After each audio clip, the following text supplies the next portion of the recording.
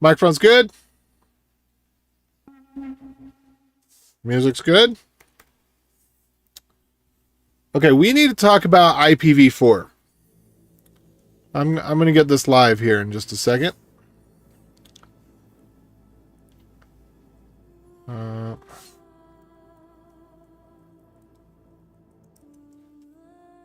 Let me go grab the URL for this thing. This one right here. Grabbing the URL for this thing.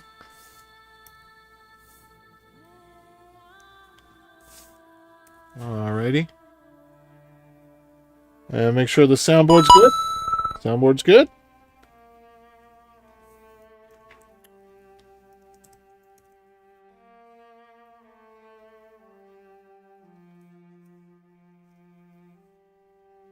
Alrighty.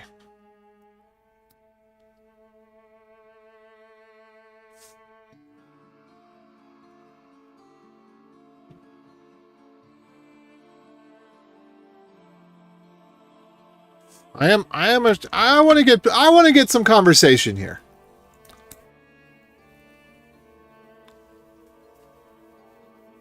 I don't know if anybody's going to join in on this. We'll see. But I want to talk about IPv6 and IPv4 and kind of the IP scam that's going on and the simple solution that solves it.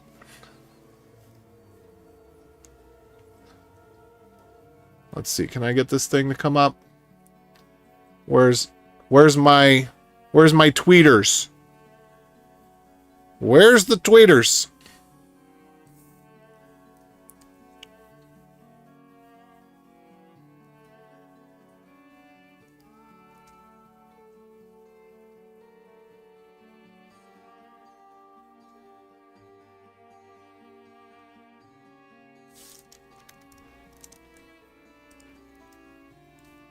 Come on. Where's my taco symbol?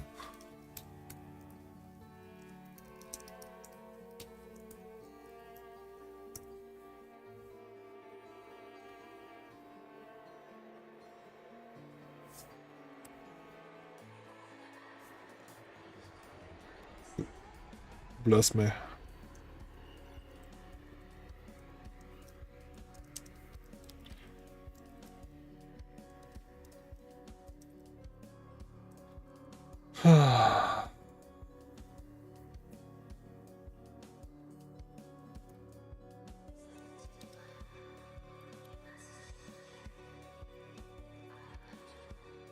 Oh, whoops, I pasted the wrong URL. Let me fix that.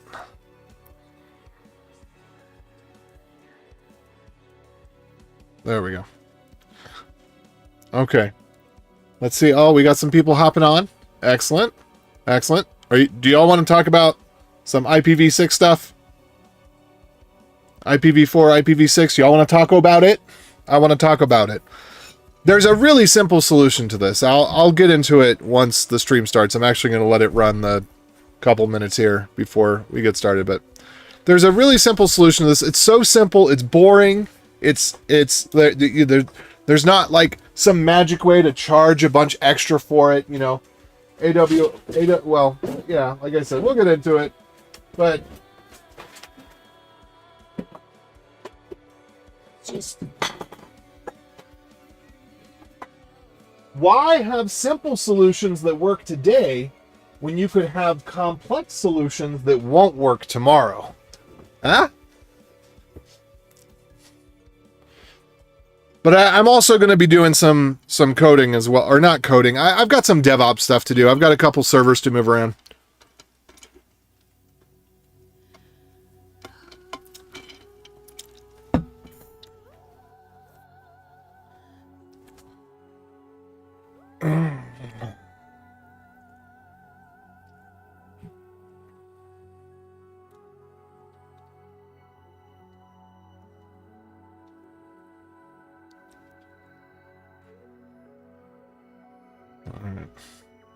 All right, I'll go ahead and get her going. Pew. Pew. All right, well, hello, and welcome back. So, I don't, how can I make a career as DevOps? We'll get there. We'll get there. There's a lot of money to be made in DevOps because right now everything is so expensive and all you need is like this much Linux knowledge. Okay, maybe more like this much Linux knowledge and then you can save people millions upon millions of dollars. Although most people don't want to save millions of dollars, again, because the whole way the investment system works and all that, like they want to be in debt. You don't want to leave money on the table. It's just, I don't know. It's poor form to have money these days. Everybody wants to be in debt. Your business looks cooler if you're in debt. Your investors are happier if you're in debt. Everybody just wants debt, debt, debt. Anyway, so I want to talk about this thing with AWS. So there's only 4 billion, 4.2 billion. It's 2 to the 32nd power minus 1 possible IP addresses. Plus, you got to remove a whole bunch of those because there's private segments. There's some that are reserved for particular purposes. There's a bunch that can't be used because the number has significance. So some of the zeros can't be used. So you can't have you can't have a .0 at the end of your address. You can't have a 255 at the end of your address. You can't have a 255 past the broadcast mask of your address. There's actually still plenty of IPv4 addresses left over. It seems that they would all be gone since there's only 4 billion of them and there's 8 billion people and each person has 10 devices and, you know, all that. But in reality, there's a bunch that are left unclaimed, but you have to say and show or provide evidence that you're going to be doing transitioning to IPv6 in order to get access to those addresses. And so they're just left on the table. And for whatever reason, the big companies aren't swooping them up. And then let's see. So what I saw was that it's $4 for IPv4 address. That's what I saw in their pricing chart. Now that was for light sale. So maybe for their other services, it's not going to cost as much. But yeah, IPv4 address rentals to mint millions of dollars, yada yada. So hold on. Can I get the volume down on this? There, I got volume control. There we go. So I'm gonna turn that down a bit. We'll turn that back to normal later. But they want to push people over to IPv6, and this is stupid because nobody's using IPv6, and by nobody I mean half of all service providers. Now, obviously, if 50% of service providers are using IPv6, it's the same as none of them using IPv6. I mean, if we were talking like 99%, maybe, I mean, like if something was only 97% supported, you wouldn't deploy it, right? So imagine 1 out of 100 customers can't get to your website. Would you deploy that? So 99% is still kind of low. Imagine 50% of customers can't get to your website. Would you deploy that? Hell nah. Now, in terms of internal addresses, private addresses, we can still use IPv4 because we literally have an infinite number of private addresses. Because there's different classes of network with private addresses. You can nest private addresses within private addresses. So I'm not, infinite might be the wrong word, but near infinite. You know, there might be some cap on it because you still, if every single address had a private address and every one of those private addresses went to another private network, then eventually you wouldn't quite reach infinity. It's not arbitrary, but it is, absurd. It's almost as many addresses as IPv6 comparatively speaking. Okay. Anyway, so the point I'm getting to is that you don't actually need to have, not everybody needs to have an IPv4 address. At your home, how many devices do you have in your home? They do all have IPv4 addresses, but they're not all directly connected to the internet. So you have a translation layer that does this. And TLS, that's HTTPS, and I'll get to the comment there in just a second. HTTPS has 2 important technologies inside of it. So there is SNI, which is server name indication, and ALPN, which is application layer protocol negotiation. It used to be called NPN was when it was first announced. So what this means is that when you connect to a website like search.brave.com, it sends SNI. So in HTTP, you have the hostname header that's search.brave.com, but in TLS, before it gets to HTTP, in TLS, it has the SNI, the server name indicator, which is equivalent to the host name, or at least is, except for in some cases of like attacks and stuff. So search.brave.com is sent as the server name indicator. It's also sent, and that's at the TLS layer, it's also sent as the host name. Now, ALPN is negotiating, is this HTTP 3? Is it HTTP 2? Is it HTTP? Is it SSH? Is it FTP? What protocol is coming through here? And so you can take any protocol and you can let the server know, hey, I want to speak to the server that identifies itself as search.brave.com, and I want to speak to the application at that server that speaks HTTP 3. And so and the ALPN comes with a list, so it can have H3, H2, and HTTP all in that list. And what ALPN is saying, this is an encrypted packet, but inside the encrypted packet, it has this information. So you can actually do routing both on the name and on the protocol. So you can essentially have an infinite number of names. Again, you are limited to 254 characters minus. You've got to have at least one label segment or two label segments. One, like the .example.com. And each of the label segments can only be 64 characters and so on and so forth. But again, essentially you have an infinite number of host names that could be used, and you have an infinite number of protocols that you could enumerate. Okay, so now let me get to the comments. So how can I make a career in DevOps? What I would suggest is that you just learn Linux. There's this old book. Let's see if we can bring it up here. Running Linux 5th edition. This is a great book, and I wish they would make a 6th edition, but it kind of just stopped there. And it looks like did they revamp it again?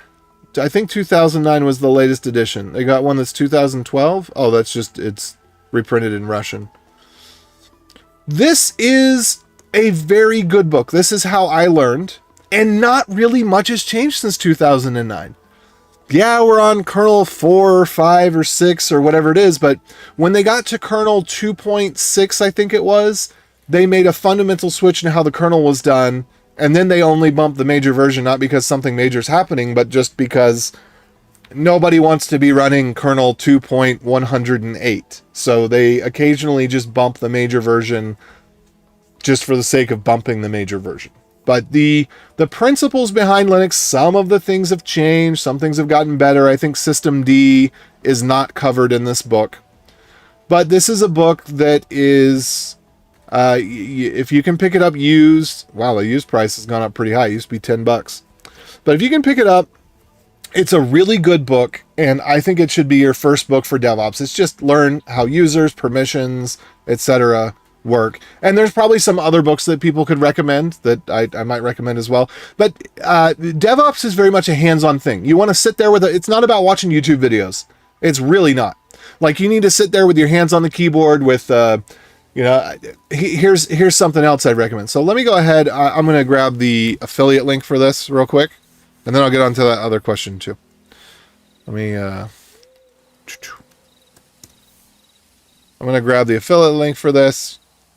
And there's other books. Like, there's one that I got. I haven't finished reading it yet. I barely started it. I've like flipped through it to see that I think it's a decent book. These books, they seem like they're pretty good. These yellow ones, like you've seen them.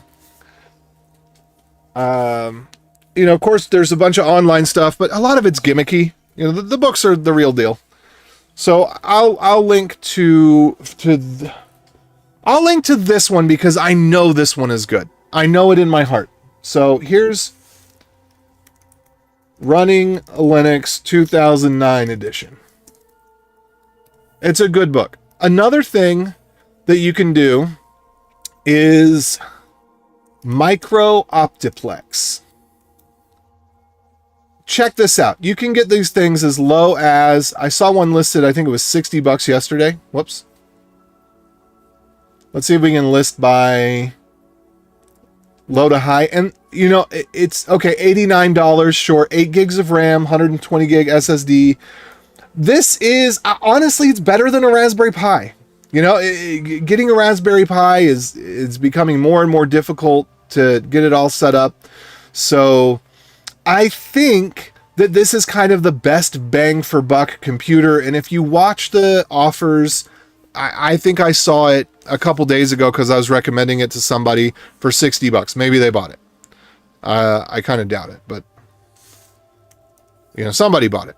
But you can get them, you know, under $200, and it's a really good system. So Dell Micro Optiplex. You can do all sorts of DevOpsy stuff with these. They're cheap enough that you can buy a few of them. And they're not too much of a hassle because they're a normal computer. The Raspberry Pi, I think that the Raspberry Pi, it seems like the coolness factor is overtaking the practical factor. For $84, I'm gonna recommend the Optiplex. You know, I don't know. Maybe the Raspberry Pi will have a resurgence, but when it was the $35 computer, it was amazing. And still then it was a $100 computer because you got to buy the case, you got to buy the keyboard, you got to buy the, you know, you got to have a screen for it. But I think that if you want to just have a little home lab, and some people have some other things they recommend. I think the Nuke, the Intel Nuke. But here's the thing. I just don't think anything beats out the Micro Optiplex in terms of price, like price versus performance. I think that the Micro Optiplex, and if somebody's got a really good reason, no, the Nuke's better, I'll listen to it. I'll hear it. I'm not against the Nuke or anything, but it's just, to me, it seems like the Micro Optiplex is the shiz. So I'd recommend checking that out to be able to do a little bit of networking. And you know, you need 2 or 3 computers to learn how to do DevOpsy stuff. But learn the basics. Do it on a computer. Don't go AWS or DigitalOcean. Do it on the computer. Learn how the computer works. You can run Proxmox. In fact, I might show that a little bit later. Proxmox is not intuitive. You do need to watch some YouTube videos and follow along. Or at least I wouldn't say it's intuitive. Because what you need a Proxmox cluster, which means that you need a minimum of 3 computers, but in reality you need 4, because if you're going to practice a cluster, you need a hot spare as well. So again, you know, maybe you're $500 in on those Micro Optiplexes, or maybe there's something better in that price range. And you could technically virtualize Proxmox. You can run Proxmox on cloud infrastructure. You know, you can have private networking on cloud infrastructure and have a Proxmox cluster. But anyway, I think it's good to have the real hardware, have it in your hands and play with it. And then the other thing you need is the Ceph cluster, for which you need some drives. And so that becomes a little bit more expensive. Best place to get drives is Silicon Power. Get a business account with them. So you'll get a business rep, and like shipping's fast, the process is easy, but like get in touch with the sales team so that you can get a business account with them. And then if you want to buy SSD, they've got great quality SSDs. And then let's see, do they have the A55 in here? I don't think it matters what you get. And it looks like they're renaming their lineup. I think what I got was equivalent to this. It looks like they're renaming it to Velix or something, or A55. When you sign in with a business account, it gives you fewer options. But oh wow, 16 terabytes, that's new. Okay, let me see. Can I see the prices, please? Can I see the prices, please? Let's see if I can log in here. A55. So you could just get the cheapest of these and get enough of them that you can do a cluster. So, and you could probably like partition and cluster between some computers anyway. But yeah, I mean, these are the cheapest, best value drives. They're not cheapo drives. They're best value drives. You get a lot of bang for buck. Okay, good to see you stream again. You're a big inspiration to me in getting into the industry. I just finished 18-month stint doing software at Amazon. All right, hey, awesome. I'm glad to hear that. Keep up the good work, I guess. I'll go ahead and link this here. Silicon power, solid state drive. Boom. Good. Let's see. Then I'm getting a fresher job in DevOps. Is it possible, or should I start in some other way or start with some other jobs? I don't know. I can't, you're in control of your life. You're the captain at the helm. I don't know. But if DevOps is interesting to you, I would just say, make sure you're doing it at home on real hardware. Don't go full cloud. Learn the basics, because people don't really appreciate this right now, but at some point the hammer's going to fall, right? Like right now, people don't want to save money. They want to have their bill. Like it's like bragging rights to like how much of the free money that you're getting from investors that are already invested in Amazon anyway, or whatever. You're just like burning. You're just lighting on fire to give to cloud services. It's like bragging rights. But at some point the hammer's going to fall. And then if you know simple things like swap space, virtual memory, like basic networking, bridge, tunnel, protocol layer stuff, like at some point that's going to become useful again, because the hammer's got to fall. We can't just burn money and laugh it off forever. At some point we have to be cost conservative and think, should I spend $10,000 on a cluster of 4 servers and co-locate it for $500 a month, or should we continue to spend $15,000 every single month? At some point the reckoning has to come due. So that's, and I could be wrong on that. Maybe the reckoning will never come due.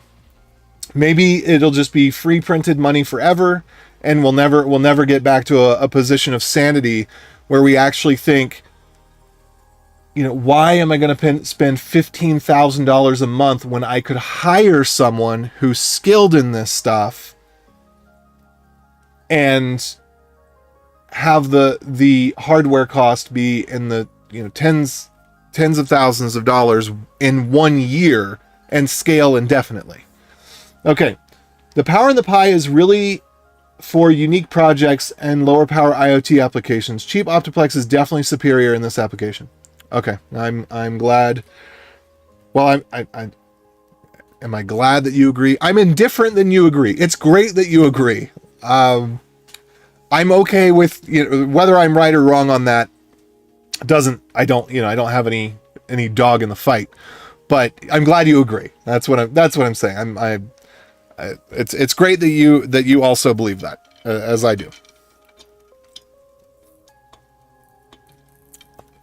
Yeah, I think the mini computers they became a weird industry. And yeah. So anyway, what am I here to do? I got this email from Amazon. There was a number of things that have happened in the last few days that were the impetus for me moving. I had 2 servers left on Amazon and I just took them off. And I am very much considering moving webinstall.dev off of DigitalOcean. So I had 4 servers left on DigitalOcean. Now I'm down to 2. So everything is on BNNA right now. So I need to close out a couple tabs over here. I need to look at one notification, and then I will open up BNNA and show you what I got going on our Proxmox.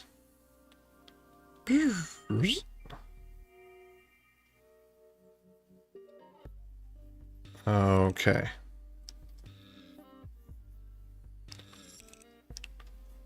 So let me exit, exit, exit, exit, exit, exit. Someone's coming. I found a ladybug, but it can't fly. All right. And it's on my hand. Are you going to put it in your little bug catcher, sweetie?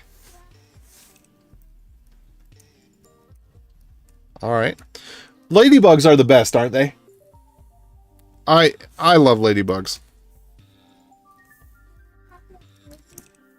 Yeah, thank you for telling me, sweetie.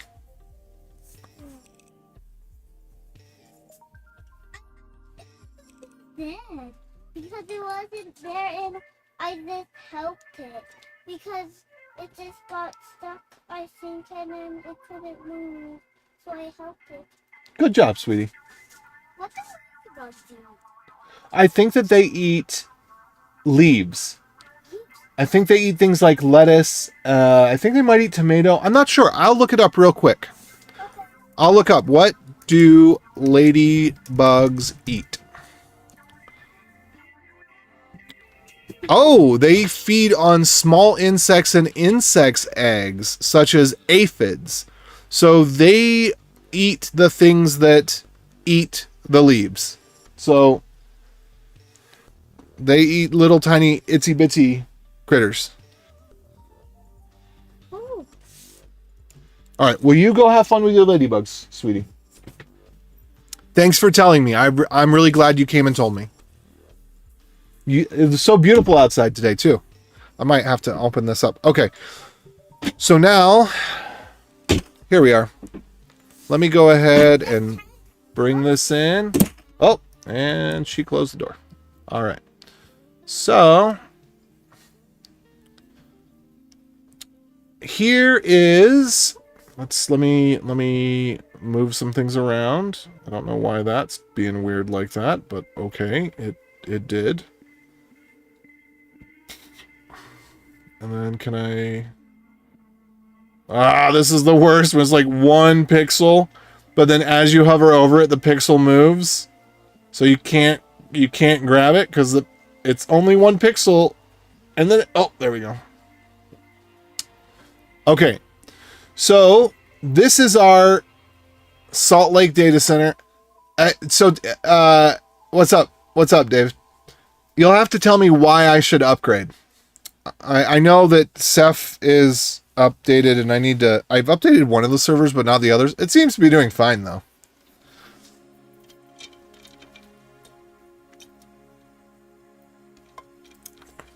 Okay, so we're going to look over the last week. We're looking at maximums. Maximum 1.4 CPU. This is the one I just stood up. This is the thing that I'm standing up for Webby. And yeah, so I get to decide how many CPUs I want, what percentage of the CPUs, how much RAM. You know, I want to adjust the resources, and we'll make this available to people. But this is real time. So if I want to double the amount of RAM this thing has, 8192, boom. Now I've doubled the amount of RAM that it has. If I want to give it higher duty cycle on the CPUs, boom. Now it has higher duty cycle on the CPUs. If I want to give it 12 CPUs, boom. Now it has 12 CPUs. So I'm going to set that back because it doesn't need all that requirement. At least I don't have any evidence of that yet. So I'm going to set that back. And then generally, so what we're going to do when we make this available to other people is you're going to buy a bunch, and the bunch is going to be your allocation. So you'll buy allocation pretty much in standard sizes, 4 gigs of RAM, so many vCPUs, whatever, but you'll be able to subdivide those. So it won't be the same interface. We're not going to expose the Proxmox interface or the Proxmox APIs, but we're going to expose a different interface and different APIs so that you can subdivide whatever you want. So if you want to have a single CPU that's essentially a 250 megahertz CPU that's just serving some web pages because you only need to handle a few million requests a month, then there you go. You'll have that. You'll be able to do it. So that's our thing, is we're gonna sell a bunch, and then within the bunch you can subdivide it however you want. So where we're going to compete really nicely is in like the $20 to $40 tier. Well, and above, obviously. Although I don't know how much above of that will allocate, because we have to allocate, you know, certain machines will. Anyway, we got, this is actually the hot spare here, this one. It's but for right now I'm putting the new Webby on the hot spare. And then the first one, that's all just our internal services. So really the only one that's used right now is server number 3. There's just a couple of internal service things on server number 1 and maybe on number 2, but they're basically we're only using one server. We just have it set up for redundancy. If I pull the plug, like if somebody goes into the data center and just pulls the plug on number 2, well, nothing will happen because there's not really much hosted on number 2. But within basically 2 to 3 minutes, everything comes back online. All right. Moved both home lab and work production to 8, mainly out of boredom. Only 8.x feature I'm using is I threw away my sendmail config for the notification system. I don't know what a notification is, but I'm guessing it's similar to a notification system. Is that right? So anyway, this is the new Webby that I'm getting ready, because my option, the thing is, you need 2 vCPUs. You don't need them to be high powered. You just need to be able to do 2 things in parallel at the same time. So with one vCPU, you're only getting concurrency. You're getting one thing runs at a time. But whether you're using Node, especially if you're using Go, like you need, with most applications, you need at least 2 vCPUs, because you need 2 things to actually be able to run concurrently to be able to get the advantages. So it's okay if their duty cycle to be slower. I can give you a quarter of a CPU as 2 vCPUs that actually run independently. But that's actually better for today's applications. And this is something that very few people know. So I want webinstall.dev to actually have 2 vCPUs available to it. So that even when there's a halt the world on the main thread, while it's doing something like JSON stringify or whatever, it's still able to take advantage of the other vCPU via garbage collection or background tasks or whatever it might be. Because the way that most people have it deployed, yeah, you're not getting the advantage of Node.js like you would, and you're certainly not getting the advantage of Go. So, and then I want to give it more RAM, but I don't really want to pay $20 a month on DigitalOcean. Let me see what it is on DigitalOcean real quick. I go look that up. I had it right here. I think it was $18 was the minimum. I'll bring this up. I might bring it on to the other screen. Let's see, web install. So both webinstall.dev and Telebit are, let's see if we go to the last 7 days. CPU's not so bad, but memory is what is conking out on Telebit. So I don't actually need more CPU, I just need more memory. But if I double the memory, if I resize it, okay, to get to doubling the memory, I have to double the price of the whole instance, which, I mean, it's not bad. Go from $6 a month to $12 a month. That's not bad. I really would prefer to run 2 vCPUs, and then I'm up to $18 a month. And if I want to go to 4 gigs of RAM, then I'm up to $24 a month. So let me just pull this over so you can see, you know, what I'm looking at here. Okay. So, I mean, it's not a big deal, but at the point where I'm going to have to spin up a new instance anyway, because I'm not going to take it down to resize it. I have to spin up a new instance anyway. I have to swap over the IP address anyway. Then I'm thinking, you know, maybe I will just bring it on over, right? And then the other one that I've got is Telebit. And Telebit I've been having some trouble with lately. And so I want to find a different solution for Telebit in a lot of ways. It uses a lot of bandwidth. That's its primary thing, is it does get, it gets up on the megabits there.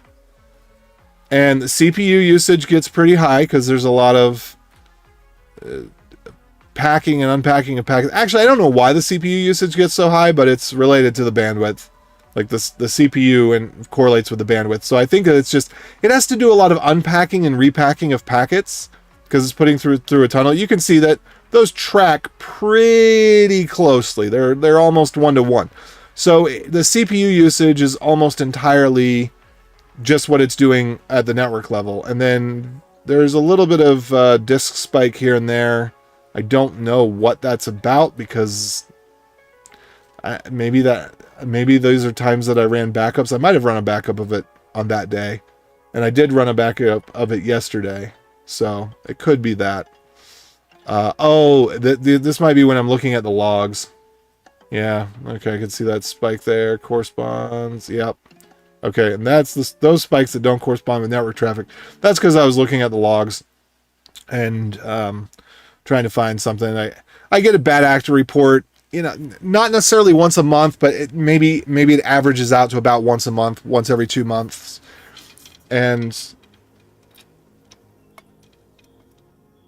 it's slower in terms of latency than it should be because it's in France. So this is one where I want to give it more resources as well. I'm not going to move it over right now, but I definitely don't want to be paying $40 a month on DigitalOcean when I'm paying $350 to $450 for my co-location. So anyway. So I've got, and this also has some other production services on it. This was originally named Production, and then it primarily was just for webinstall.dev, so I renamed it, but there's actually still a few more things on there. And I like the idea of using containers. I don't think that it should be necessary, but I like the idea of it. And the way that I can do it, so the primarily your cost, this is another reason for the bunches. So, and this ties into what the title of this was. Let's talk about IPv6 and IPv4. Okay, IPv6 is dead in the water because it's only got 50% adoption and it's been 20 years. And it's on the end of its S curve. So it's not like, oh, it's picking up momentum. No, it picked up momentum and the momentum has tapered off. So IPv6, empirically, we have to say IPv6 will never be adopted. Like something else very strange would have to happen because you don't see a technology like if it's at the end of its adoption curve, like it spiked, it got really big and then it tapered off. So we're tapering off. We're asymptoting at 50%. You want to asymptote at 100%, or is that what the word is? Is asymptote where it's straight up and down, or is that where it's this way? Anyway, it's reaching its limit at 50%. It's not reaching its limit at 99%. It's not limiting towards 100. So IPv6 is dead. It's not a solution. But what is a solution, if our limiting factor here is these IP addresses, well, you don't need an IP address to do routing in the web. Because you have multiple layers. Like once you get to a trusted server, you can choose to unwrap the TLS or leave the TLS intact. You can do SNI routing. So I was talking about earlier. So cloud.digitalocean.com. So SNI routing is saying, hey, here is the server name. Is this a server name that I want to decrypt? Do I want to decrypt this packet? Or do I want to forward this packet somewhere else? And this is how Telebit works, right? So we get around the limitation of IPv4 by just using SNI routing, which is better anyway. So you can have it, for all intents and purposes, an infinite number, more than 4 billion of routes at a single IP address. So with the bunches that we're going to be selling for BNNA, they don't come with an IP address. That's not part of the bunch. What you get instead is you get SNI routing. Now, there is a limitation to that because SSH doesn't have SNI. However, there's a solution to that too. It's called S-Client. And there's a few different implementations of S-Client. I am particularly referring to there's the OpenSSL S-Client, which is the one most people are familiar with. However, because the OpenSSL S-Client, it needs a lot. It's very verbose to do very simple things. And so that's why I have S-Client like this, where the different things that you need to do, this S-Client is written in Go, and it's just intended to be the happy path with S-Client. So you put proxy config equals S-Client %H in your SSH config, and then boom, you're connected. So I want to get all of this being done with ALPN routing. And so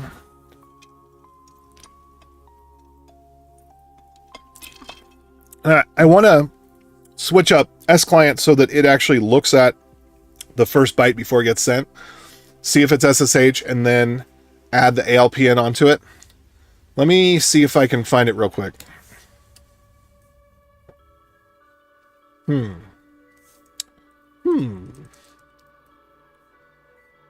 S-Client, mirror of this S-Client. So I need to figure out where I publish the releases. Okay, so this is where release 1.5 is. All right, that's what I thought. Okay, so what I need to do is I actually need to, for right now, I need to go to git.rootprojects.org/root/S-Client. And I need to upload the release here as well. Well, that's weird. Huh. Did this release not get tagged properly? No, it's tagged 1.5. There's 1.4. Let me go look at Webby real quick. Install.dev/S-Client. Oh! I wonder if this has the pre... Let's see what its releases file looks like. GitHub? S-Client? No. Looks fine. All right, I'm really confused. That's tagged as latest. Because when I do Webby S-Client... S-Client 1.5... What the letter L? Hold on, because I just installed S-Client yesterday. Where did I install it? Okay, maybe... Hold on. Does this not have... AMD64 V2, maybe the V2 is messing it up. The V2 might be messing it up. Let me see. Because if we go to... Let's go to Webby next. If I do Webby S-Client.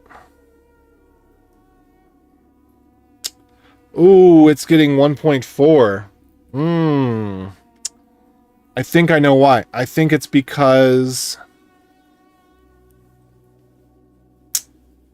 I think the V2 is messing it up. So I'm going to have to log a bug against Webby for that. Let me go do that. Ugh. Okay, let's get rid of this.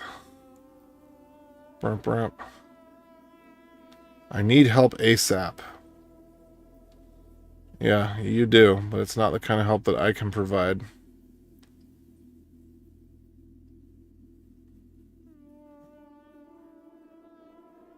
I don't know why we get like these junk comments.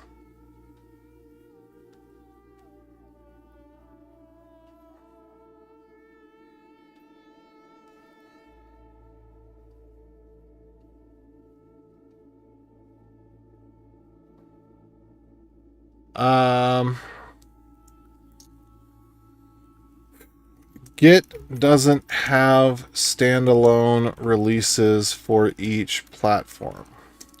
I believe that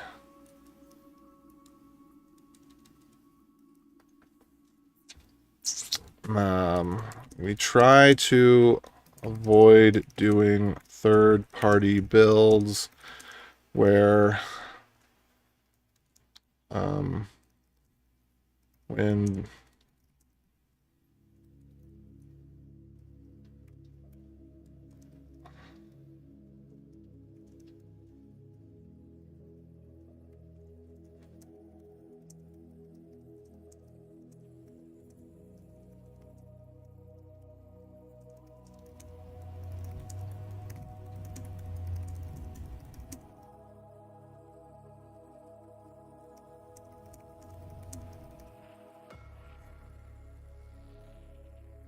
I'm going to close this out. However, if you know of a better solution that we could implement, if you know a good way for us to get, this was Linux, right? Yeah.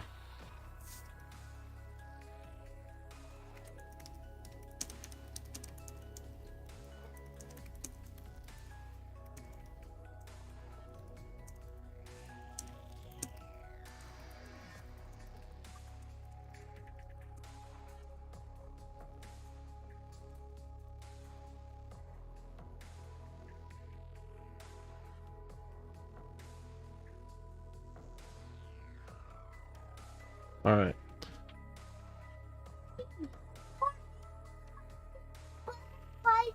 Eggs. Butterfly eggs, that's interesting. For real life, those are going to become caterpillars.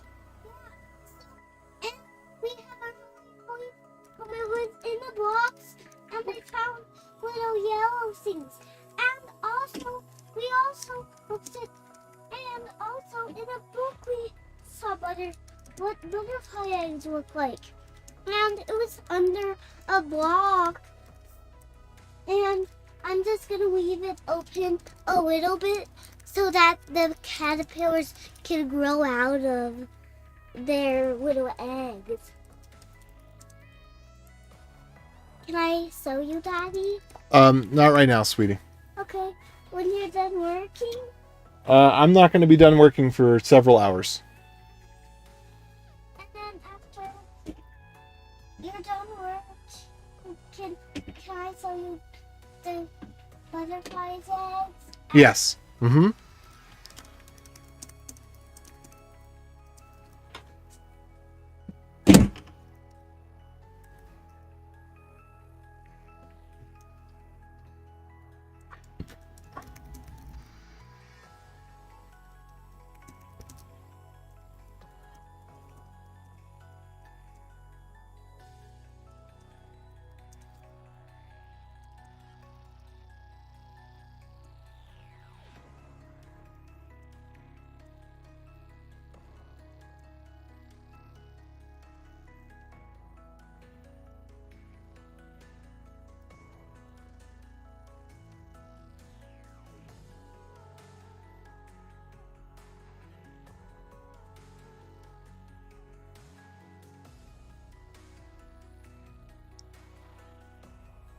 Okay, so what I'm going to do here is I'm going to edit this.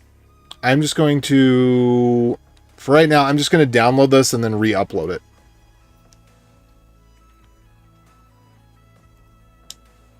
All right, let's go to downloads and temp. We'll just throw it in downloads for right now. But I'm going to go here and I'm just going to re-upload it. So the thing is, AMD 64 V2 has been around for, I don't know, a decade or something. So even if the CPU doesn't explicitly say that that's what it is, that's what it is. But yeah, with the selection, there's a lot of rules and it's difficult to know for certain if you have the right CPU architecture. And for the purposes of S-Client, maybe it doesn't even make sense that I do that at all, because it's not like it's using multimedia extensions or something. I don't know. Yeah, I'm not sure what it would be doing, but we're gonna go grab S-Client here.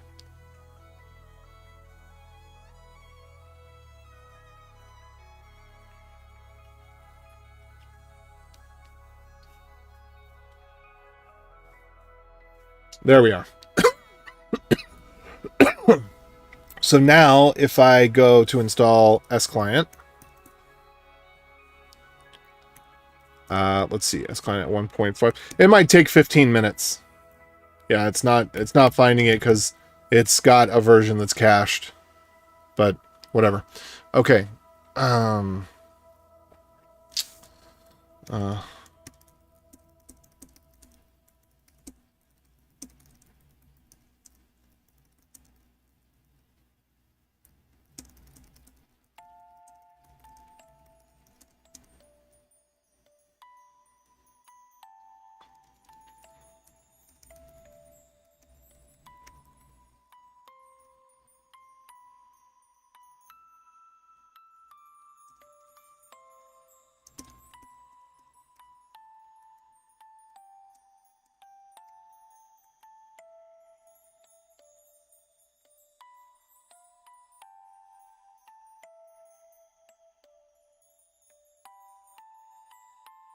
Yeah, so what I need to do,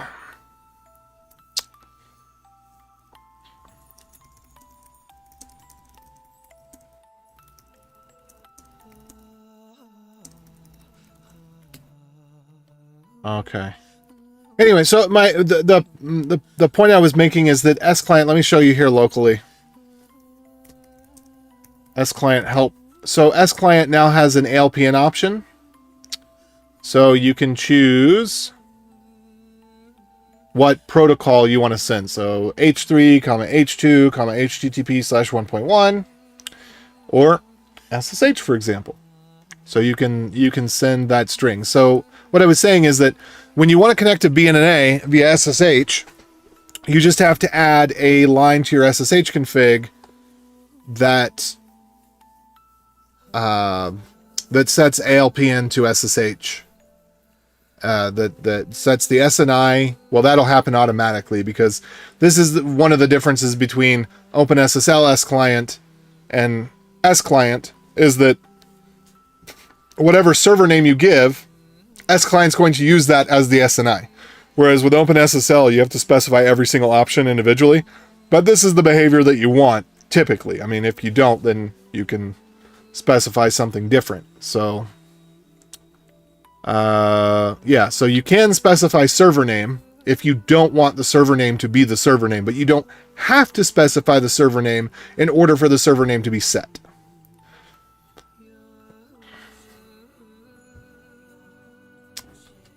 Okay, and then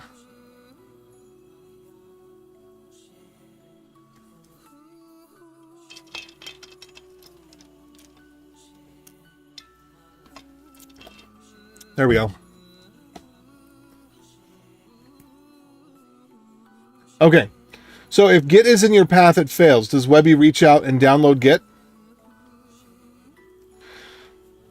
So it doesn't on Linux. On Linux, because if we go to Git, and maybe things have changed, whoops.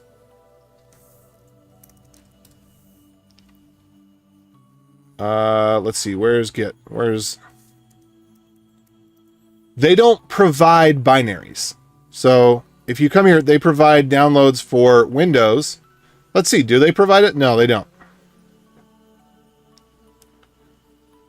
You can download the tarball and you go from source. So, yeah.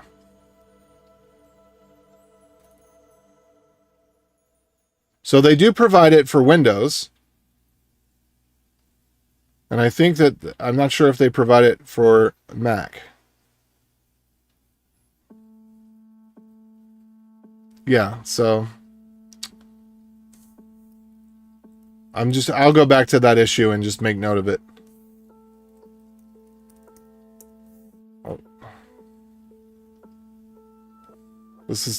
I click the star on GitHub button to get to it every time. That's how I do it. That's how I do it. All right.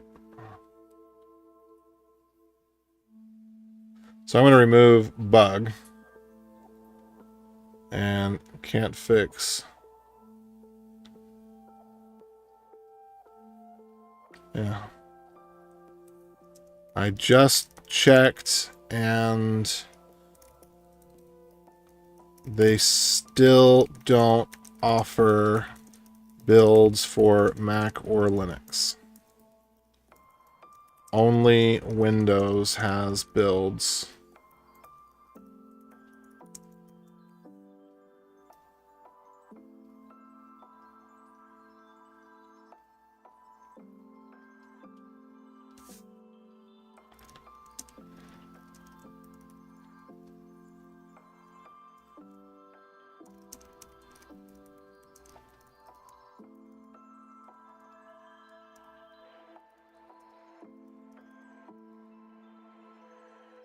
Is it Xcode select install?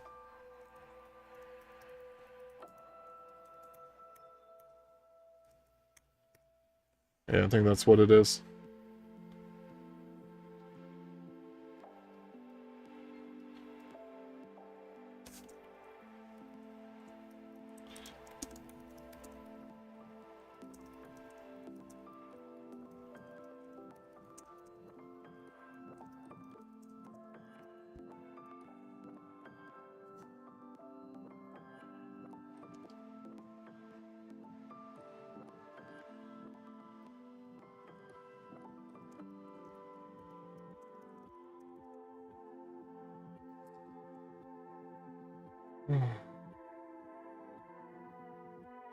So it would be nice if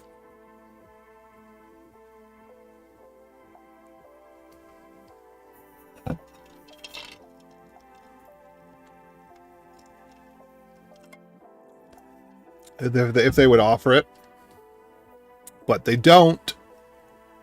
I think that that's a mistake. I think authors should offer their tools rather than just throw out the source and say good luck, have fun. But Git was built in a time when that was kind of how it went, you know? We didn't have good tools back when Git was built. We didn't have tools to build good tools when Git was built. Git is built in a sucky language, in a sucky way, and it's a miracle that it works at all, because most stuff that's written in C, it's mostly used just to get viruses on the computers, not for serious programming. You know, and by people who are so old that they just can't bother to learn a language that's appropriate for modern development. Or I guess that's a mental attitude, not an age thing, but, you know, all the same. Okay, so let me get out of here. All right, that's documented. I want to do a Webby day again soon. It's been a while since I've done Webby. If IPv6 is dead on arrival and you mark today as arrival, it has had a really long arrival. Yeah. Yeah. No, it has had a really long arrival. But it's been DOA.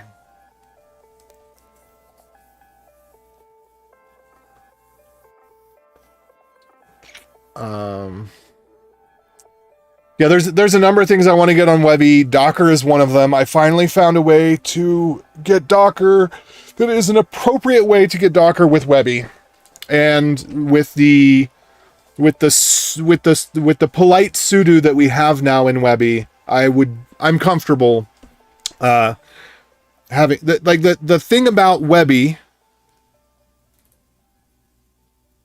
Let's see. Hold on. What was that? The thing about Webby, I was going to say something and I've already forgotten it.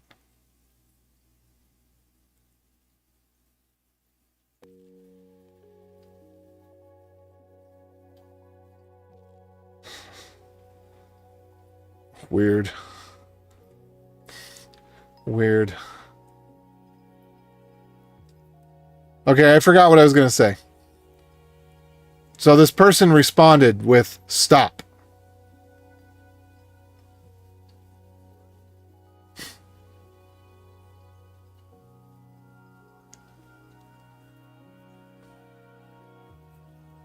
Oh, it's not even the... It's like... Yeah. I might want to block this person. Can I just... and they might be a bot account.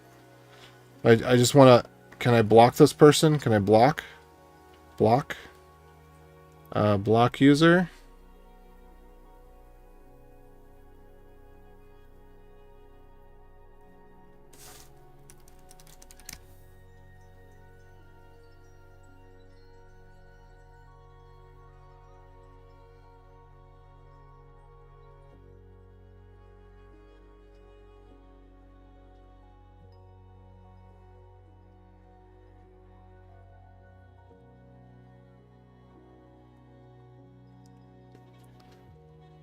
Okay, and I'm just going to go ahead and delete that comment because it's not helpful.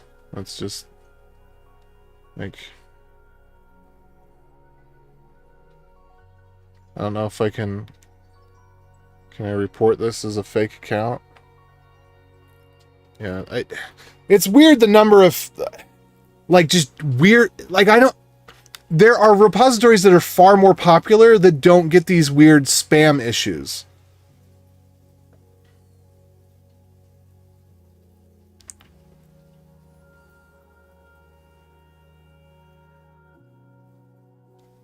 Found in...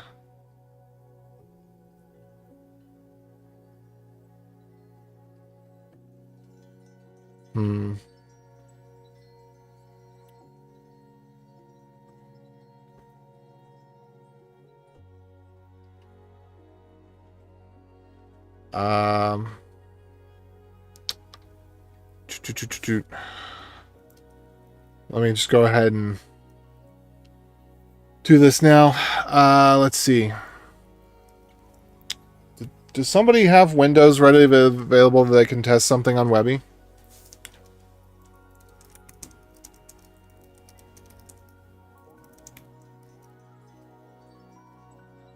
What version of Windows?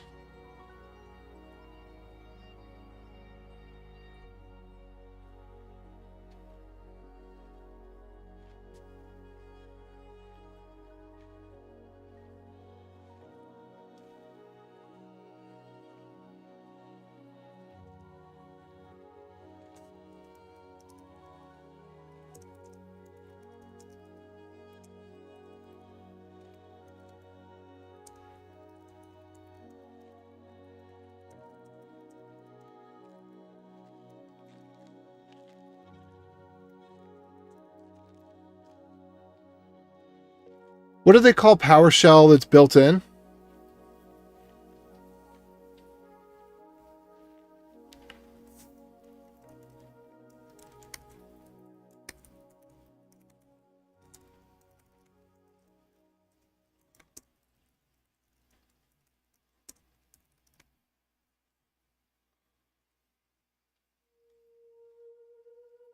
Okay. Maybe they have automatic bot detection, or it's bigger risk to get reported as they target small projects. Yeah, maybe. Try can test Win10 terminal. Yeah, so just try to install anything. Node is a good one to try to install. If you just, that's a classic one. And you can use the regular Webby site, not that. Let me go to webinstall.dev/node. Anyway, so I have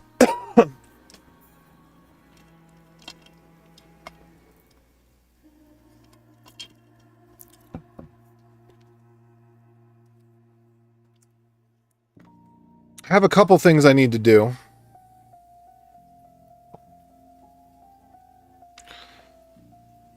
Now that we're all here together. I do need to Oh, earlier I keep on changing my subjects. I get distracted as things pop up. But what I was saying is that all of these containers, they're SNI routed. So right now we have a tool that we run to set things up. It'll be part of the API when we have the API and the ability for you to actually pay for your bunch. But when you provision your container, you can give it some number of server names, and those server names will get routed inside of the container. Bless me.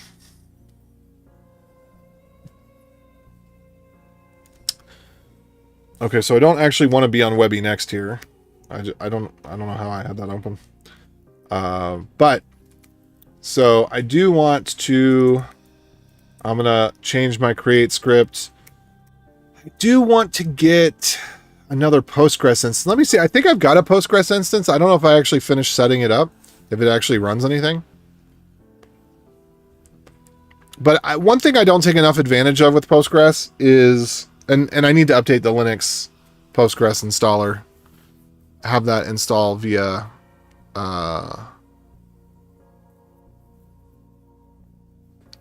apt where applicable.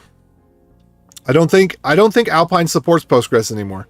Postgres is another project that it's surprising they don't have any Linux support, which is weird. Because what do you run Postgres on? Like Git. Yeah, you get it with your Apple installation. You run Git on Windows. Git isn't. I mean, it's ironic because Git was created literally for the Linux kernel, but whatever. But Postgres is one that it's a little bit mind-blowing that Postgres doesn't have Linux support. They dropped it very shortly after I added it to Webby.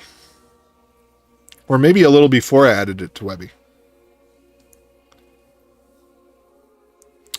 Anyway, I'm going to go over and look for... There's PG.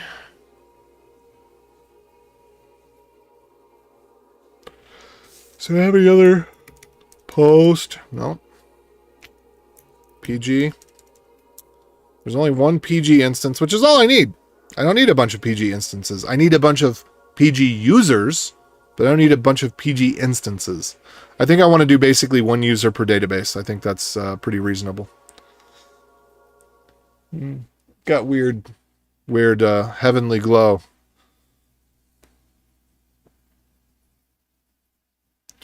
So let's try this.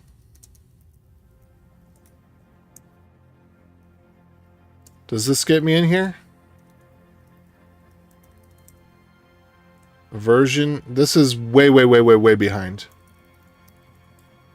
Yeah. Okay. I should not use... Well, it doesn't matter. For me, I don't need the latest version of Postgres. Being half a decade behind is actually just fine. But I do want to get...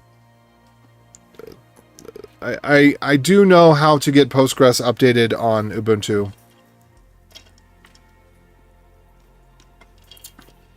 I should get Webby to do that. Well, I want to get Webby to do that. Okay, so Bliss is what I've got here. Oh, is this all of Bliss? Hold on. What is in here? We've got home app. Do we have sudo ls root? We don't really have anything in root. Do we have anything in opt? Nope. Anything in serve? Nope. All right, let's do readme. DBs are in. And then it's going to be local share Postgres. And I need to have... I just need to have a script for PG add user. Let me go to my Postgres cheat sheet.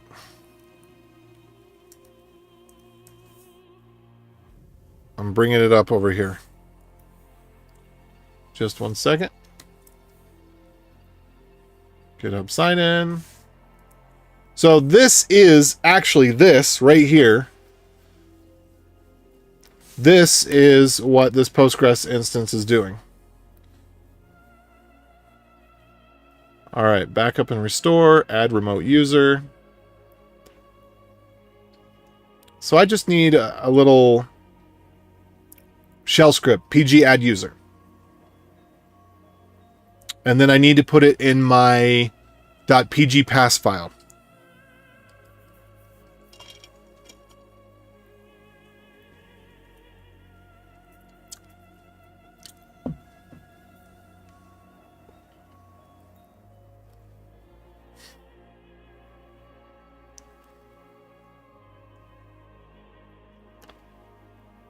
All right. And I know I've got more notes on Postgres somewhere. I just don't remember where I put them. And this is the dumbest thing, because this is the database that I use the most, right?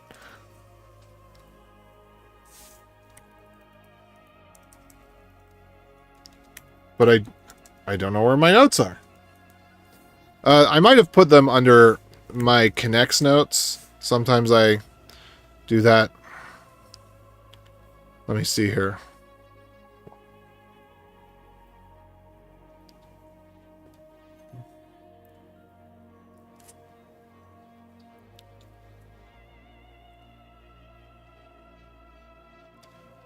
Nope, that's not it. This is weird. I know that I have... In fact, I'm pretty sure I have a tab open with notes on Postgres. Oh, you know where my notes for Postgres are? I think they're actually mostly on Webby, which is a good place for them. Node installed fine. What was the issue? I don't think there is an issue. I think it was just for that person. Try installing pwsh and then installing something from inside pwsh. That's PowerShell core. Thanks, Jack10. What's up with JS Jabber? JS Jabber is still recording the podcast. I just stopped seeing new episodes and thought it was done. No. A variety of things have happened, probably starting back in around November, and it has caused a lot of issues with scheduling and a lot of issues with, well, not it, that the multitude of things. So there's a war going on in Israel where Dan's at. Chuck's brother shot himself in the face on purpose and became blind. And then I think that Chuck switched positions again as well. And then that caused a time change, and the time change didn't get propagated correctly in the software. And so all of the schedules were wrong twice, because when the time did get changed, it got changed to the wrong time. So I haven't been on JavaScript Jabber in a while, because when things actually ended up getting scheduled is the time that I can't make it. So yes. Oh, and then I think the other thing, I don't know if I already mentioned this, but the publishing software for publishing got messed up. So the new versions aren't being published where they should, or when they should. So all of that has been happening kind of all simultaneously. And so that's why JavaScript Jabber is seems like it's not defunct. They're still recording episodes. I haven't recorded an episode in a while, but there's been episodes recorded. I think the last one I was part of was about a month ago, and then a few weeks before that, and then before that I was regular. But yeah, if the schedule stuff gets fixed, then I'll be back on. But also we've had a lot of the guests have been people that Dan knows in Israel, or what, so there's been a lot of schedule conflict issues as well. Okay. Postgres, initialize database with a password. Secure for remote users. Yeah, I need to add this stuff into Webby as well.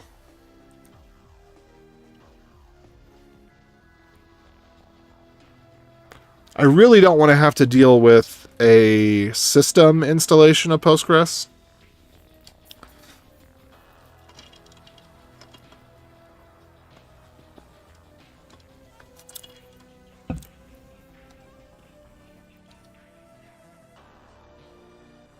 I wish all config files could be edited via CLI.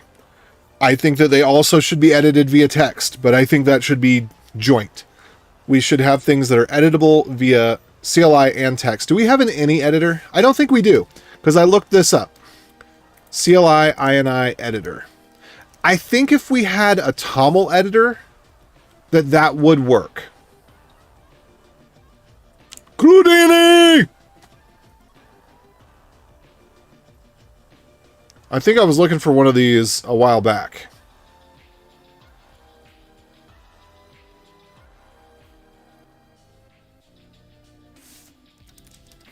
CLI TOML editor. Whoops. And I looked for these, but the ones I found were garbage. Like, they're written in PHP, or they just were woefully incomplete.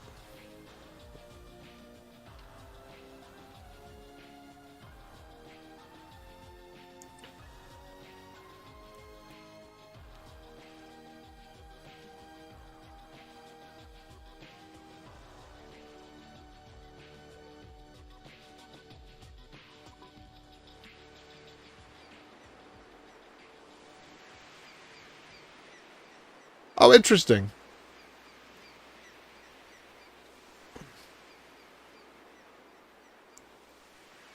Oh no. I don't want to do Python. So this is the thing we need for Zig. Do we have, is this legitimate? Is this real? Nope, it's not. All right. Somebody was asking, okay. Recently, someone was asking about good project ideas. Here's one. We need an any or TOML editor like git config, but without all of git.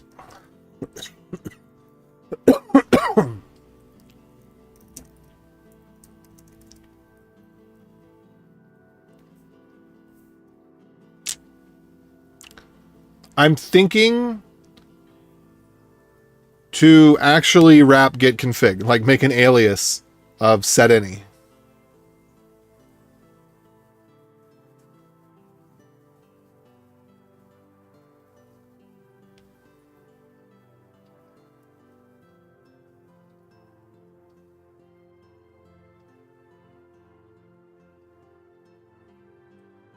Ugh. I don't want something that supports everything.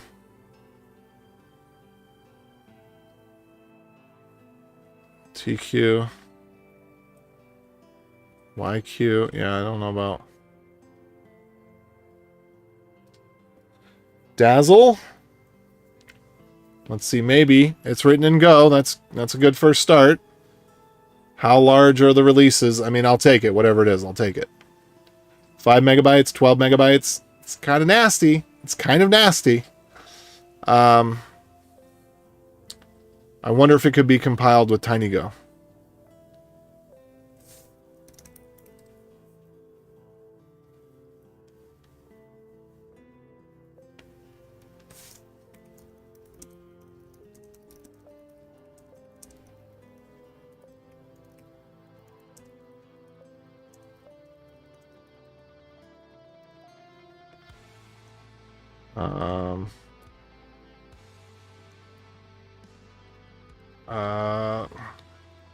Hard to get Linux users on board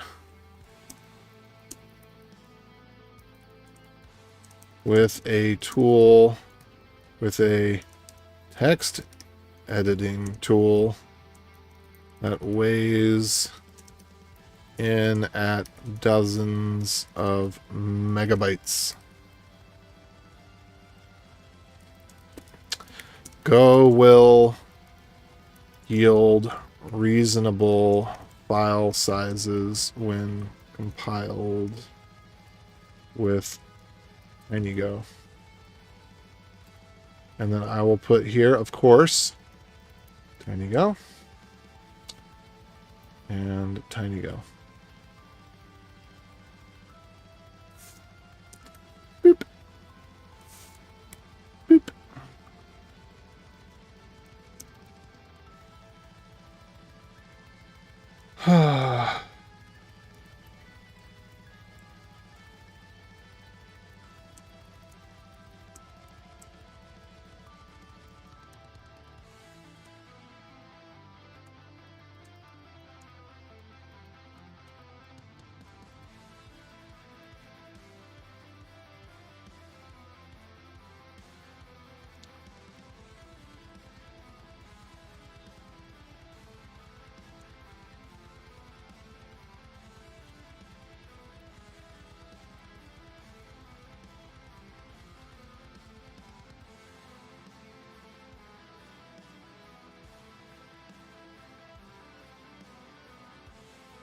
Say that.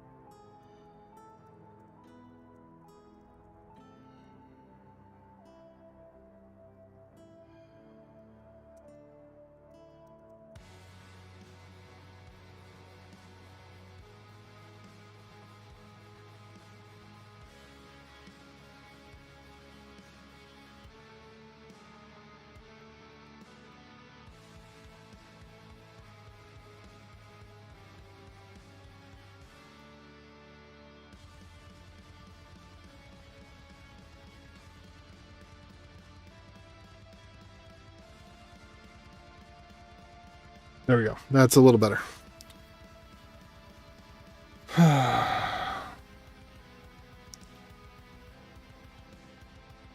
All right.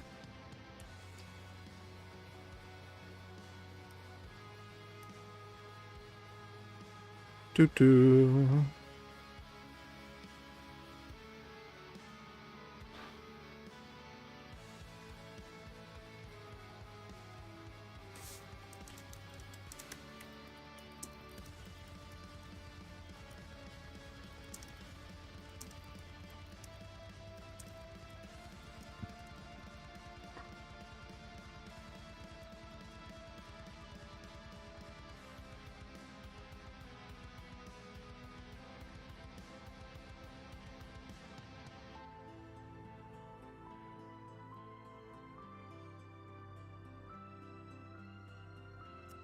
All right.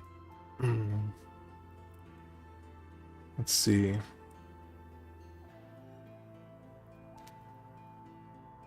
Anything else? TQ. And what this is Rust. Okay. I think I'm on board. Do we have releases? Ooh, nope, we don't. No releases. That's the problem with Rust, is it's so daggone hard to get anything released. How about YQ? Does YQ work with TOML? Working with TOML. Is the new version? Is that a new version of YQ?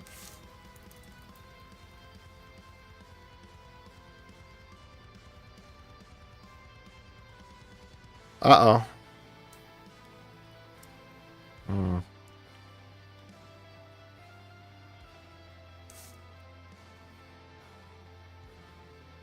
Okay, so we've got another problem with Webby, and I think it might be related to the restarts, because I think it I think it hits a RAM size and then restarts. I've only seen this bug in the wild. I haven't been able to reproduce it. Okay.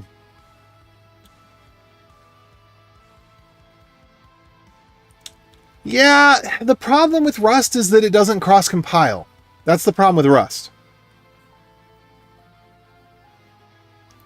Unethical extraction surgery to Git. I think that once I'm done with my .env file parser, I could do an any file parser. But I tell you what I don't want. I don't want what YQ is. I don't want every editor imaginable in a single CLI tool. No. Okay? If you need to, because a lot of these, they're JSON. They're all JSON. It's JSON all the way down. YAML is JSON, TOML's JSON.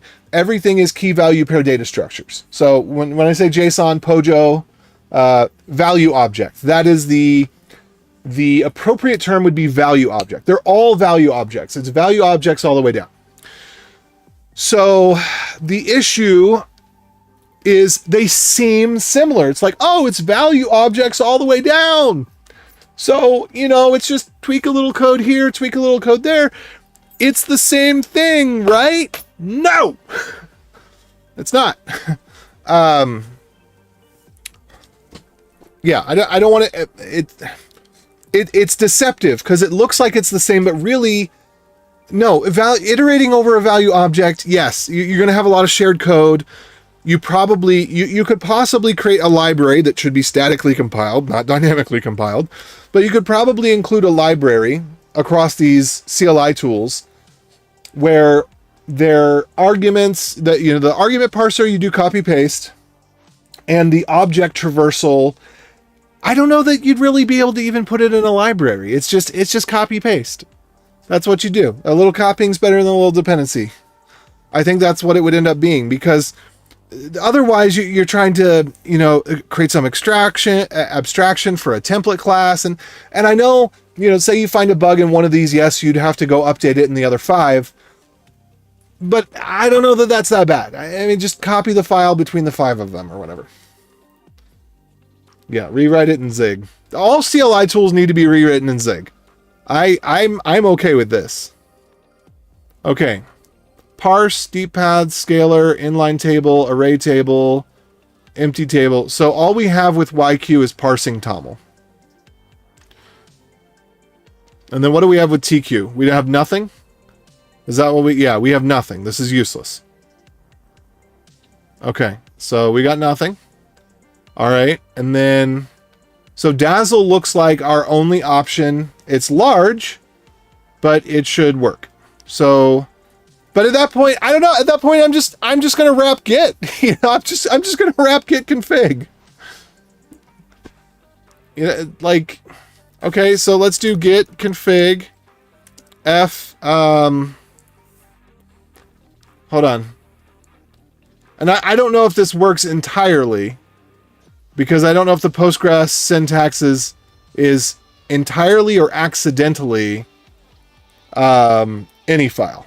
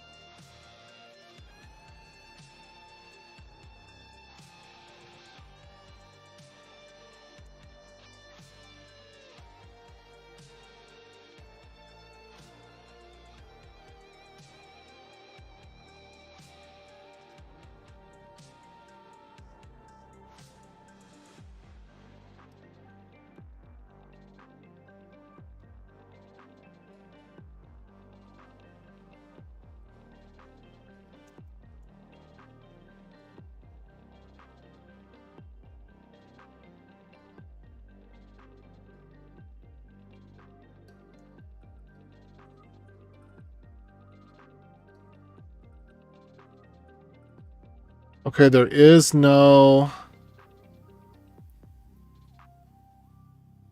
Alright, there's no section here. It's an ini file, but there's no header. So what do I do for that?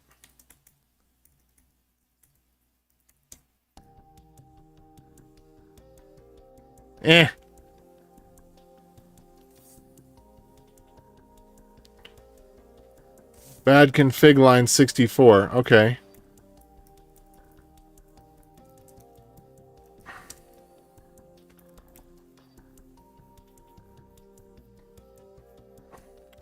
Is this our first actual line? Is it bad because it's got comments in line? Is that why it's bad?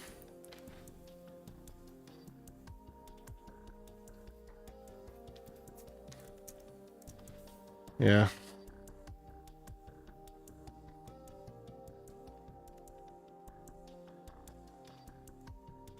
Yeah, we can't use, well, we could use set on this. Set is fine. Recently made a tokenizer. Could you just say that, okay, all key value pairs are X tokens long whitespace?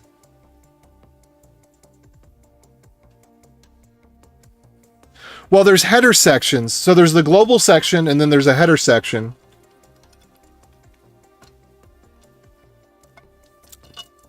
I think that my env parser is very, very close to what this needs to be. Looks like sounds good, but video's gone. Video's coming back, folks. Restarting the camera. I might have to plug it back in. It looks like it's good to go. It looks like it's in the right mode. Sometimes a little bit of static just causes it to bug out. So I think that's what happened. Anyway. So, what are we doing here?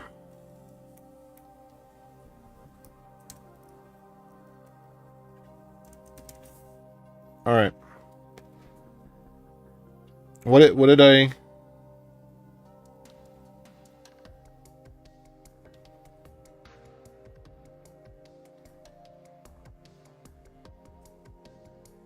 Let's just see. I don't think that this exists anywhere. I don't think this is real. What's up, Honene? You want to take a 2-minute break? For what? To take a look at the plant? Not right now. Let's see.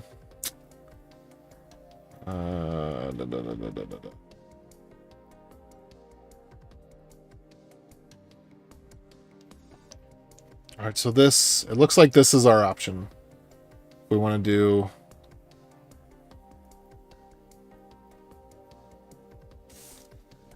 Okay.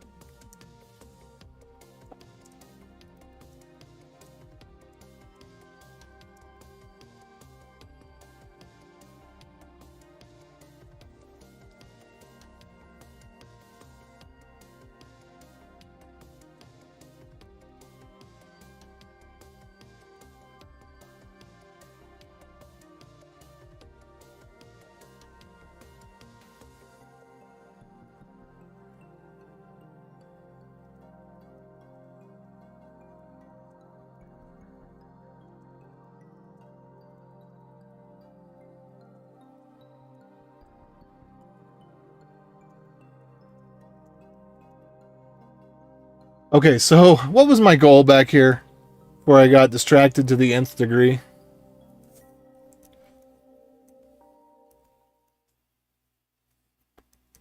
So YQ is a no-go. Dazzle might work. I didn't see that one before. Any tool is a no-go. Yeah, because it doesn't have any releases. Let's see, though. Maybe the author would be amenable to having releases. It seems like there's a lot here. But one of the things I want is something that will preserve comments. So something that will mark out, okay, here's where the value was, but keep the comment, not delete it. So expand the string if necessary. Whatever.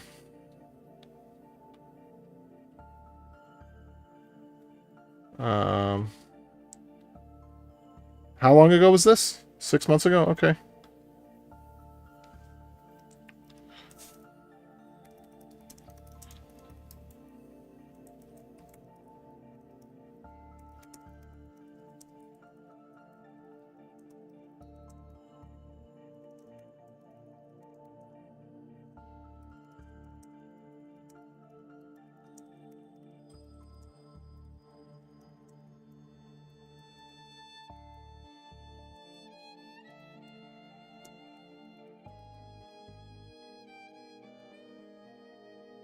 Go releaser.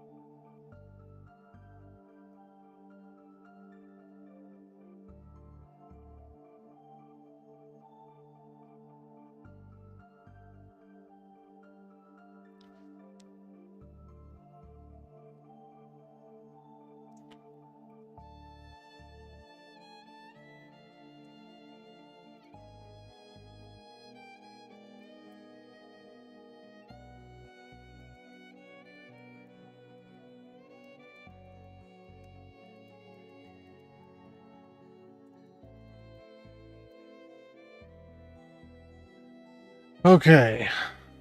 Crudity! No, we can't have that crap in Python. It needs to be portable. Okay.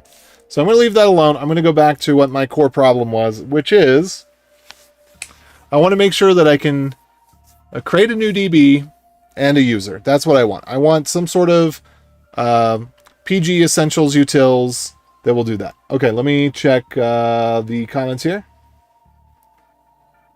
Just make a single file that contains each config, types token count, special rules, so it's easy to implement your own if it doesn't exist. Death by Cosmic Ray. What happened?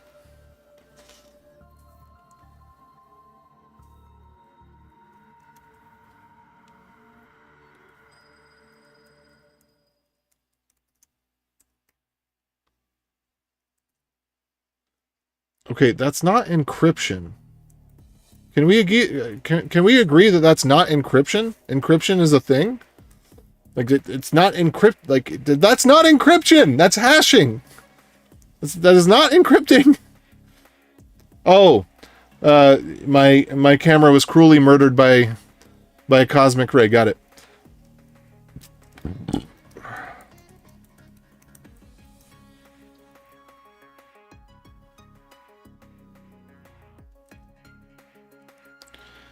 Why in the world would 3DS be allowed?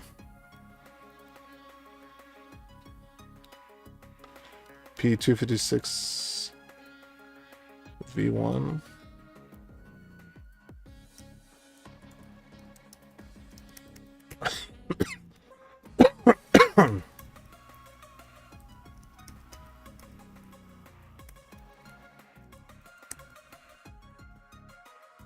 All right, listen address.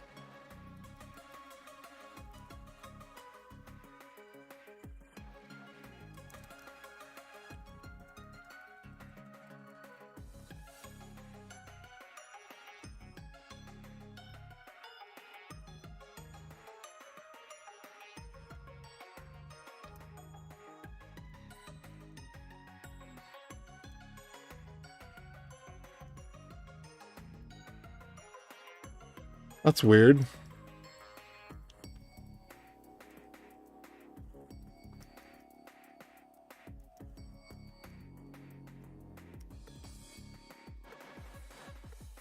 Oh, weird.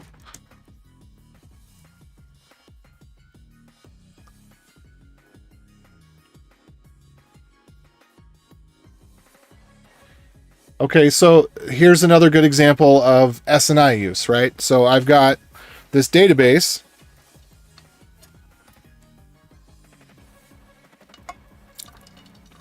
I want it to be connectable via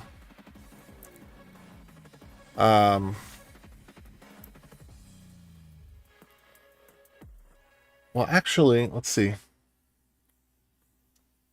In this particular case,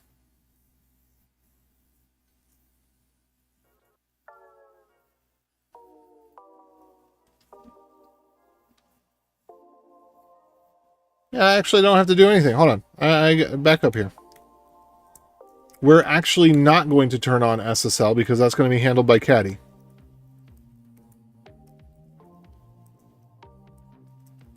So we are going to have password encryption. We're not going to have SSL. SSL is going to be disabled because it's going to be handled at a higher layer. But let's see if we can get this to work. So I should be able to pass PG as my ALPN, although I don't think that's necessary in this case because I can just have this run instead of on port 4567, or how did they do it? 4567 5 5 4 3 2. Okay, so 3088 3080.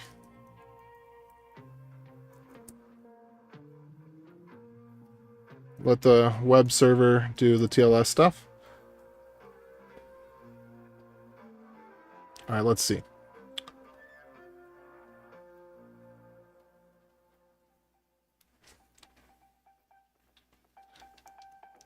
I do need to change the address here. So IPA gives us 110.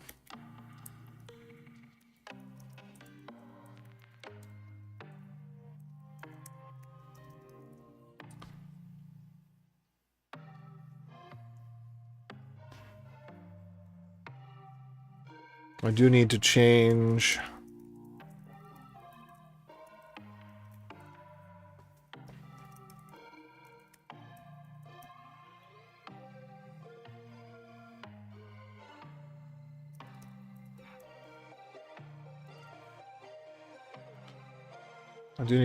this. Let me run this in a different window for a minute. And we'll get our Postgres set up, and then I'll be able to migrate that database off of the thing I've got it on right now. Hey, Neverworld, you fixed your phone. Excellent. Okay, in a few minutes, I'm going to take a break to go look at something my wife wanted to show me. Ready to accept connections, and I need to actually have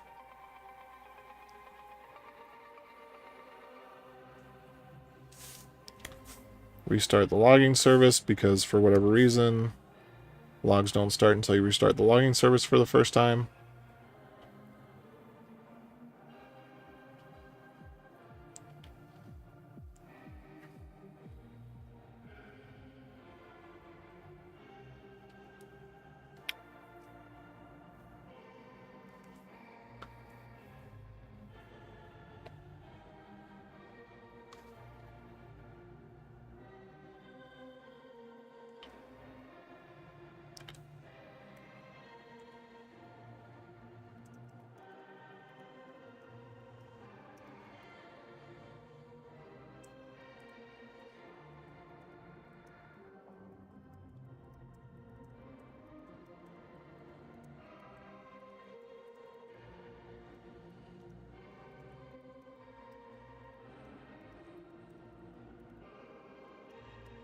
Okay. So, really, kind of want both of these to be random.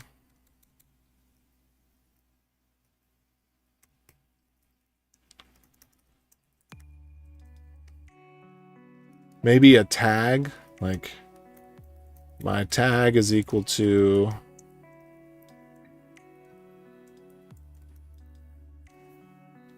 well, I guess database.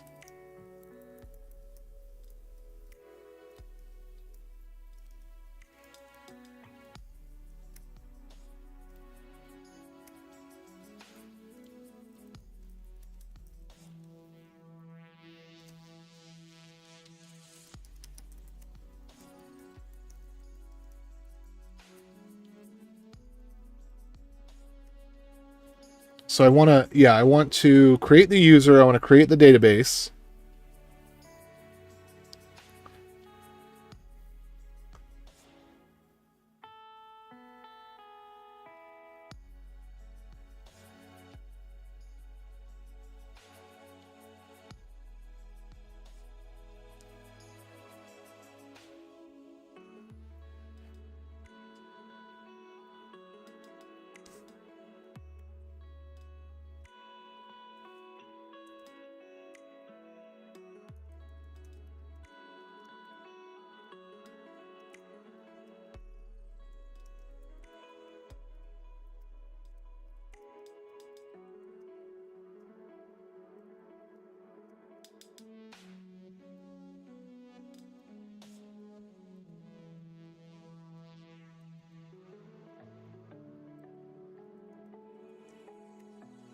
All right, so then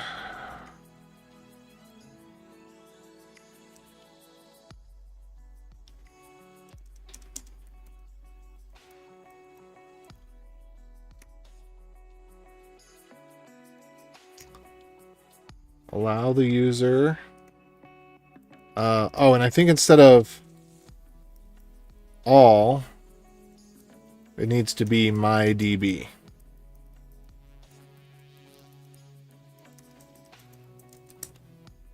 I think that's how that works.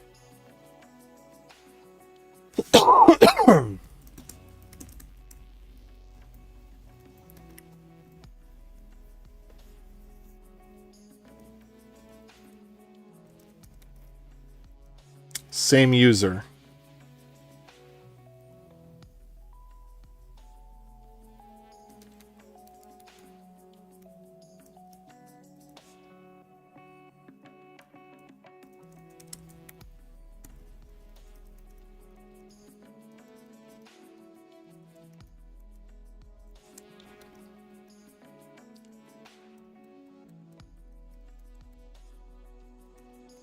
Okay.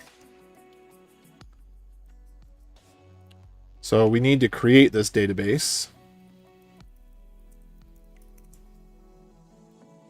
Oh, you fixed your first phone today. Sorry. Wait, why are you not a tardigrade?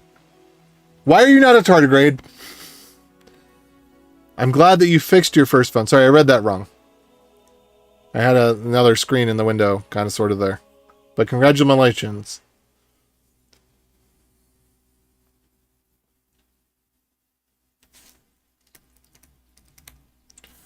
Okay.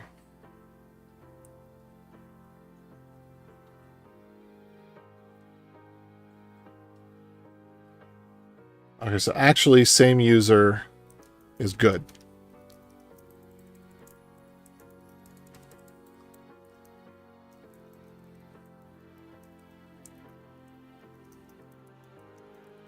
Yes, so we're going to follow the one database per user rule.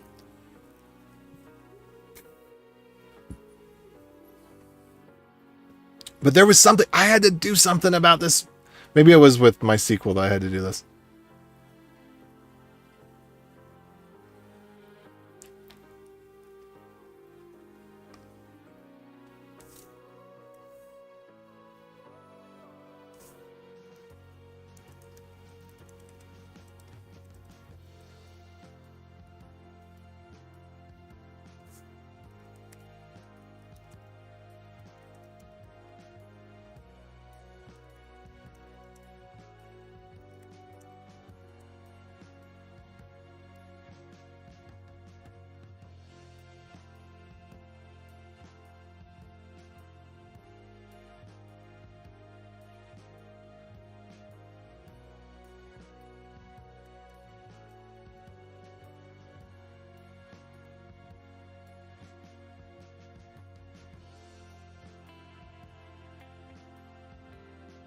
You want to start units on first login. Execute.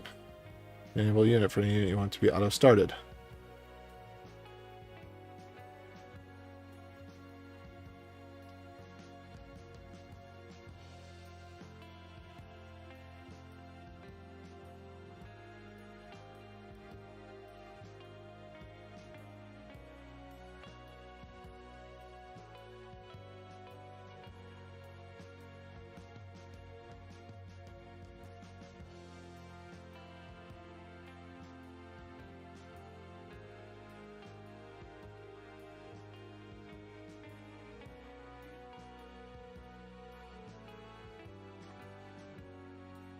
Okay.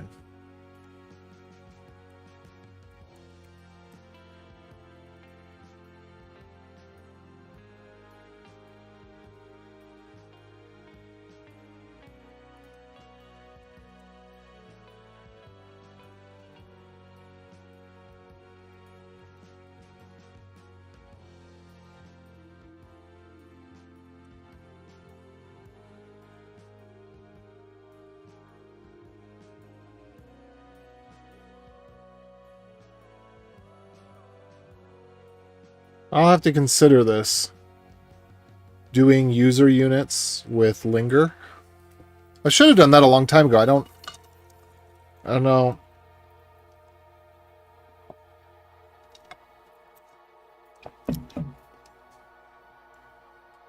Because I actually would like to be able to do rootless services for the most part. Okay, so here we go. I'm not going to put that one in there. Also, we need to actually... I keep on not adding the serviceman stuff here, but I want to. I want to do a Postgres day. I want to do a Webby day, and I want to do a Postgres day, where I just get all my Postgres documentation in one place.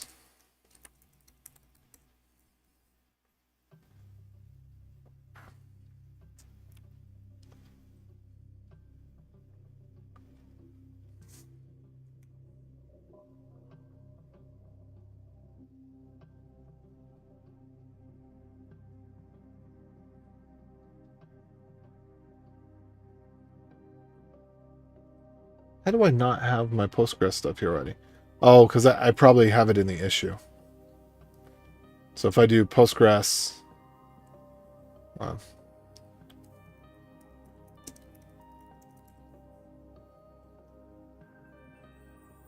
yeah, it's right here.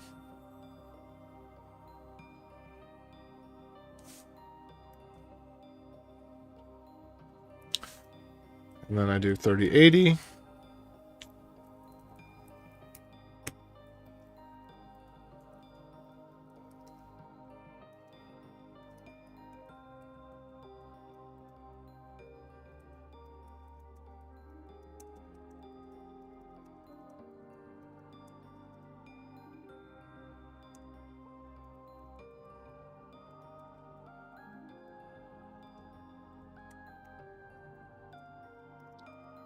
All right, NV path is path, pack equals path, name Postgres, system, username, ID-U-N. I should get rid of that. Who am I? Over here as well.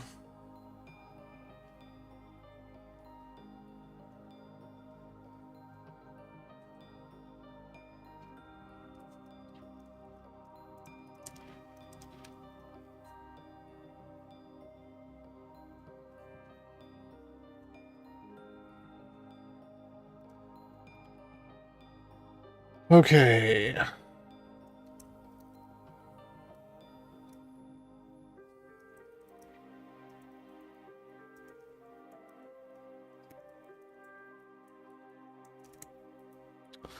So PG register service. Or register launcher, I guess, is the more correct way to say that.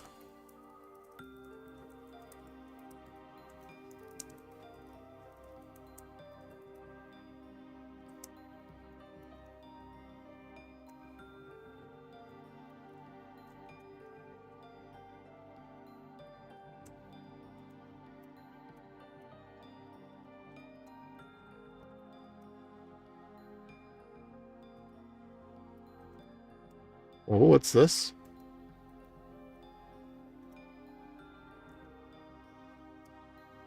Huh. I wonder what that was.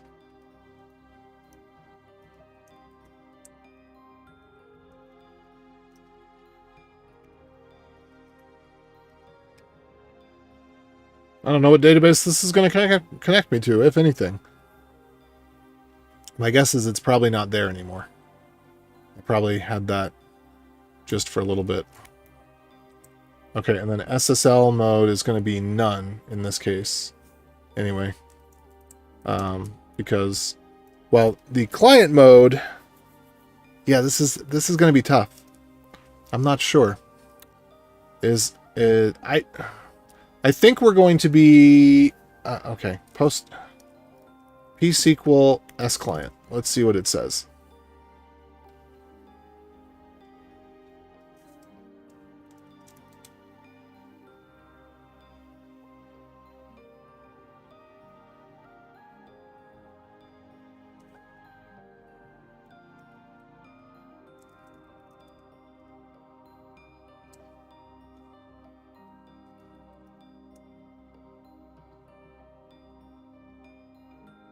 SSL SNI.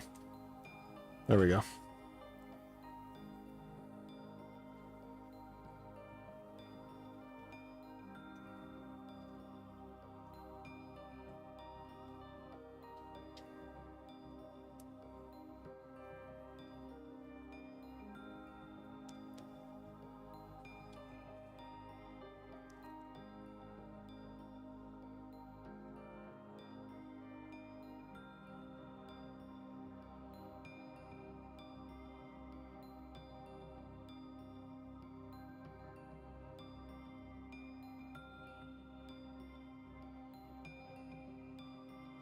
Great.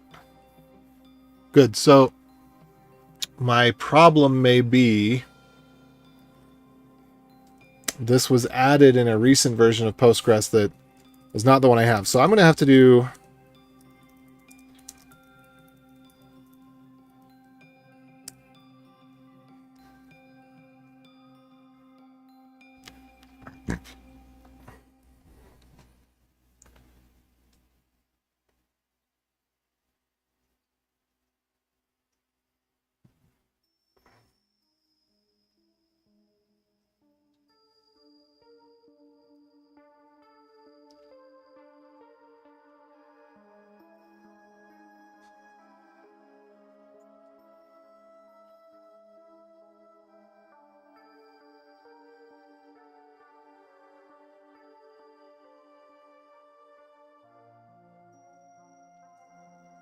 All right, so I'm going to get rid of local op Postgres.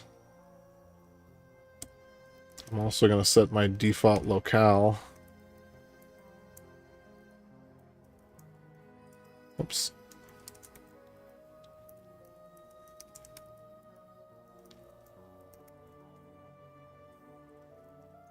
Let's see, defaults, locale, UTF-8. enus.utf8. Okay, there we go. en.us. Was it underscore? No, dot. en_us. Dot UTF-8. There we go.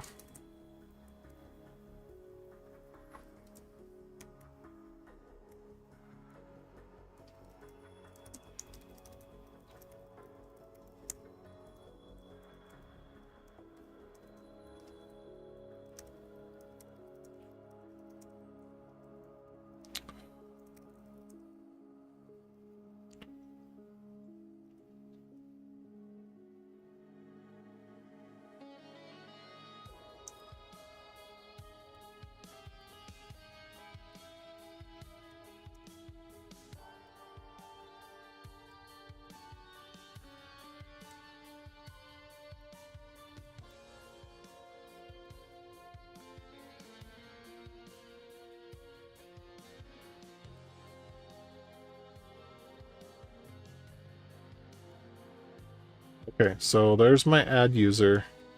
I need to create the database as well.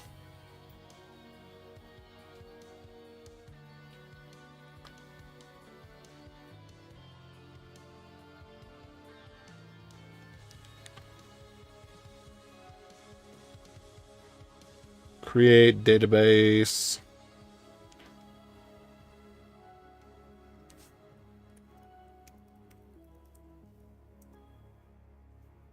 Initialize a database with a password.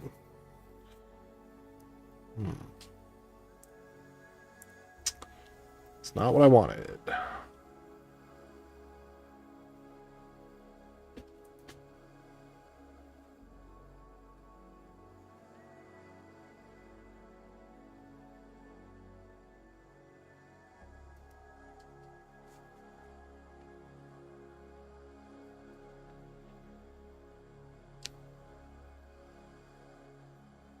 Oh, you know what?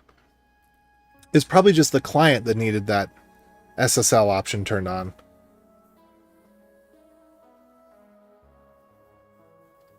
We'll see.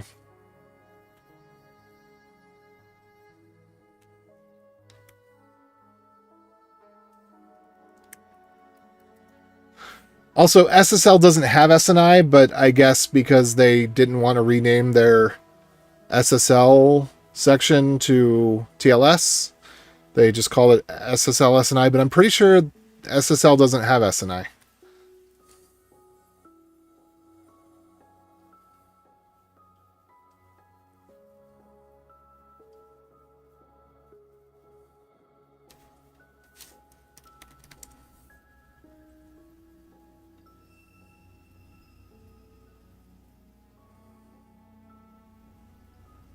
Oh, here we go.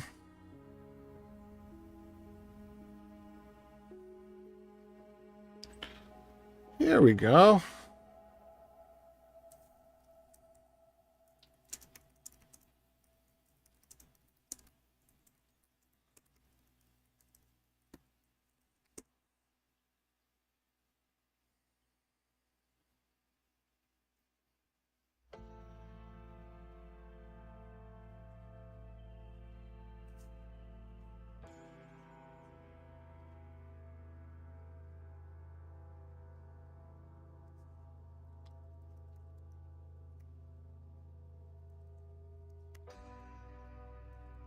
Let's see, does this share Postgres var? Okay, that looks good. How about var user var? No. Sudo system control status Postgres.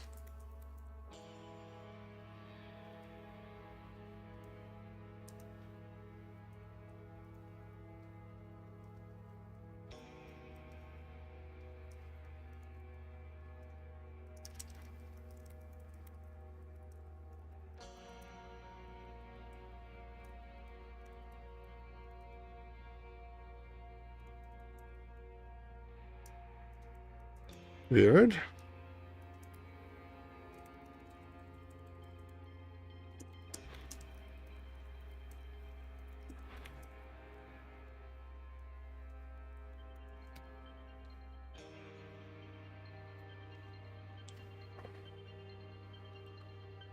Multi-user target wants active.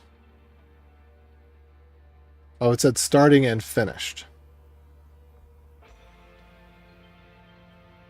Active exited. Okay, so it ran its initialization, I think, is what that's showing.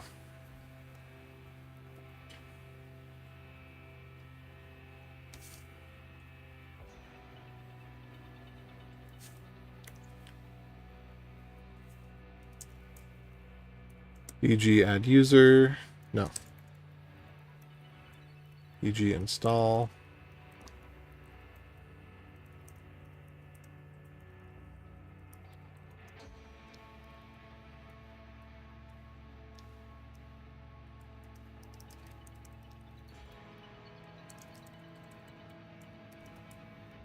Okay.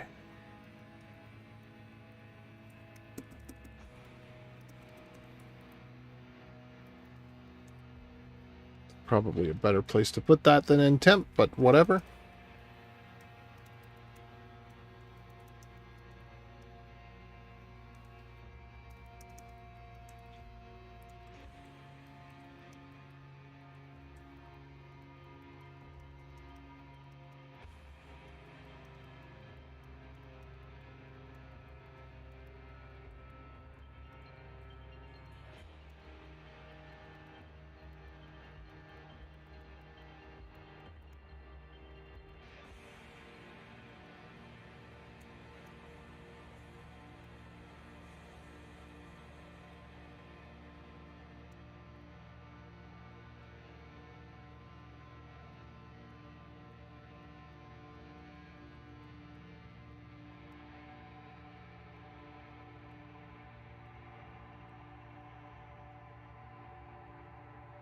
Okay.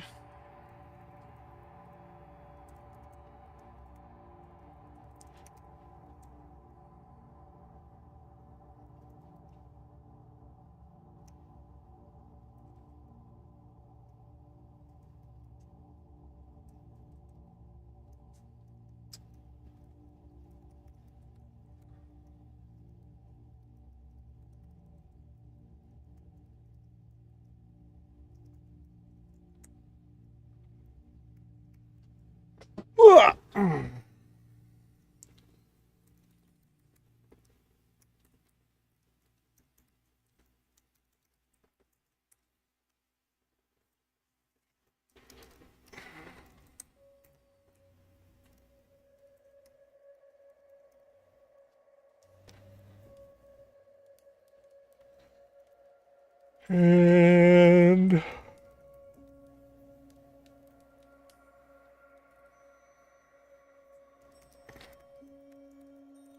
in this case, the port's going to be 3080. 5432. That's not it.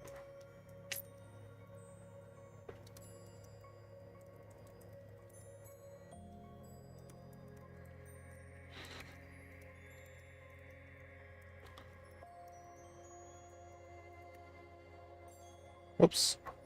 What did I just do there? Did I literally delete the single quote and put a single quote instead of a double quote?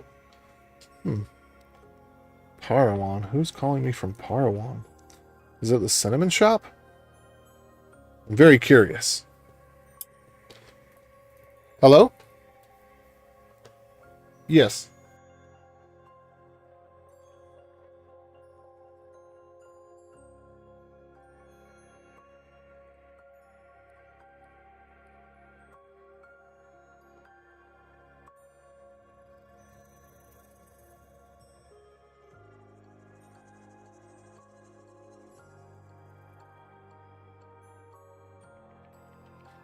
Well, that was, it was kind of a spam call. I don't know if spam call is the right word. It was a solicitation, but they didn't hear me. And so they thought that I don't know. They just, yeah. I don't think they could hear me. Why are you not a tardigrade? The question I ask myself in the mirror every day. Yes. Oh, sorry, Shemax. I'm going to build a little project for later for this game. Simple API request allows the user to save servers and get notifications on population of the server and maybe build a cluster of servers to plan their rates. Okay, cool. That sounds... yeah. Have you listened to the Ars Technica War Stories? They had a podcast that they ran on YouTube for a year or two. And they had a whole bunch of them. They were so good. Oh my goodness, they were so good. You might enjoy. Okay, so what I actually want to do is create database.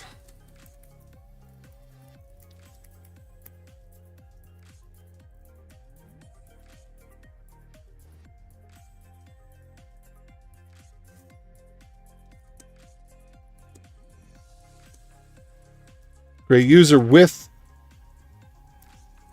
database.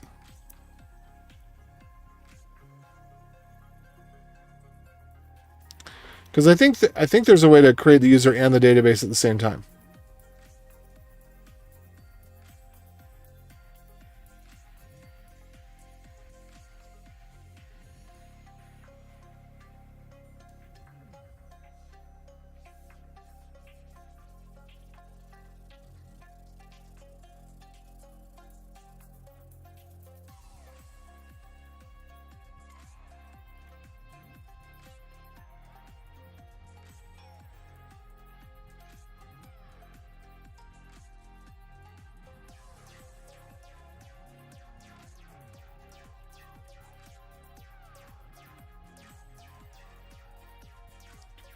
Okay.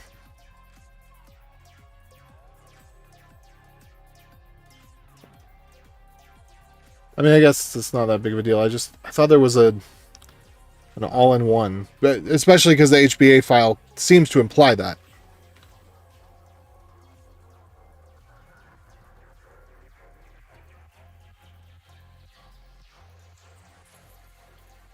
Yeah.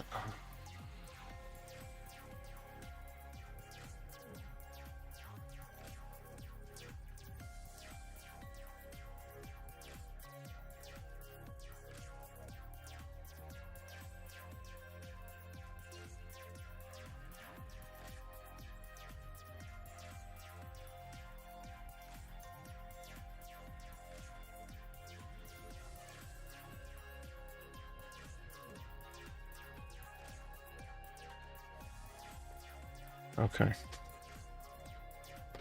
All right, well, we'll just throw this in there then.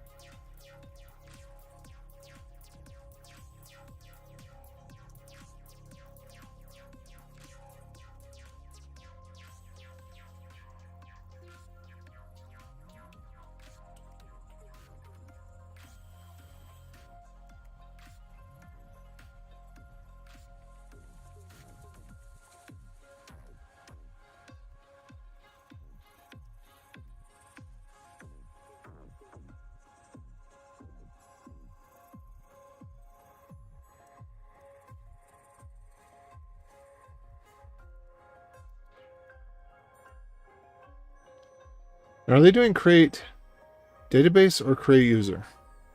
What's the difference? Let's see here. Postgres create user versus create role.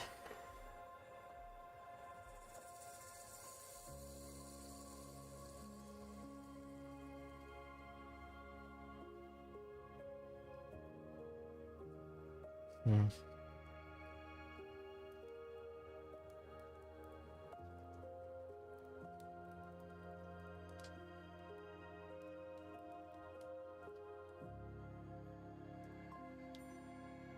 Okay. Create role, login, encrypted password. Got it. Okay, that's good to me. All privileges on database.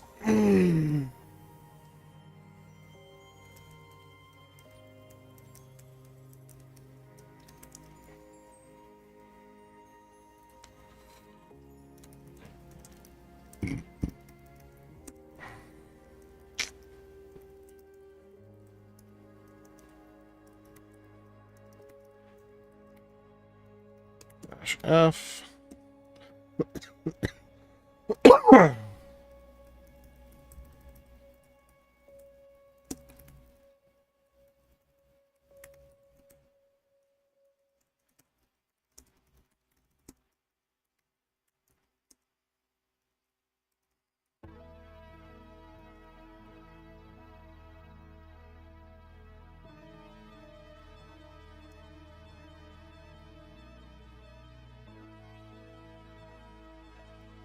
Oh, schfumped.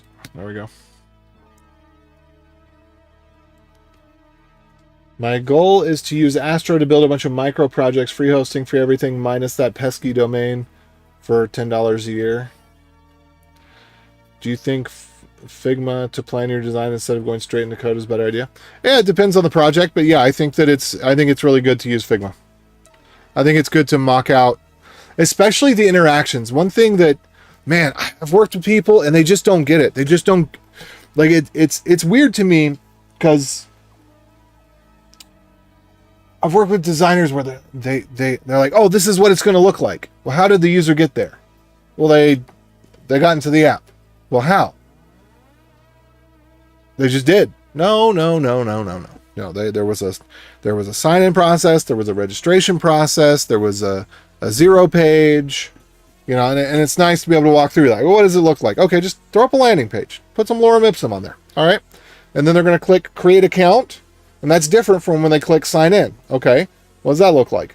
All right, so when they open their account for the first time and they've done nothing yet, and they don't have this beautiful experience with all the things, what does it look like when their list is 0?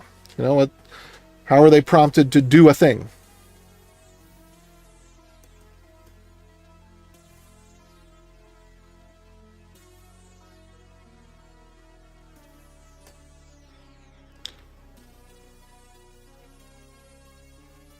see.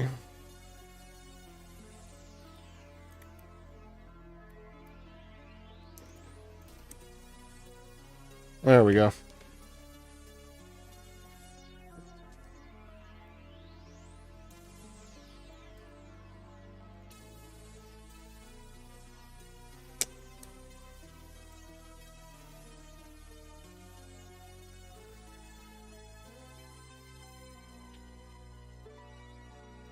I'll come look in a few minutes, honey. No, it's okay. I just put data down. Could you turn on your baby monitor so that...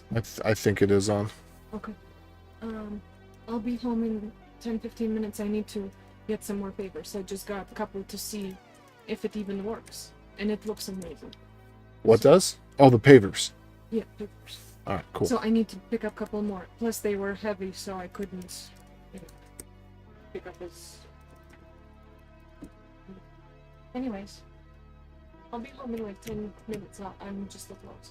Abby's at home. Okay. And I don't... All right.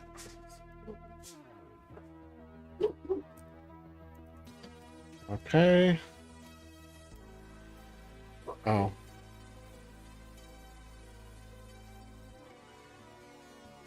I'm confused. Postgres.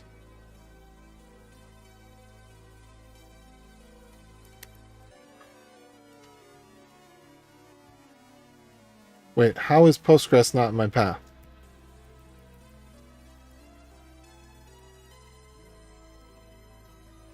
Oh, did I not install Postgres server?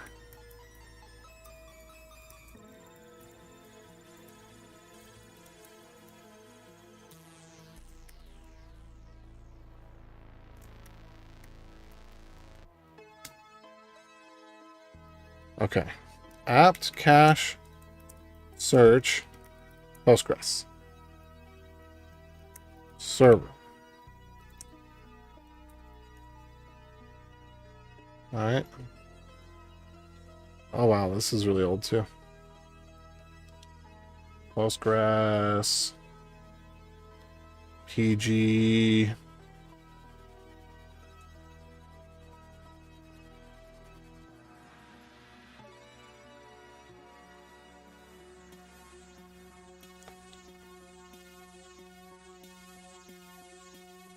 PostgreSQL, PostgreSQL client.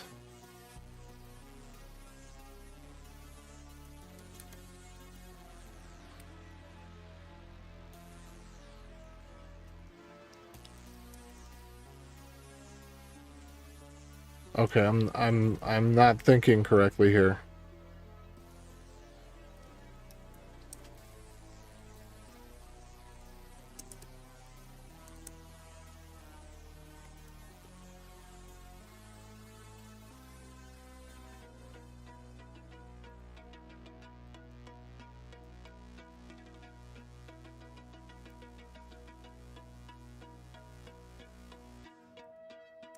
All right, what did I do wrong?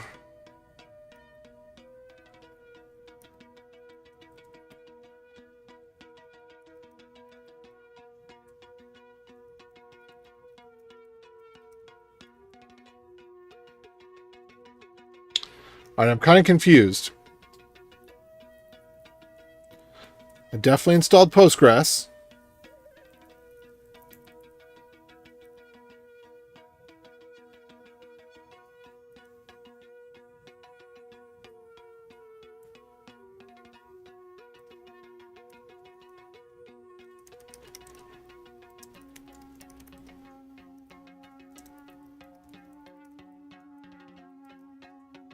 I'm very confused.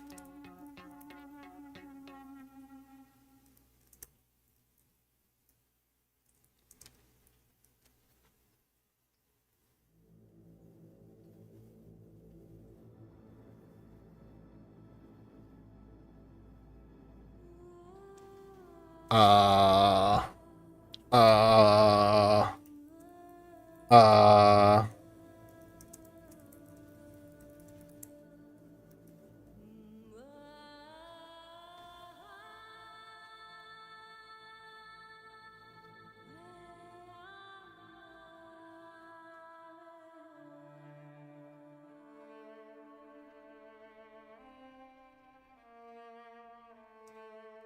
Okay.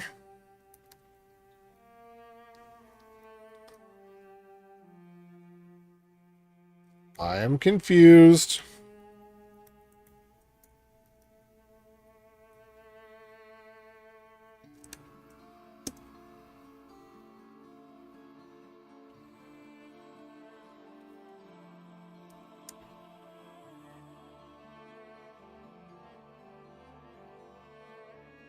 Okay, can we do an upgrade?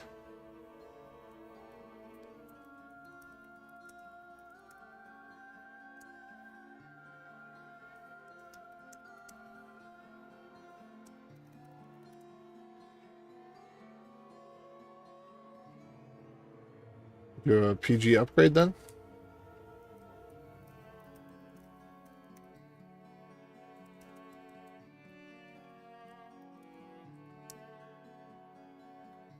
Very confused.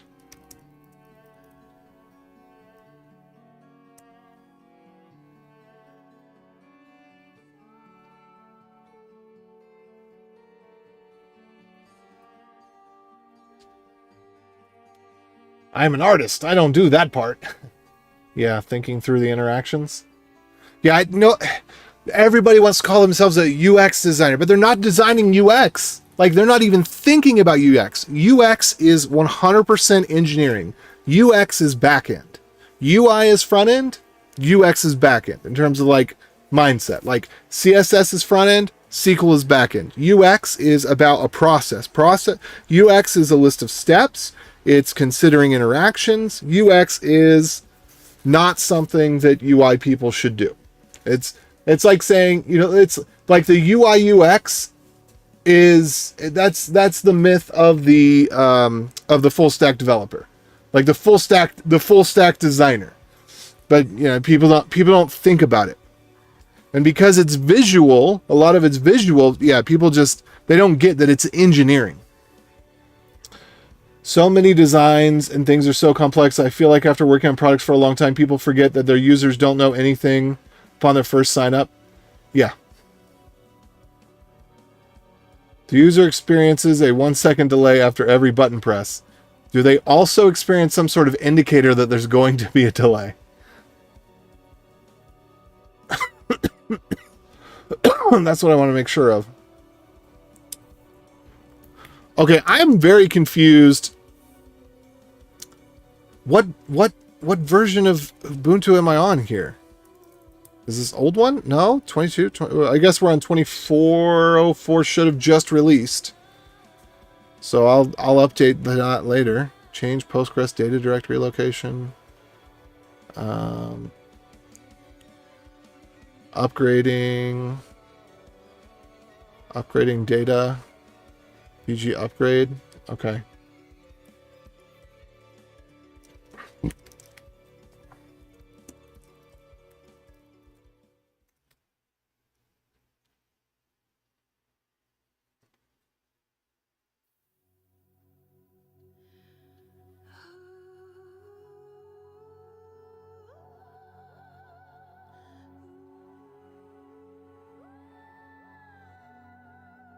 User lib. Okay, so this one's interesting. So I'm going to do pathman add.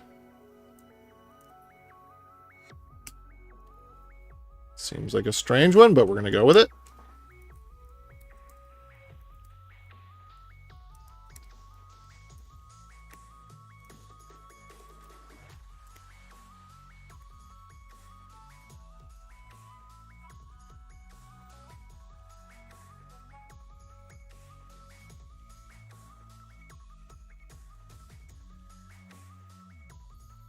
Okay, so we're going to get rid of all the Postgres install files locally here. And then let's try to run that PG upgrade again.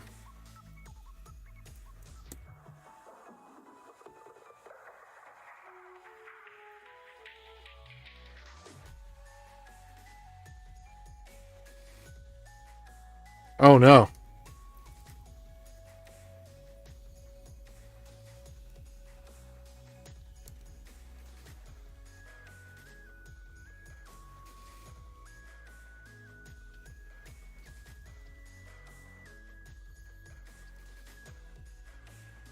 Interesting. So I did the wrong thing there.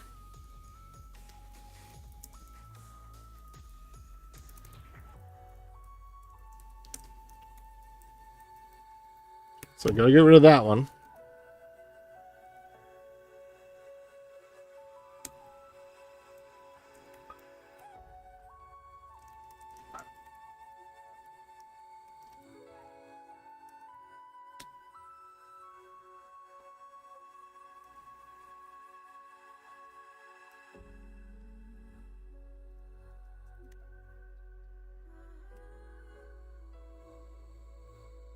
What?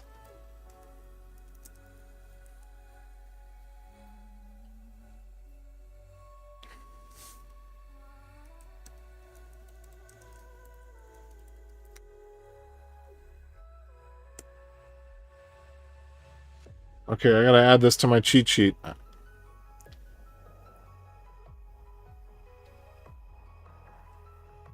think I'll add it to my cheat sheet here on Webby, because...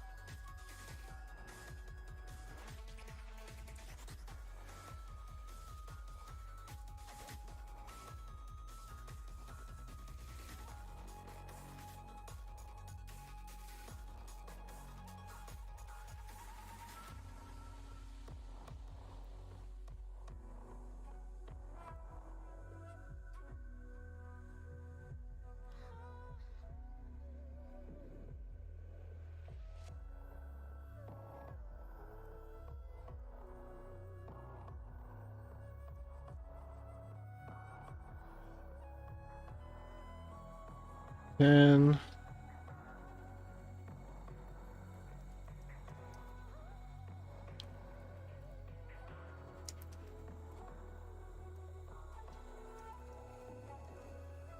Alright.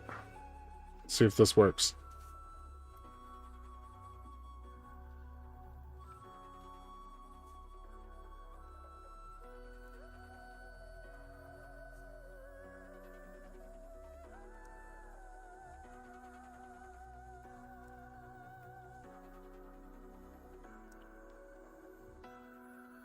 V10.2. Let's try that.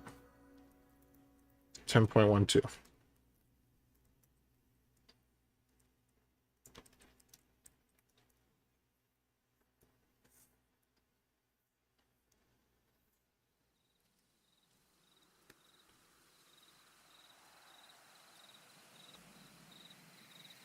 Okay.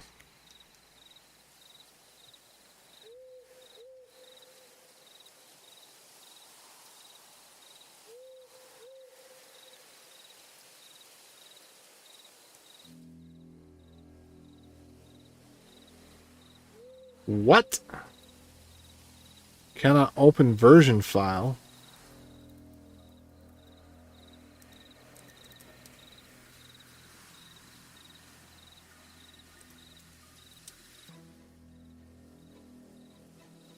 Oh, I see, I see. I did that wrong. Okay. Do like this. Oh, okay, so the new version. Okay. So we need to reinitialize here.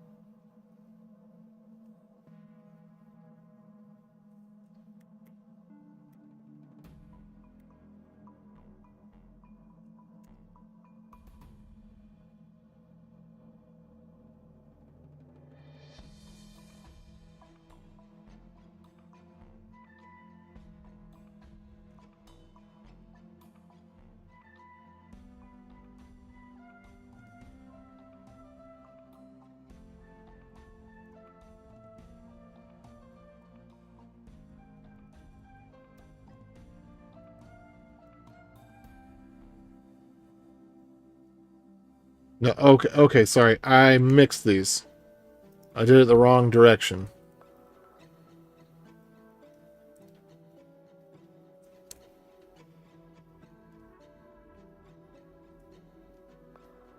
Hold on. Okay. So this is old. This is new.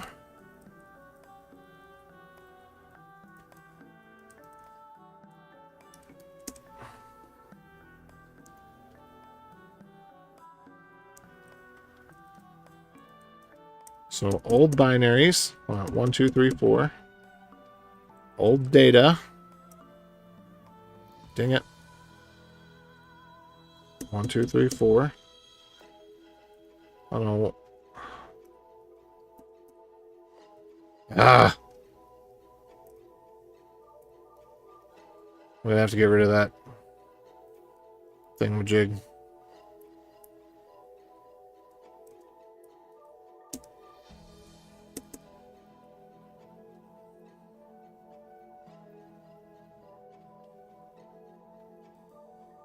Okay, what is it griping about now?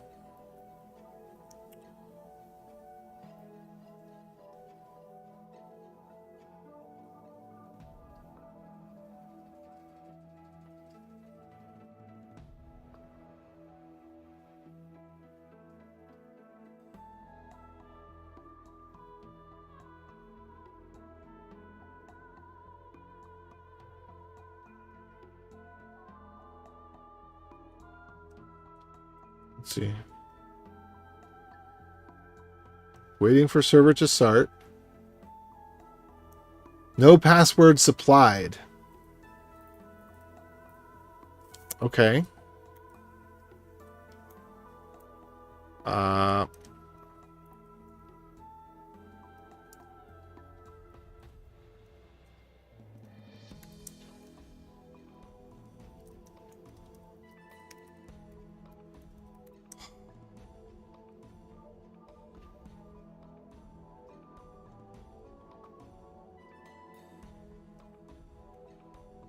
Okay. So, I actually prefer to have it like this. Old Bender.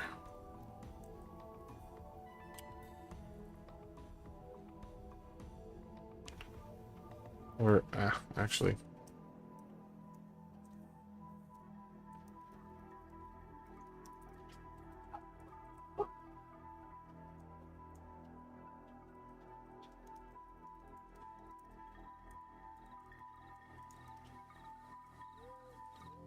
Old data dir.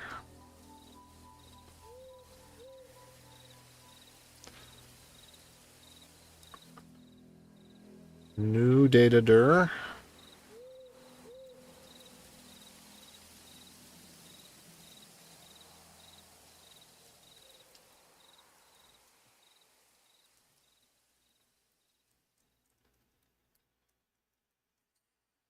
Let's see what else we got.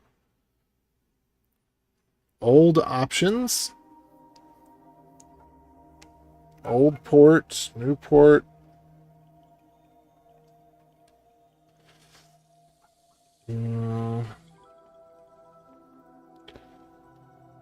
Those options.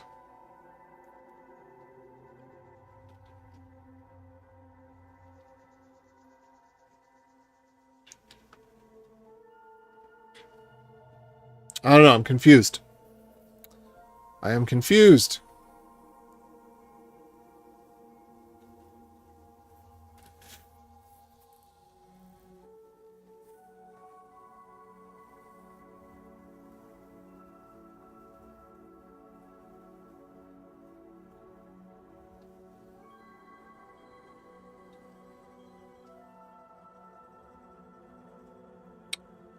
Oh, dang.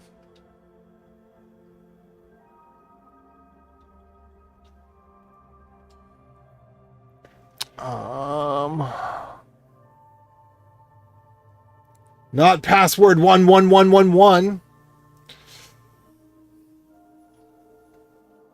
SEO people. I used to work with an agency that would only focus on clicks. Zero is an understanding of the sales process, how the user navigates the page, what the ideal customer wants to learn. Just, I got more clicks.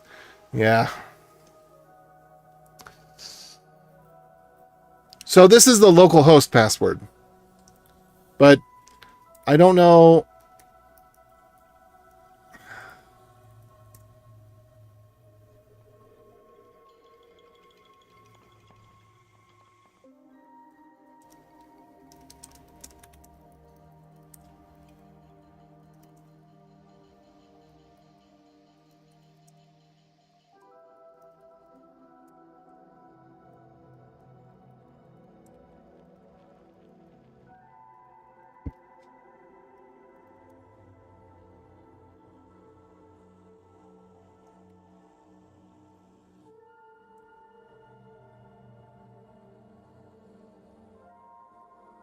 All right.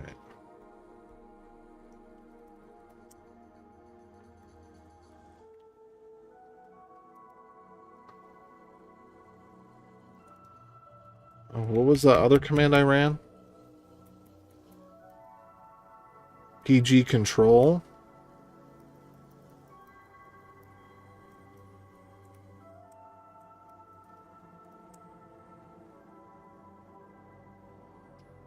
And PG control, I guess, ran something else.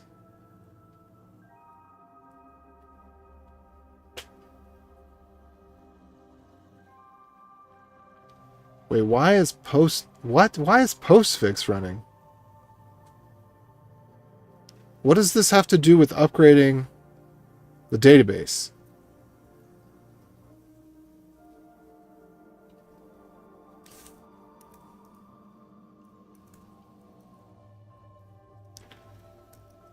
Okay. Kill all Postgres.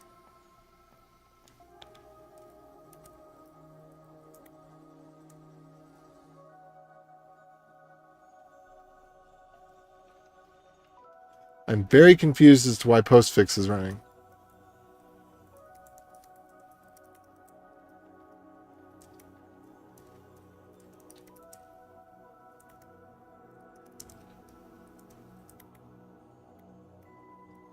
But I think it's related to this somehow.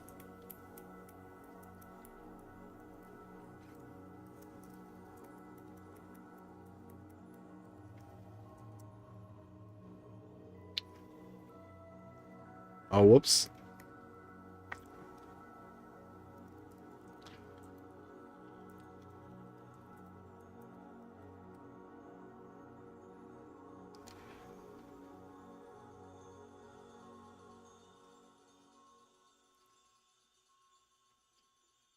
FE send off, no password supplied. So I think it's griping that there's no password.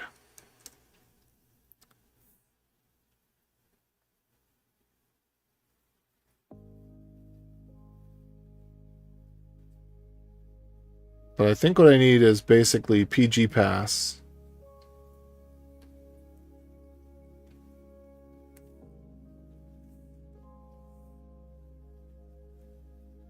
All right, let's try this one though. Password. Nope.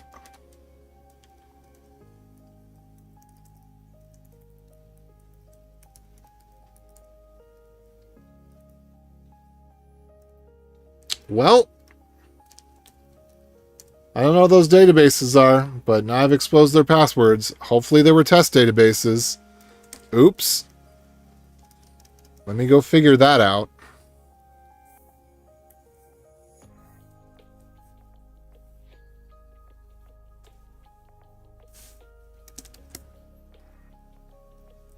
Okay.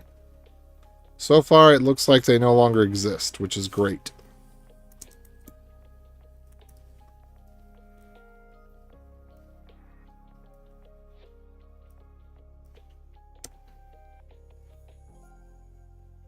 Okay, one was the dev database that doesn't exist anymore. The other one is one that now I need to swap the password on. So, excuse me while I go change the password on that. Hopefully before y'all get into it and ruin everything.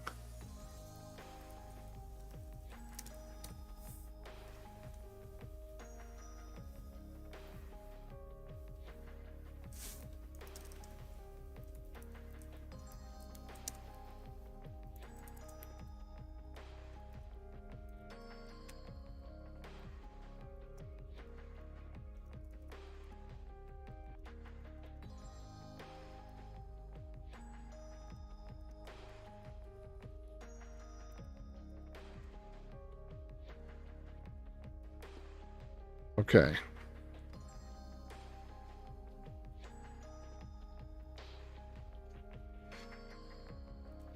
Excellent.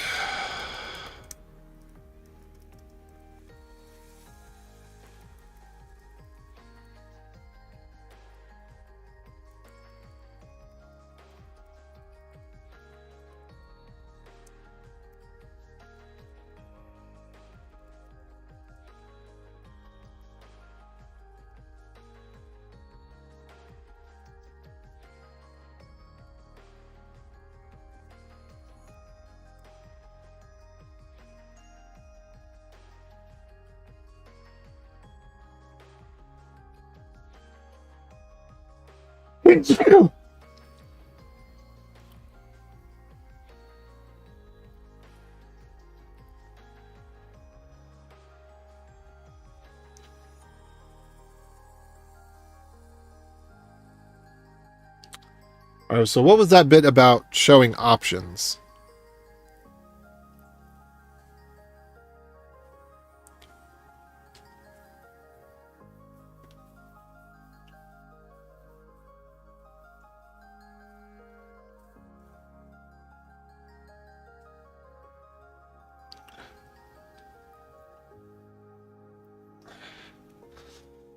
Uh,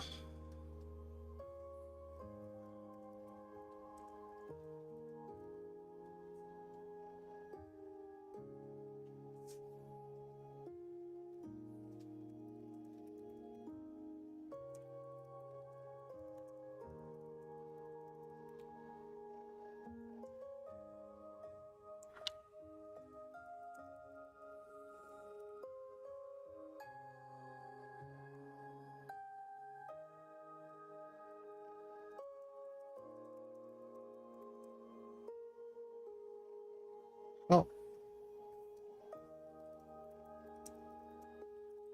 What's Big Sur? Which one is that? 2020?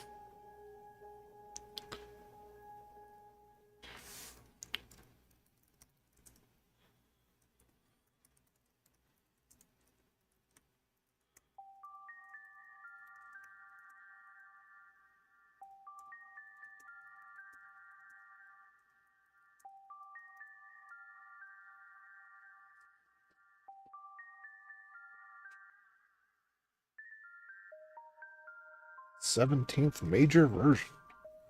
Oh. Okay, anyway. Somebody just switched.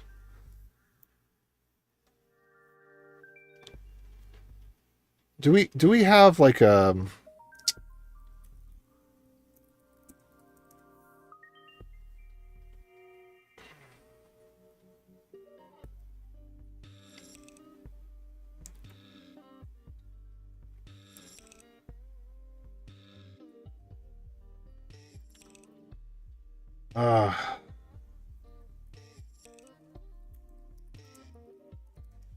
PG dump password?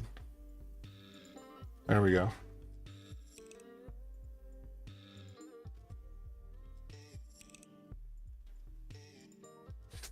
Host name port.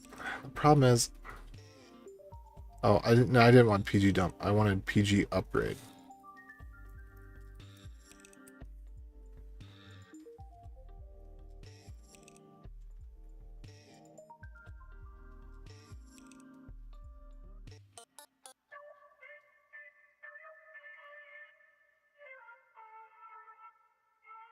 Set PG password.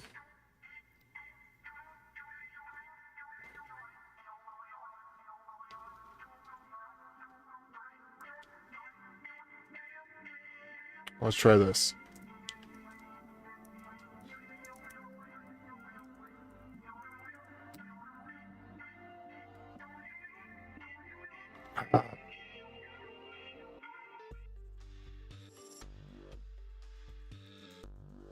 Oh, maybe it's not PG underscore. It's just PG password.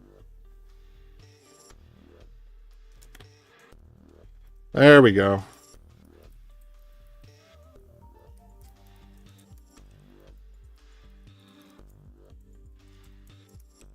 Postgres, Postgres, Postgres, Postgres, Postgres. It worked!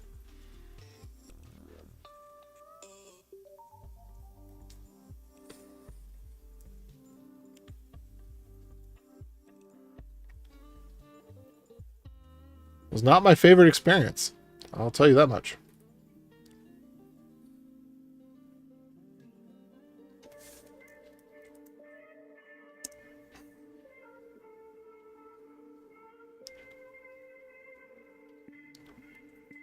But it did work after all.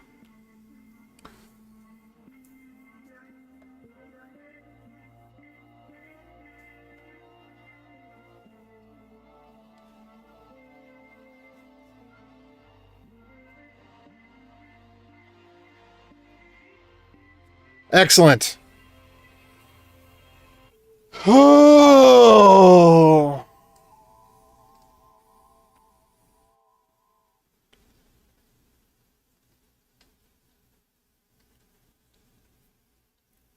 All right, I don't want to delete the old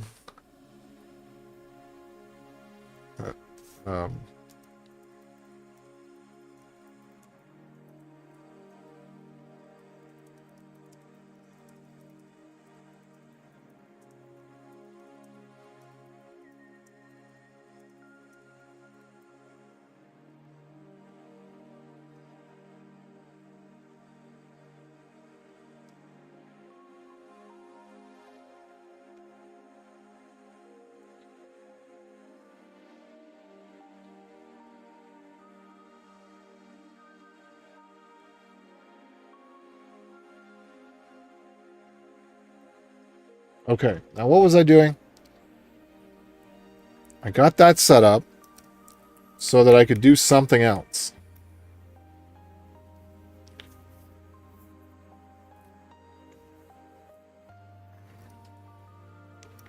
Was it so I could register the service?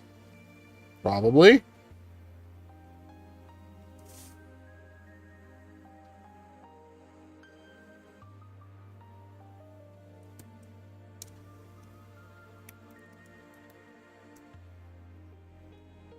Okay.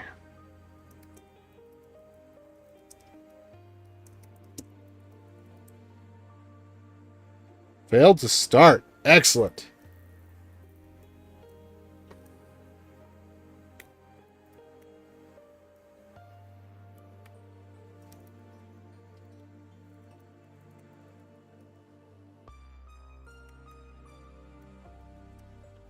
That gave me no helpful information, by the way.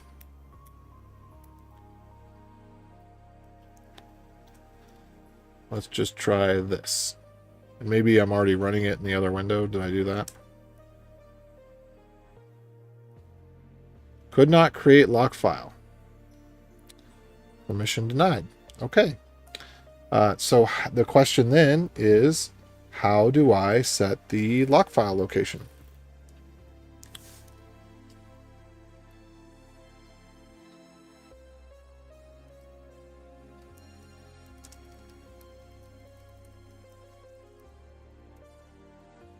Local, share, Postgres, var.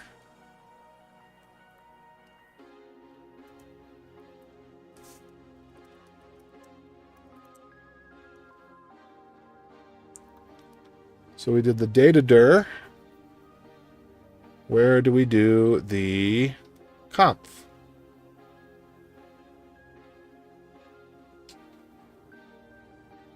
All right. Have I used Astro? No. No, don't spend the weekend learning Figma. Look, you just draw a box, dude. Just draw the box. And then draw the next box. Don't learn Figma. If you're learning Figma, no, don't do UX, not design. Do the UX for it. Don't do the UI for it. Holy shiz dog.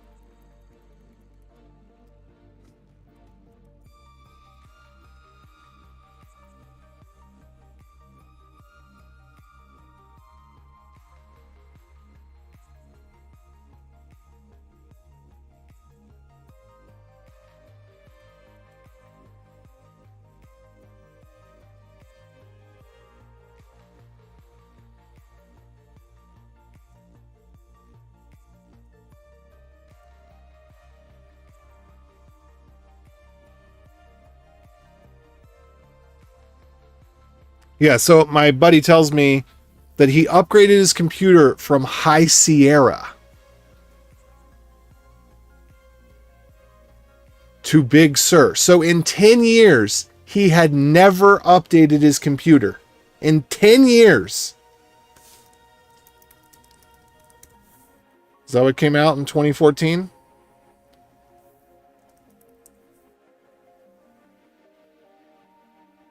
Oh, okay. Okay, no, High Sierra was...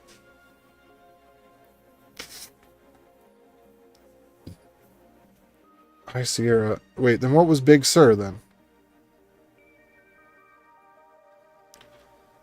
Okay, so... No, so he okay, he had updated then. Because that came out in 2017. So, yeah, anyway, he hadn't updated his computer since 2017. And he's trying to keep it going. Okay.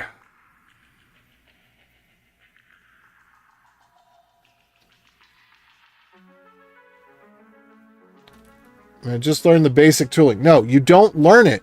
It's a UI. It's a GUI, man. You don't learn GUIs. You don't learn GUIs. You just see things and you click buttons. You don't learn it. Ah, you're giving me anxiety.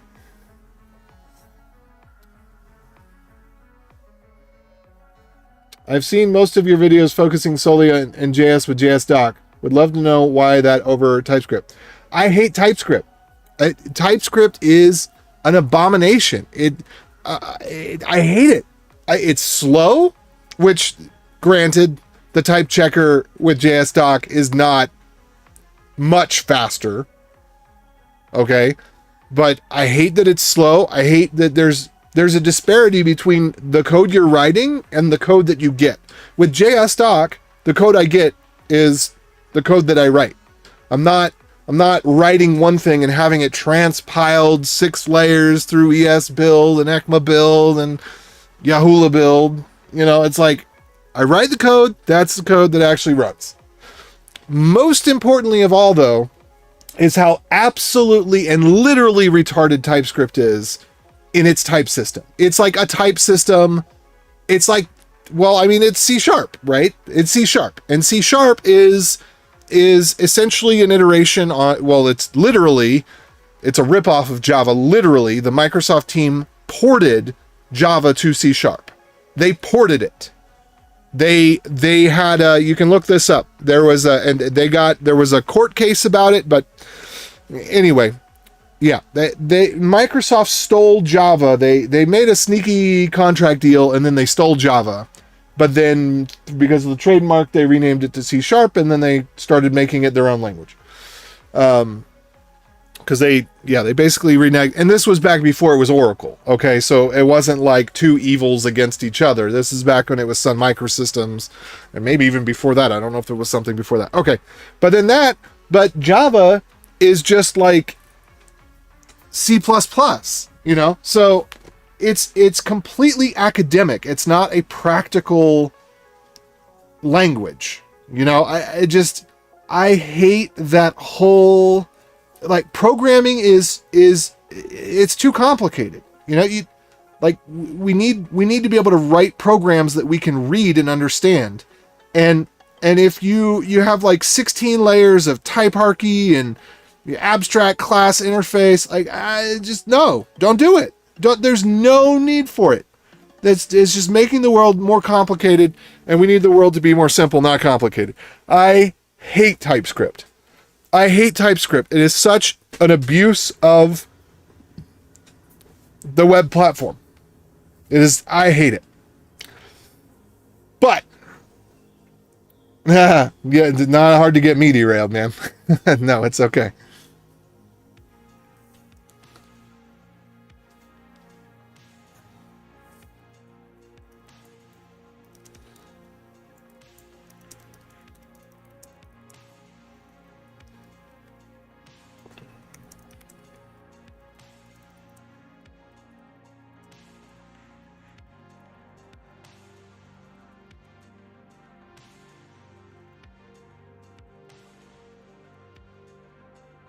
All right.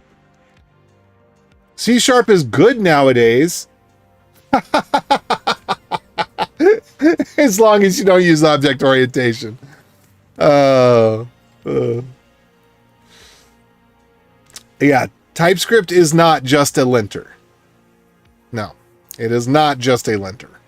It is a completely separate language. And the thing that pisses me off the most about TypeScript is that it can't handle JavaScript types. It is completely, it has no idea what JavaScript types are. It cannot follow the JavaScript type hierarchy.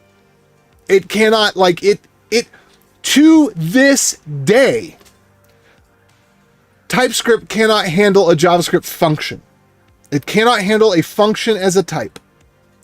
And you'll see when I am doing my, my stuff, I have to do @callback because it doesn't know what a function is.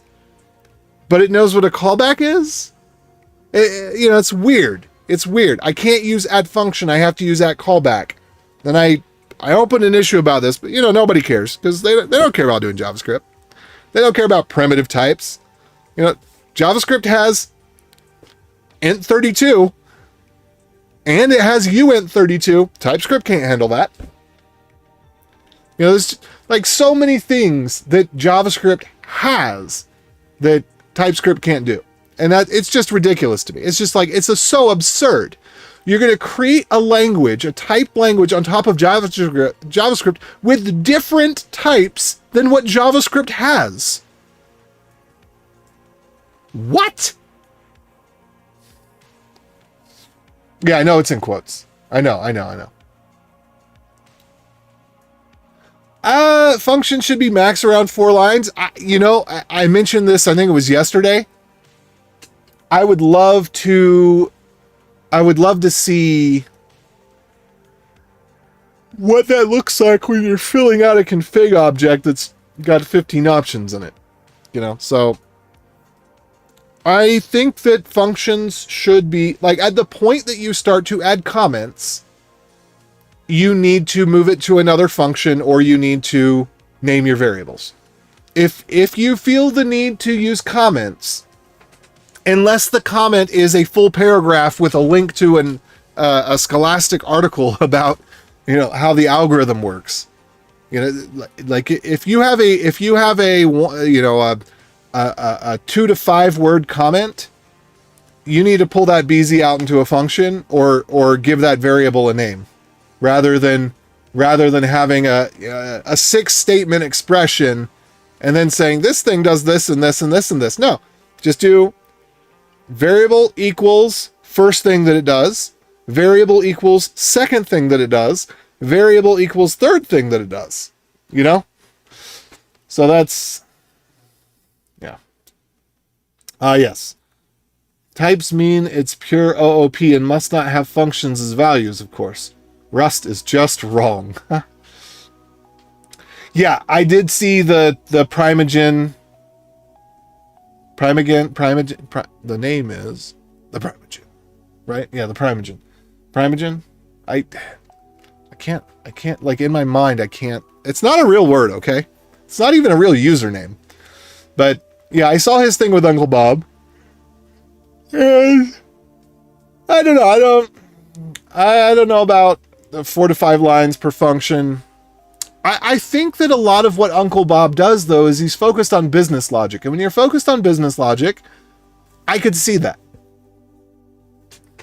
But when you're doing data transformations, I don't see it. Yeah, yeah. Close enough. My hands on keyboard. Nice co-op. I don't know what that means. Something I want in JavaScript is the shadow variables. Yes, so you can do that. You can do that. So in my browser language, the way that I do variable shadowing is with var, because let gives you scope, but it doesn't allow you to shadow variables, whereas var does allow you to shadow variables. So, it depends on what you want to hint to the JIT. Because at the end of the day, the language is in the tooling and the optimizations are in the JIT. So I'm not super opposed to having something rewritten for optimization purposes, just like we minify, right? I'm okay with minify and optimize to some extent. I prefer just what you see is what you get, what you write is what you get, whatever. But I'm okay with minify and optimize. I'm not okay with transpile to another language, but yeah.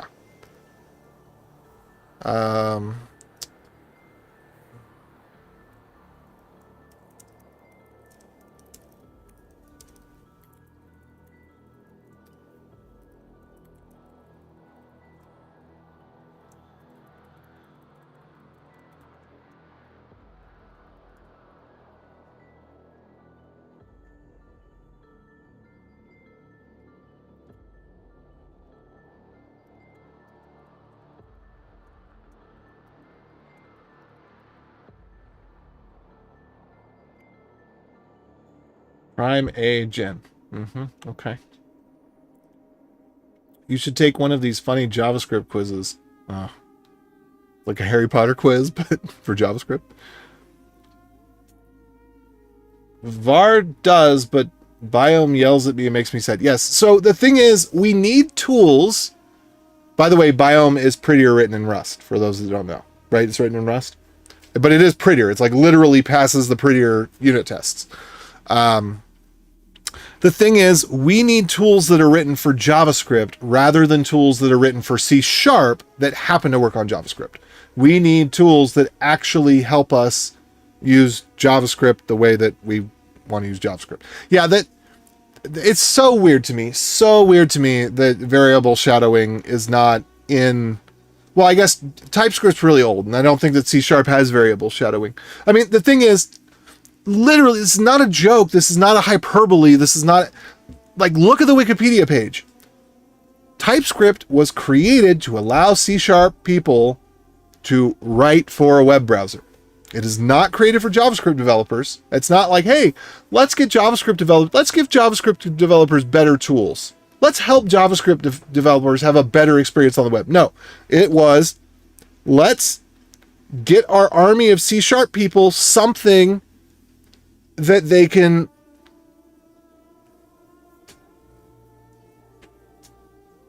gag on in the web. Linters are a false god. Compile errors reign supreme. Runtime errors are the devil. Yes. Well, that's the thing, is there should be no difference between linters and compile errors. But in the case of JavaScript, you're dealing with an abstraction of a language. JavaScript isn't really a programming language. It's more syntax. And the JIT is what reigns supreme, but it's not surfaced in the tooling, and I wouldn't necessarily want it to be. Like, yes, it's good to be able to use the real types that JavaScript has, like int32, uint32, int53, uint52, or whatever it is. Like, that's good, but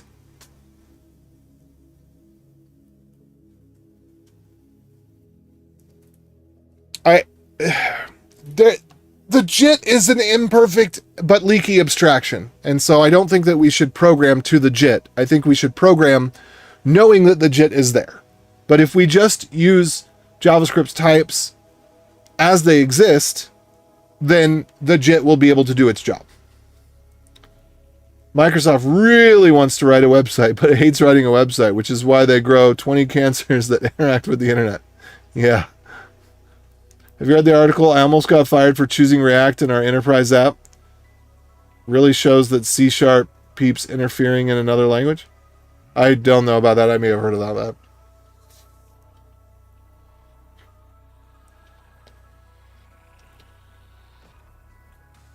Yeah. Anyway. So what was I trying to do here? I'm trying to get this thing to run. Why is it so upset? Permission denied. Okay. So it can't create the lock file. And so I was looking to see, where do I tell it where my comp file is or my lock file? Because the problem is this version. Let's see. Number of shared buffers. Database directory. TCP IP connections. Enable SSL connections. Maximum number. Port to listen on. Output version information. Do not reinitialize. Allowed table. Single user. DB name.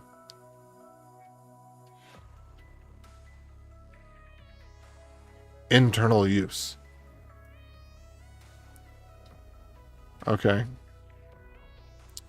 See, I normally don't have to deal with this because I just use the locally compiled version, or the statically compiled version, but you know, it's so old that you got to get past that, especially if I want SNI support, which I do. So Postgres lock file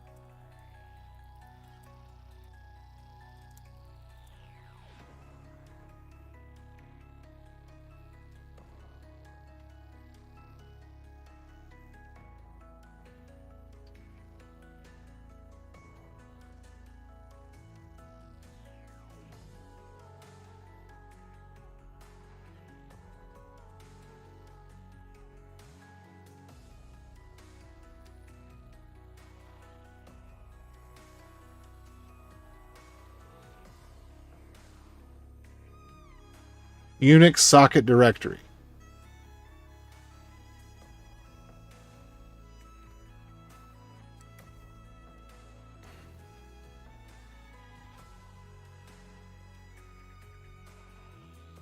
Okay, is this what we need to do then?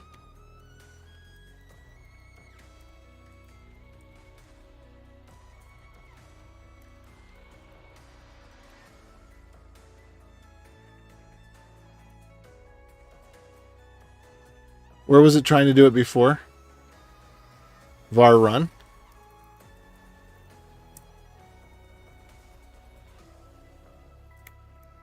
Of course it does. And then I have to use quotes because it's not using the Linuxy, Unixy way of doing it.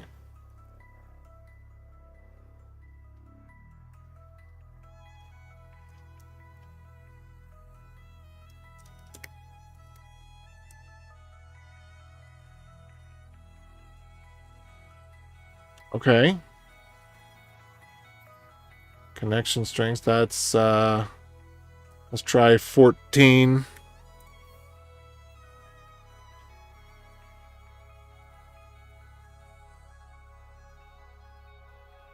Is that Unix socket directories?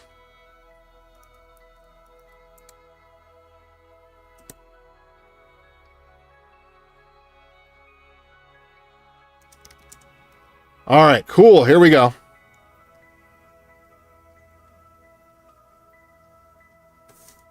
right, we're gonna have to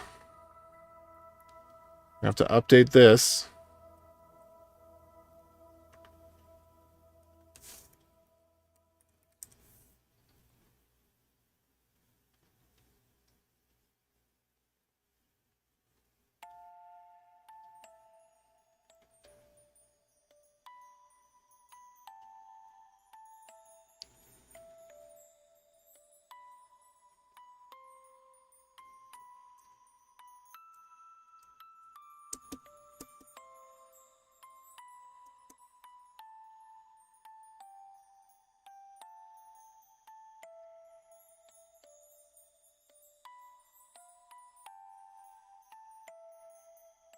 right, so then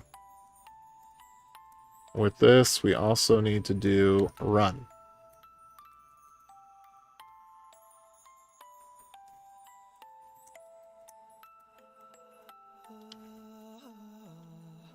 Okay, so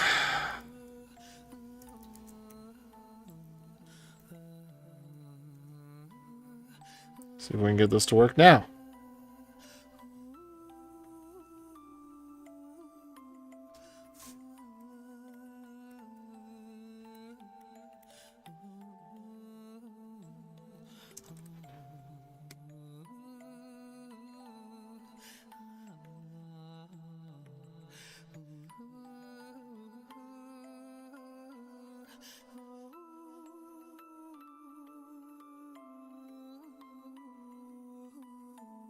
Oh, that's weird. How did that happen?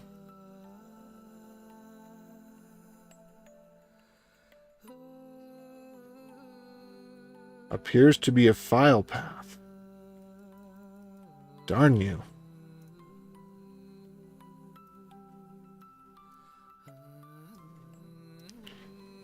So I'll just add force here.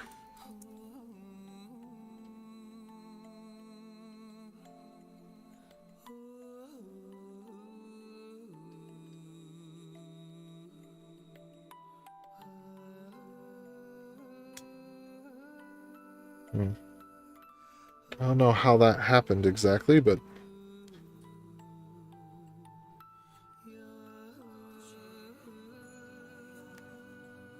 oh, I think I see.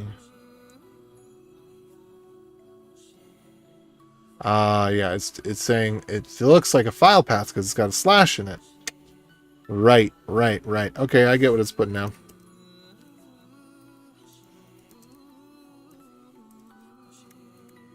What's up, everybody? All right, did it run? Hey!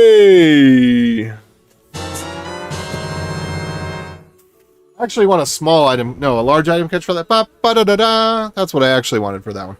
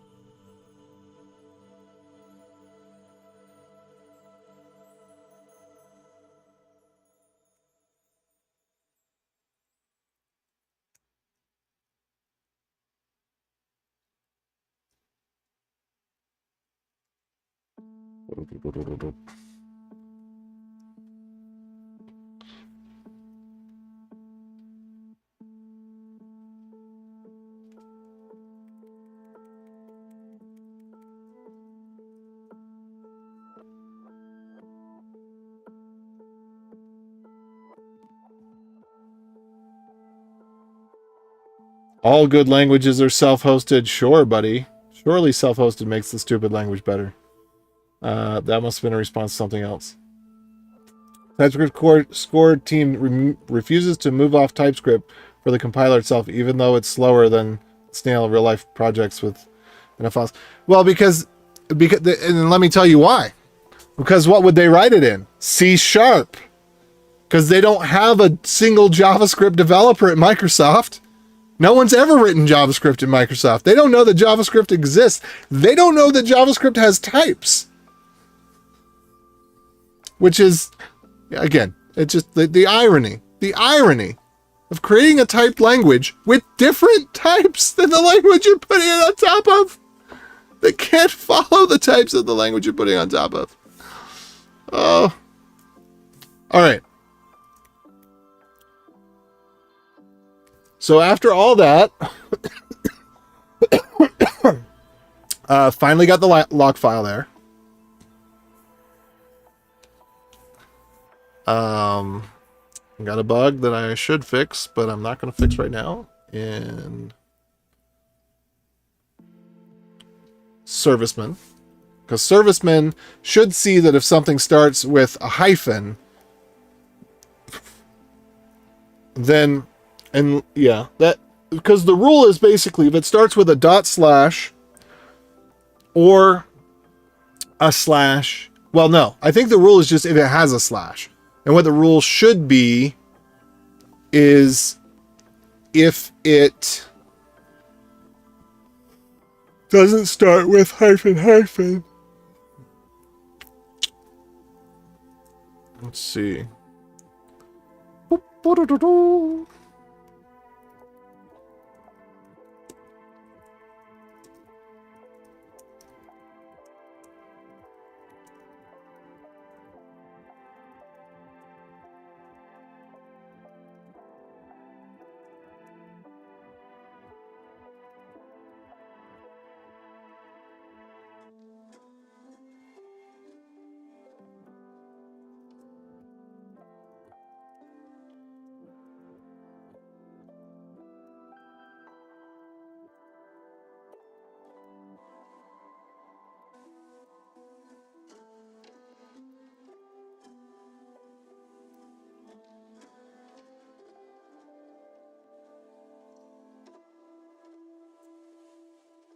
All right, let's see here. Okay, so we got this thing running.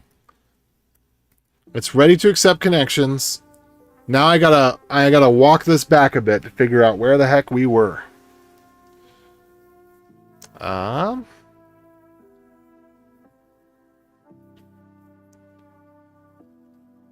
Okay, so what I was trying to do was I was trying to create a database.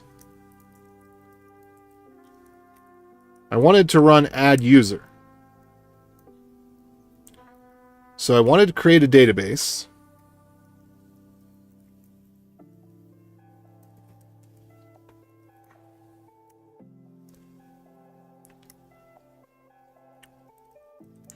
And then I wanted to create a role with the same name as the database.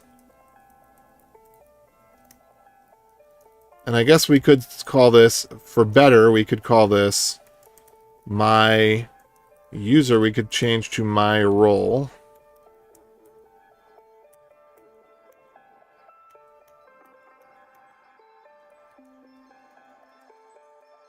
And we could change this to be same role, and that should work. And then we should be able to restart it, and then we should be able to connect remotely. And hopefully we can connect to, yeah, so let's just try this real quick.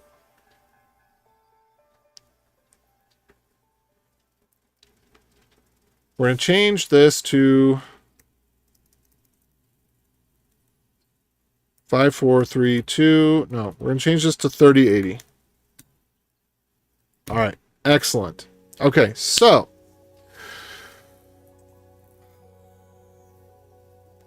if all goes well, then let's see. What version of Postgres do we have here? Ugh! 12. Ugh! Did they stop supporting Postgres for Mac as well? Like, what is going on with Enterprise DB?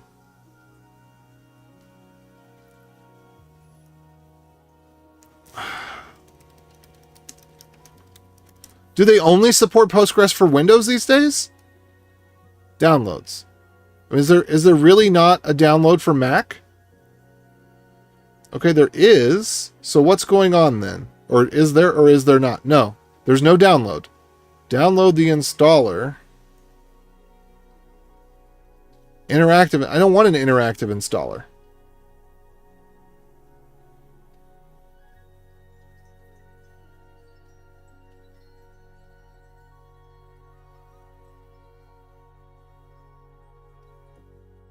All right, let me go see what Webby's got. It's so weird that some of these projects are so huge, and yet they don't support Linux.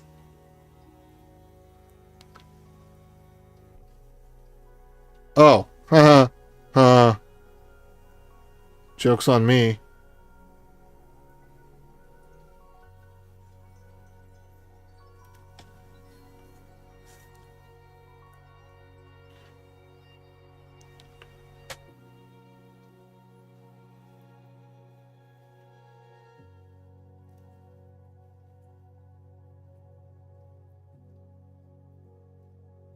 I'm gonna go with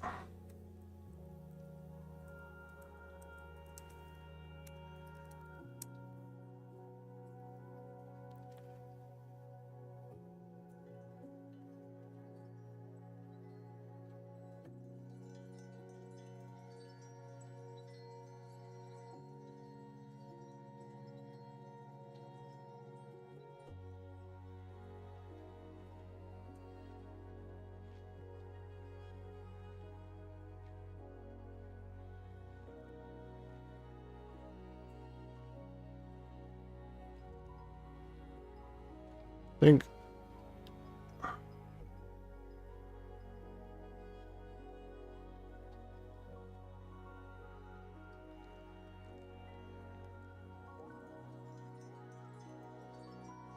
this is just weird. Some of the stuff is so strange. Like what?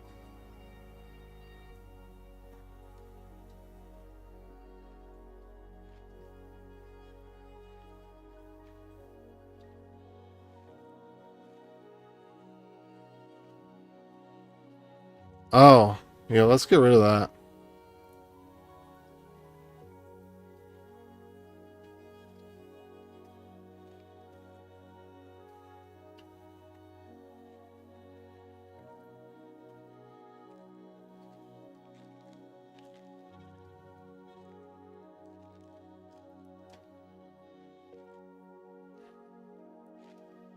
Okay, great. So can I block the other user as well?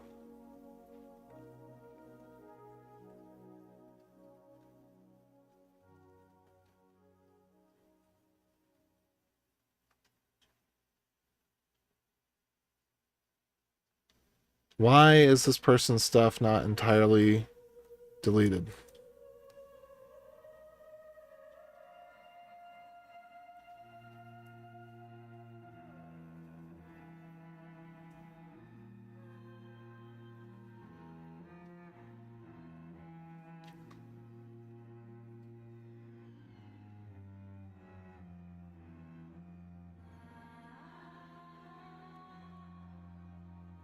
Yeah. It's weird.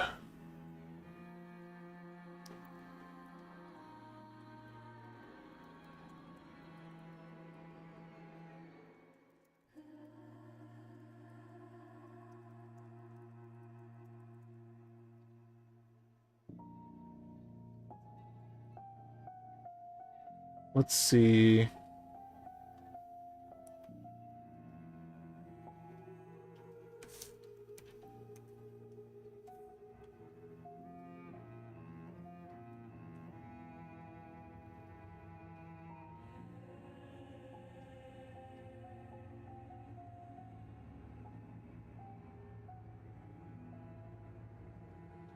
Copy link address. Is there...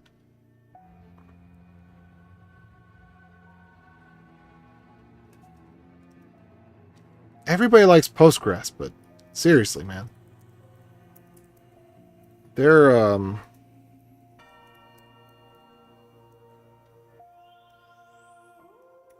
Oh, not H. I meant -I.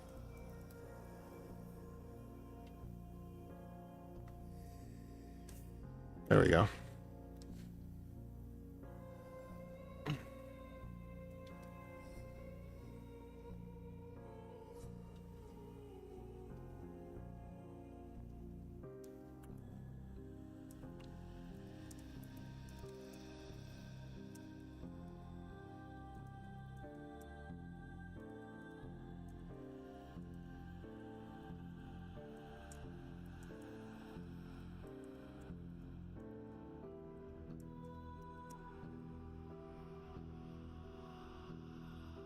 I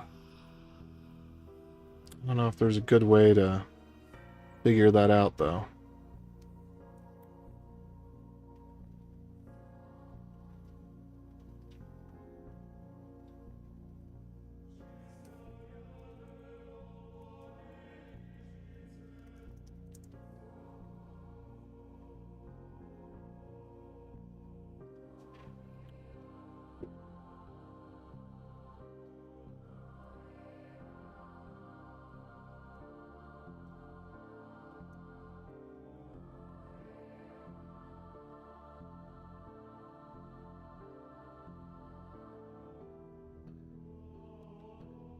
Let's see. Operating system. Linux. Other Linux.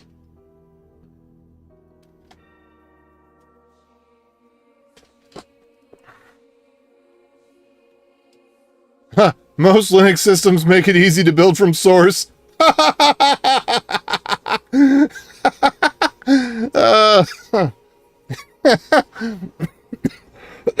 got the Daily Bugle Spider-Man meme in my head here.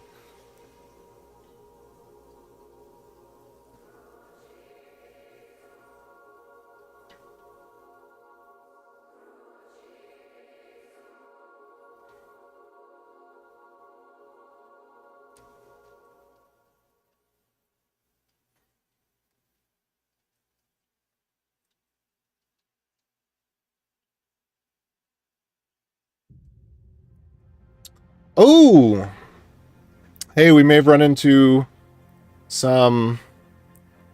What's the current? What's what are we at with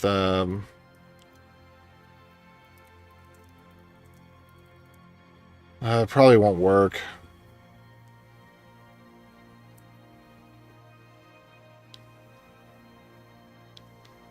Trixie Forky.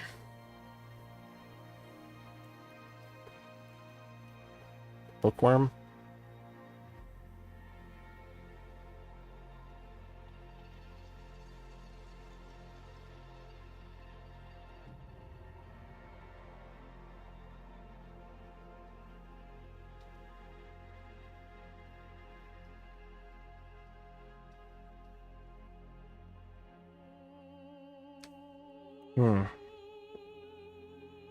Oh, but yeah, there's nothing in there. It's empty.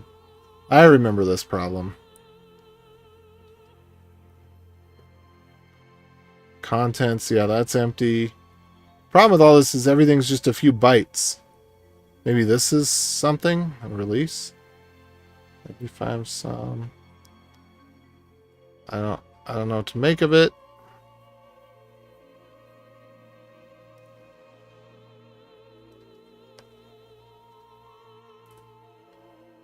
Contents. So that has contents. So that one's empty. That one's empty. These are all empty. I don't understand. Oh, these are less than empty? They're not empty? I don't know what to make of that.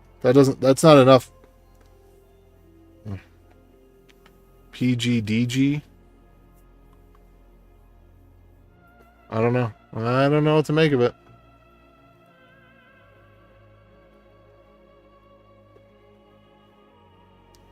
'16's missing, but 17's here?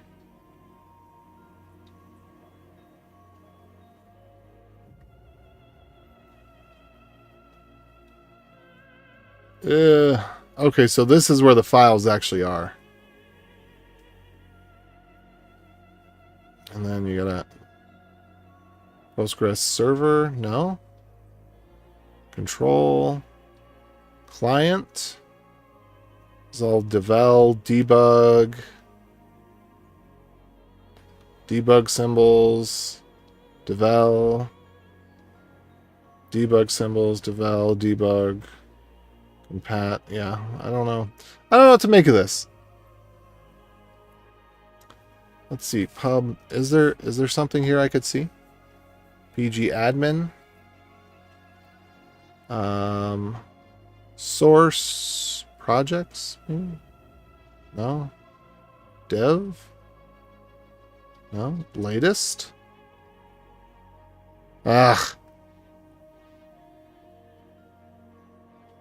At some point, I actually would like to build Postgres from source. I'd like to figure out how to build it from source and get it working on Alpine, but that might be more effort than one man can handle.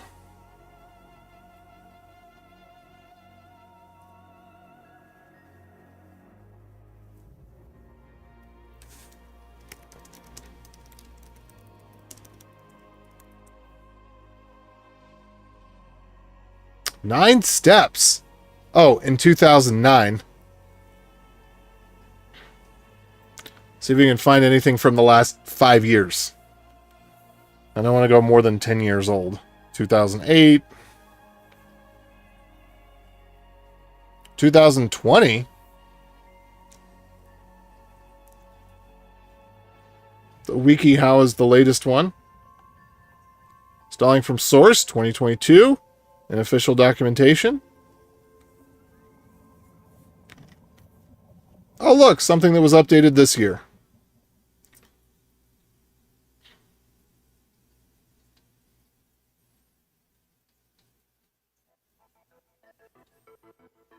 Acquire the source code. Get the tools. And then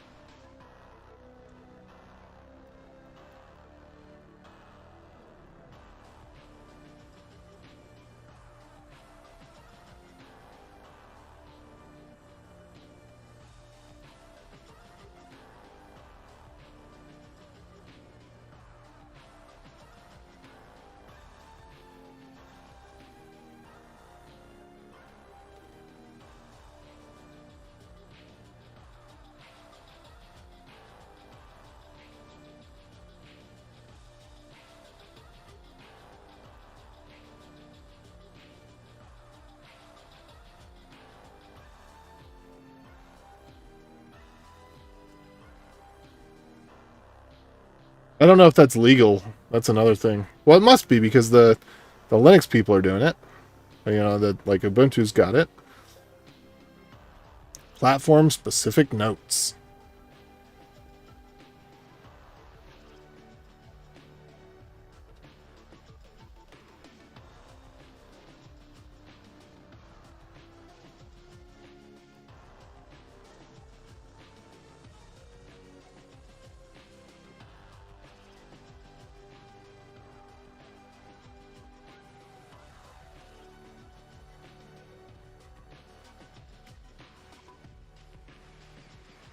Anybody want to embark on this?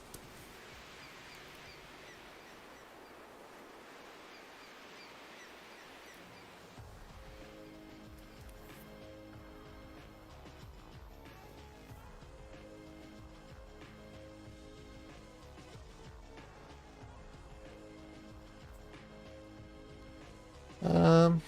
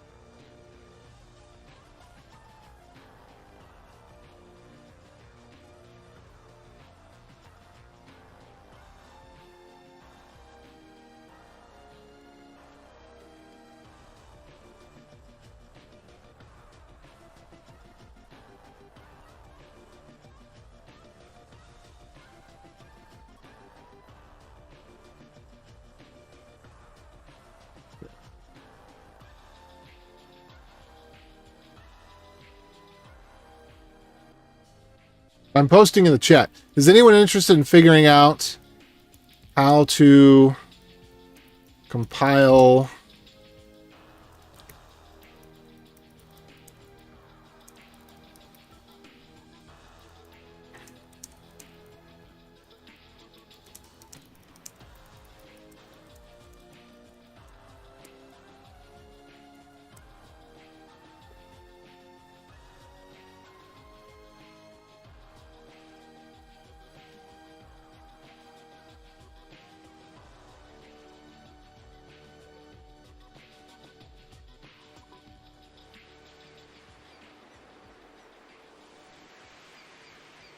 Okay, so my question is anyone interested in figuring out how to statically compile Postgres, or at least compile in a way that works on Alpine, and maybe another way that works on Ubuntu?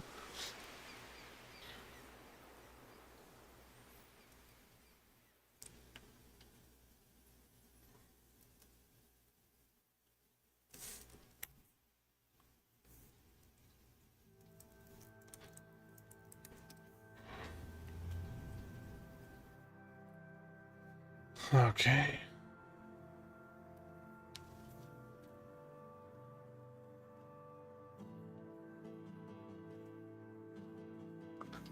And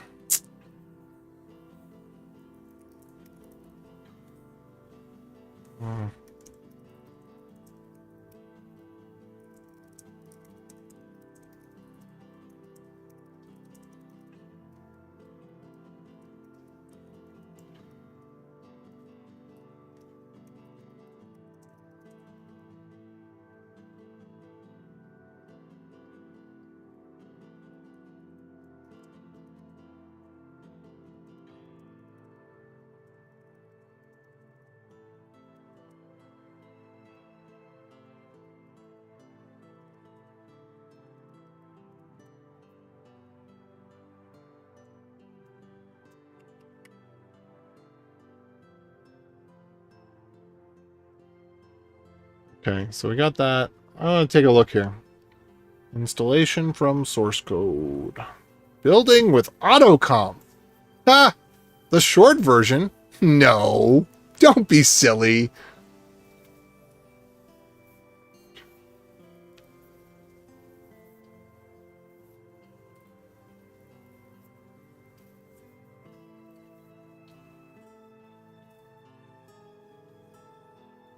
Hmm.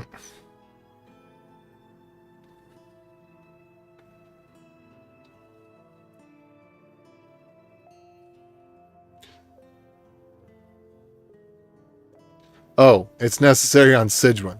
I like how it says on some systems it's necessary to do this. It's not necessary on any of these systems.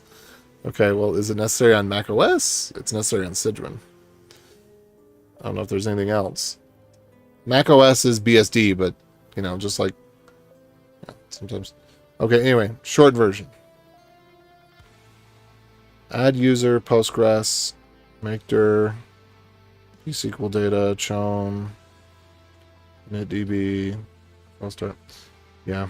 I would want to know, I want to know how to do it statically. How do you do it statically?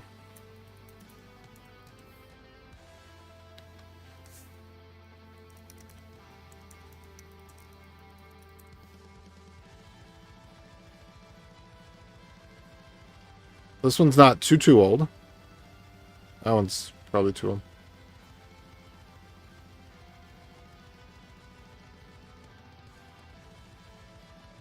Let's see.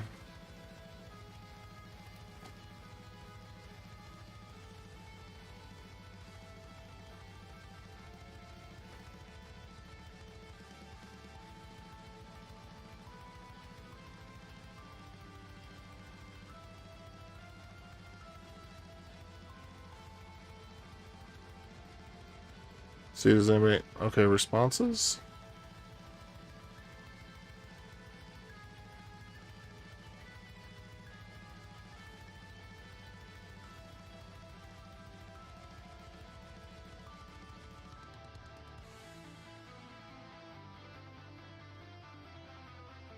So I don't understand, because this... like, it worked before, or at least... it... I don't know. I don't care that it's statically built as much as I care that it's self-contained. I want portable Postgres.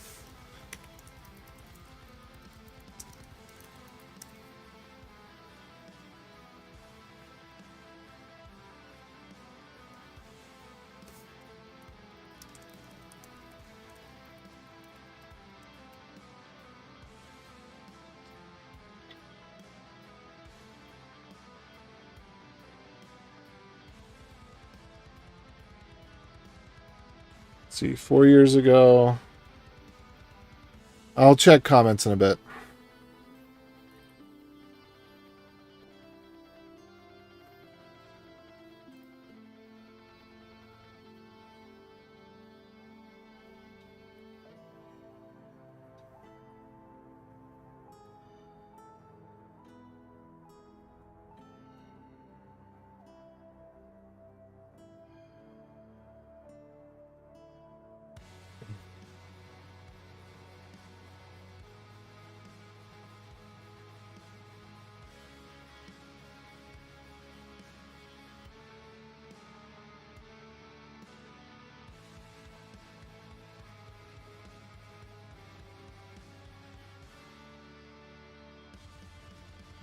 Hmm.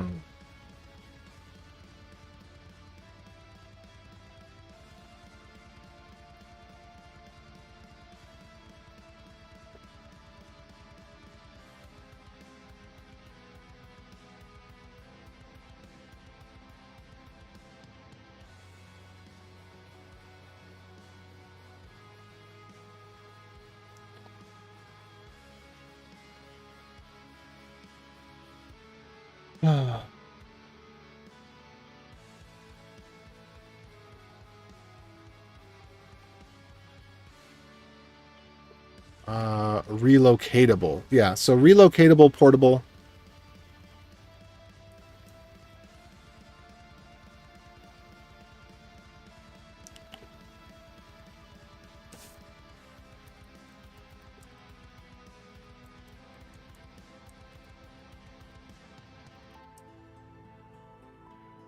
Let's ask GPT.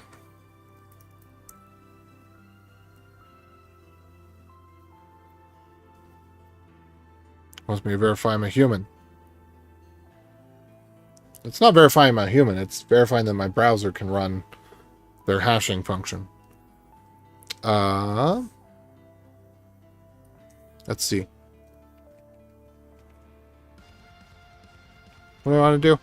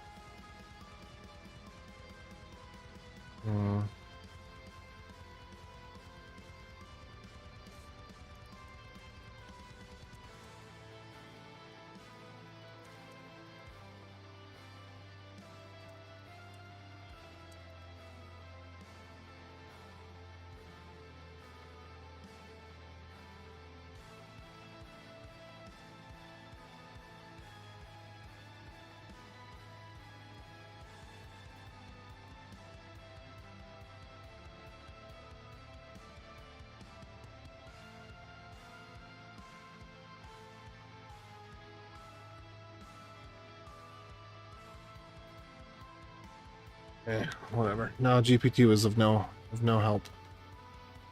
All right.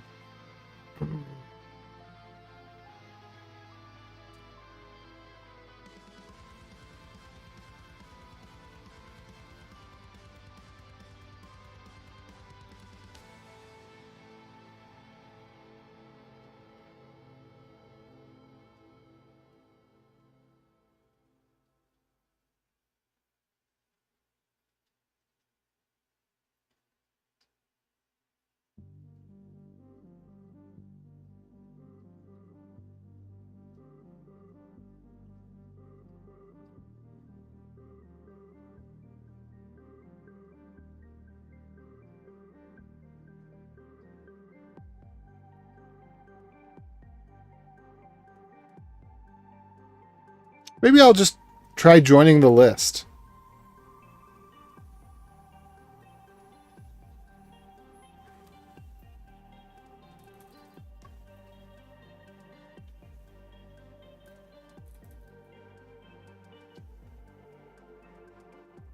Okay. Let me see. Would be saner if it compiled to WASM, I guess. I don't know about that. Time to make a build.zig for Postgres. Actually, let's see if anybody's done that.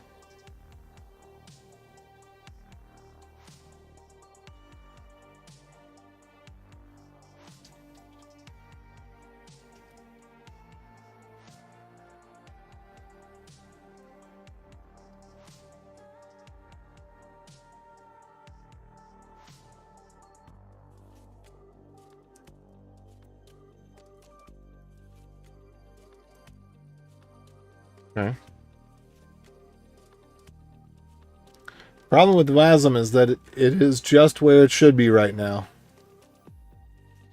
When you need an essay to explain how to compile, you're doing too much. Yeah. So you want a build.zig for Postgres? Yes. Yes, I do.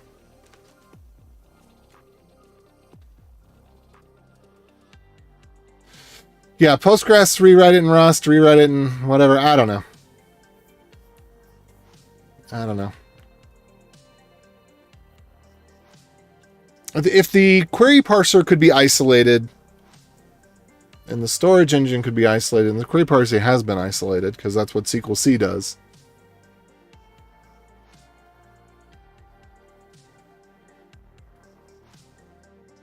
Oh no.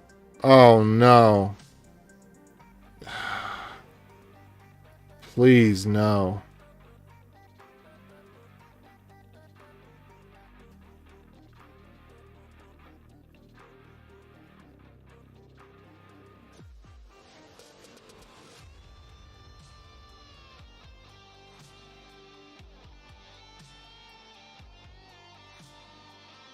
Yeah, I think the way to go will probably be general discussion.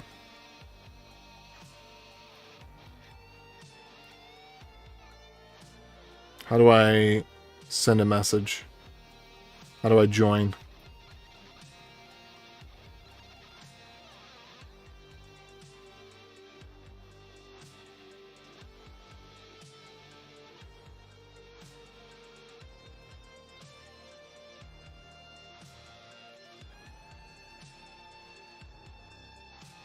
Mailing lists. Join.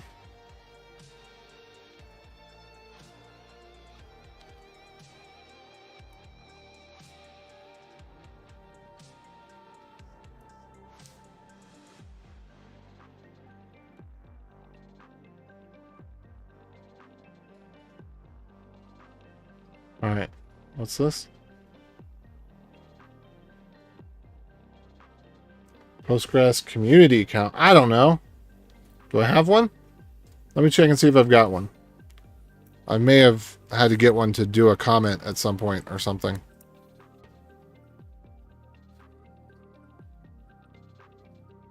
No. All right, third-party sign-in. Sign in with GitHub? Sure.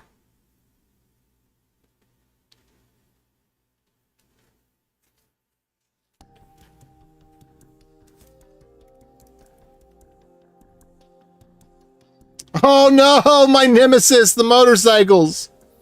Oh, my nemesis.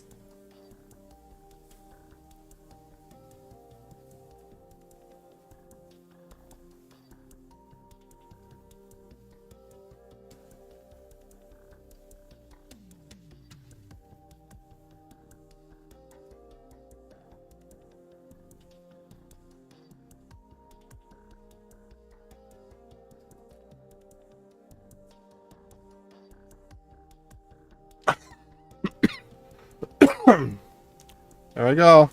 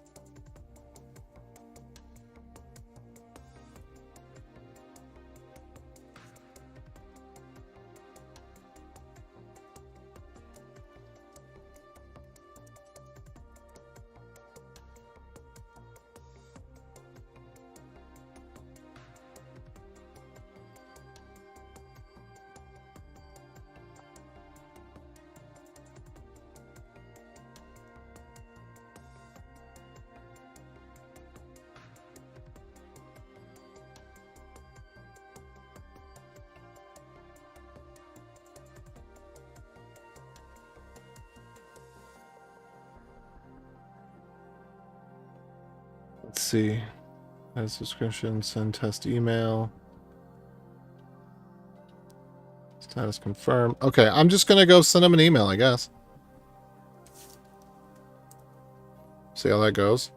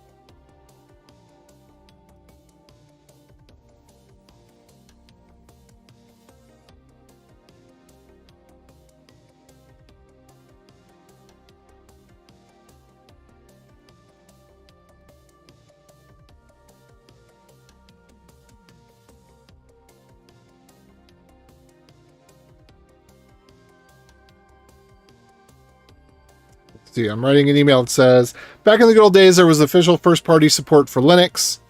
Those binaries could be tar xvf'd and used without any fuss or muss from any location on any distro.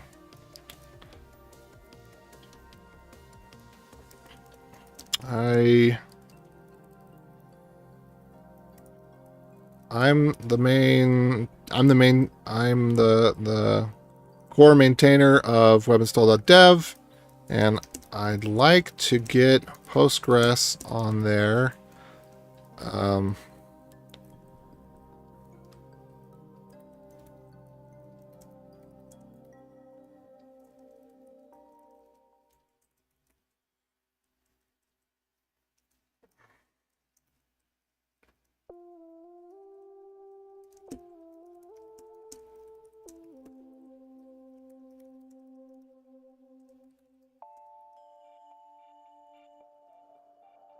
And I'm thinking to break our official builds only rule because, well, haven't been able to find any way to get up-to-date builds from an official channel. And apt is always a decade out of date, but better than Webby is currently in this case.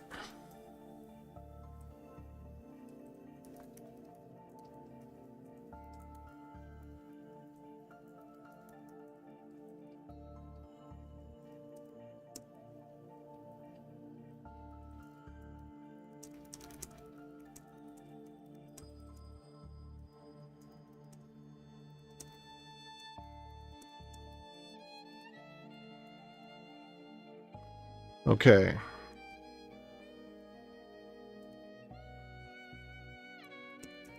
But I'm not a C developer, and it's not clear to me from the build documentation what I'd need to do. What options do I need to pass for the prefix to be ignored and just run from the current directory? And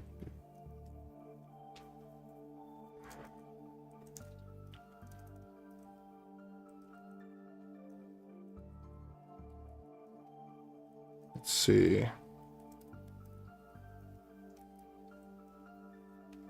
All right, and then how do I send to this email? Boom, boom. Postgres General.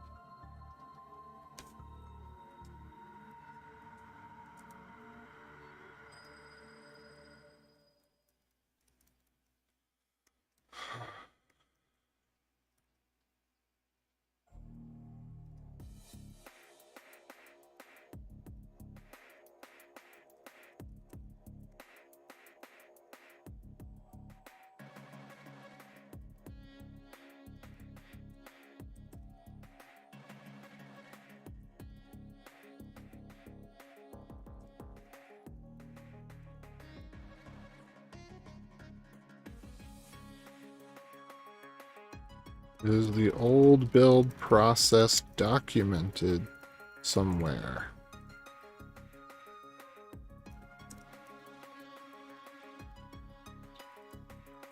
Are the old build processes documented somewhere? Or are there some scripts in a far corner of the internet that could still do that? Or what options might I need to pass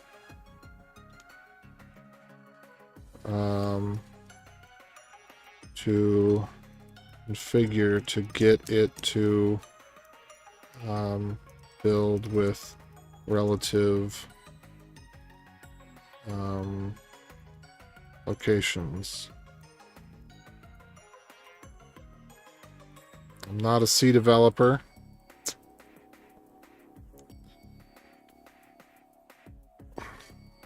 And I have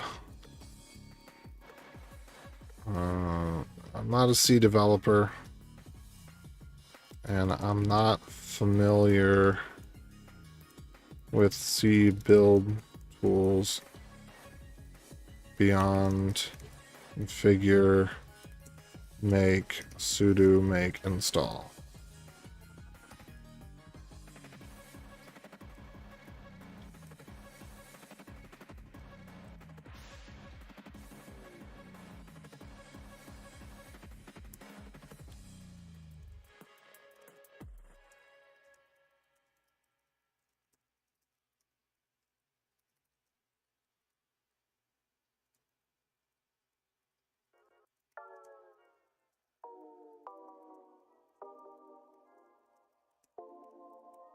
Really appreciate some direction on this. Thanks. Boom. We'll see what happens.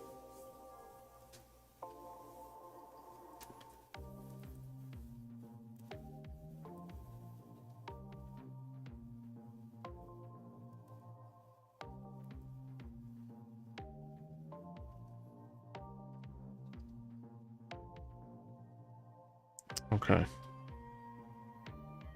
Well, we'll see what happens. We'll see what happens.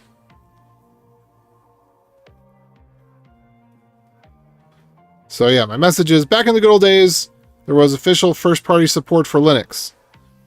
Those binaries could be tar-xvf'd and used without any fuss or muss from any location on any distro. I'm the core maintainer of webinstall.dev, and I'm thinking to break our official builds only rule because, well, haven't been able to find any way to get up-to-date builds from an official channel. And apt is always half a decade out of date, part of the reason for Webby, but Webby is far worse in this case, stuck at V10. Could I get some help on how to do that? Are the old build processes documented somewhere, or are there some scripts in a far corner of the internet that could still do that? Or what options might I need to pass to configure to get it to build with relative locations? I'm not a C developer, and I'm not familiar with C build tools beyond configure, make, sudo, make, install. Really appreciate some direction on this. Thanks. Okay. It's the best I got. And it's out to the list, or at least I got it from myself. So let's see if we can view the archives right now and see if it doesn't... Okay, can I view the list? Can I view the list?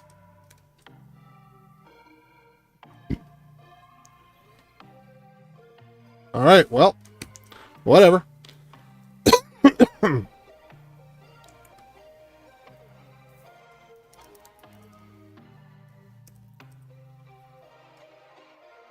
Well, it doesn't love me. I broke it.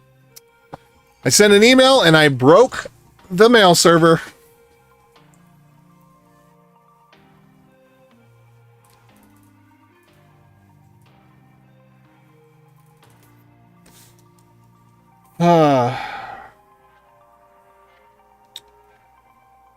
What did you say? These are community packages which you don't want? What? What? Did I miss something?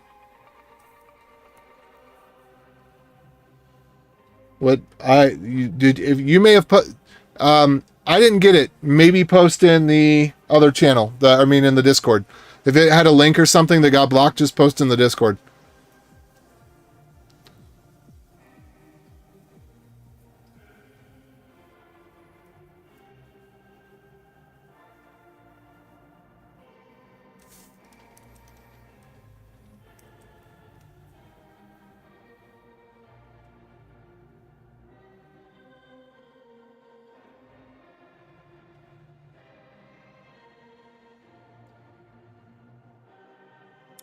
Yes, so the problem is I can't use a platform native package because they don't exist, right? So for example, over where I'm at right now, I've got well, there's so many reasons for this. There's so many reasons, okay? So one, you saw the process, maybe I think you did. You saw the process with PG update, right? That requires to have both versions installed at the same time. You can't do that with something like apt. Apt just sucks. I mean, it's not good for tools that you need to be serviceable. It's just, I don't know what the purpose of apt is, but it is not to get things that are up to date. When you are doing development, you don't want to be dealing with apt. You should never have your developer tools from apt. Like if you wanted to build an appliance around a specific version of Ubuntu, which I really don't know what that has to do with apt. Thanks for the follow, B Club. Then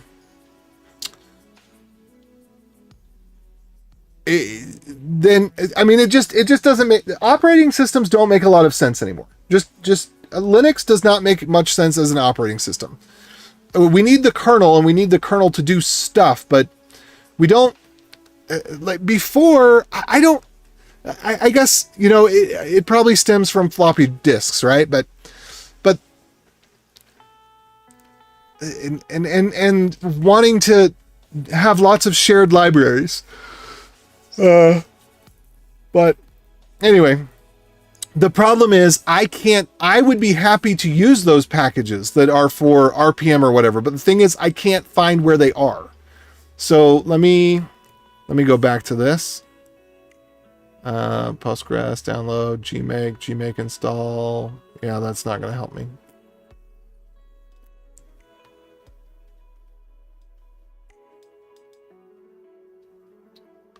Yeah, that's, of course, WikiHow would have gmake. Of course it would.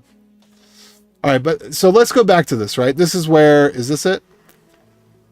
So it says, oh yeah, you know, you'll just go here and you'll grab this. Now, if I could figure out how it's grabbing it, because here's the repos, right? Apt. There's repos. So let's go back into repos. Okay, here's apt yum zip. But this is the problem. I go in here. There's no files in here. I don't know what this is, right? There is something here that's, what is that? It's 100 kilobytes. So, but that's obviously, that's not the download, right? So, you know, let's say I want to get version 16 and it says binary AMD 64. Great. That's what I want, right? Okay. Package 0 bytes. What? Release 129 bytes. What? So it says binary. There's no binaries in there. Okay. Maybe source. Maybe source has the binaries. Nope. Sources, release. That doesn't help me. Contents. Okay. Now, obviously, I can open this up, but obviously, 20 byte gzipped file. That's obviously, it's not going to, yeah, contains no readable items. It's an empty file. It's empty.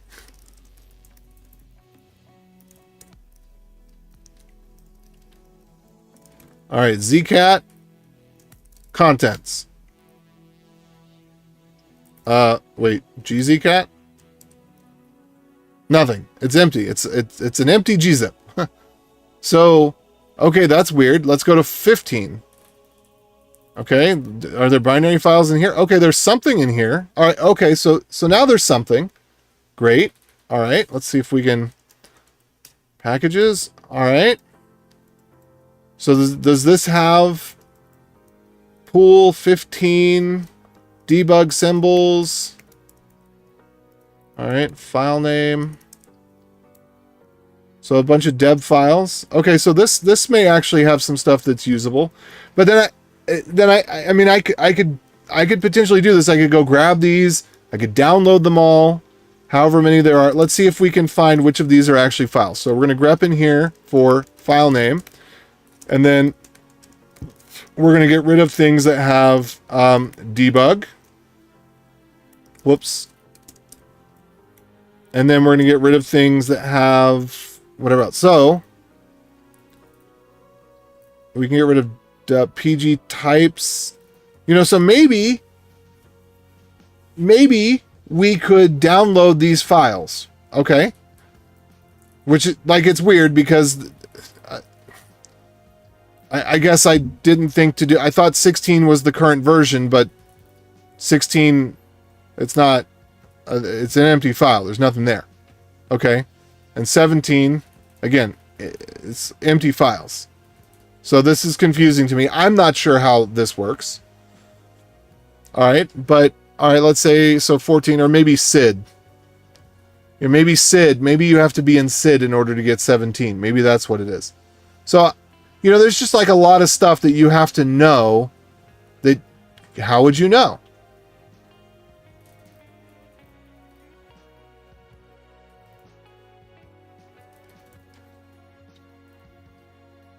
Anyway, so, but let's say I download this file. So I can probably find this file and download it.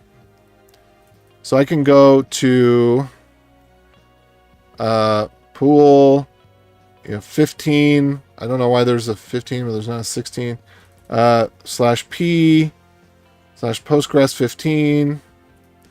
All right. So now we've gotten to a point where I could reasonably download this thing. So let's say I download this, but then I've got to figure out what to do with it, right? And it's just a bunch of libraries. So this doesn't actually help me. Where is Postgres?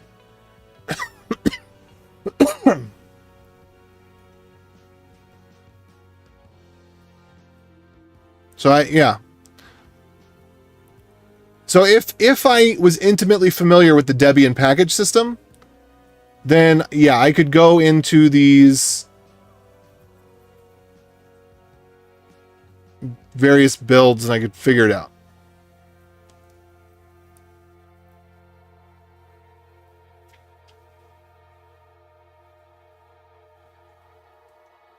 Or maybe I need these snapshots.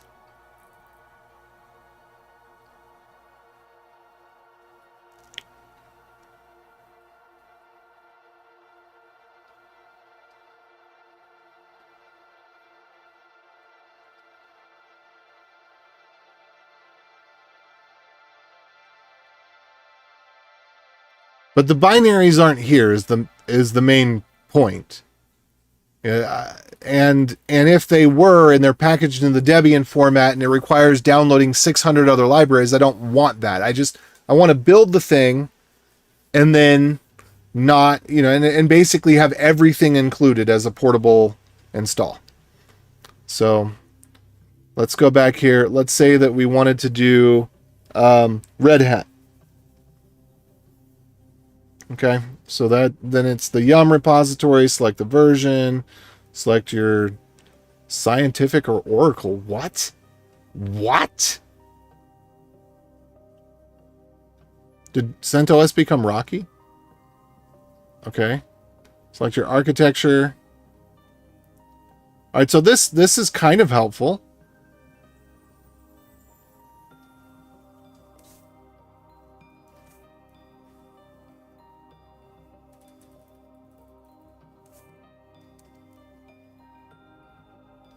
Latest no arch. I don't know if that will actually work, but let's try it out.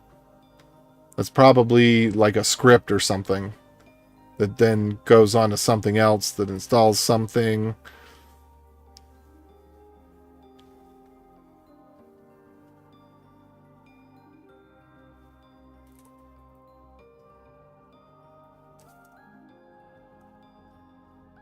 Oh, hey, I already got a reply. Wow, that's crazy fast.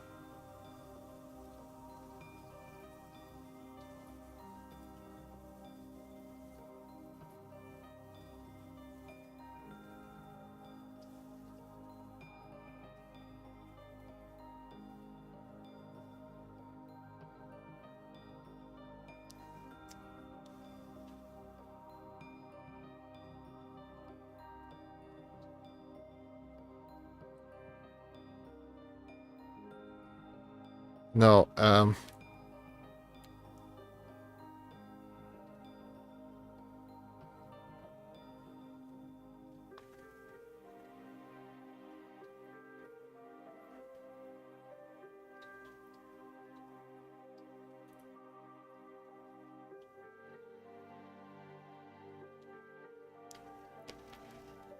okay. Apt build scripts. Yeah, okay.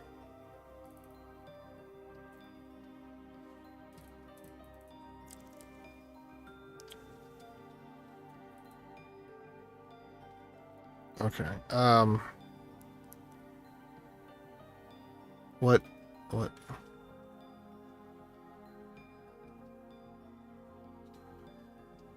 Build scripts.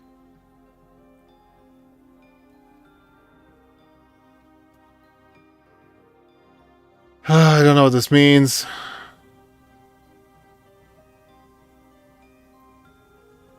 Okay, build scripts.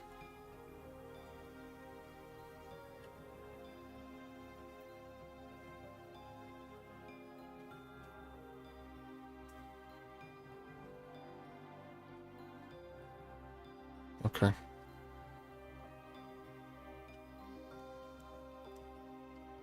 Yes.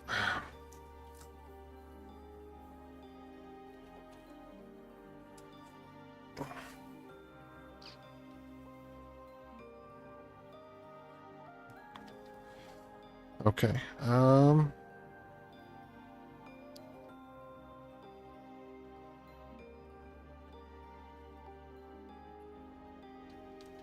Oh, he says EDB is third party, but what? How is ED? Is not Enterprise DB the company?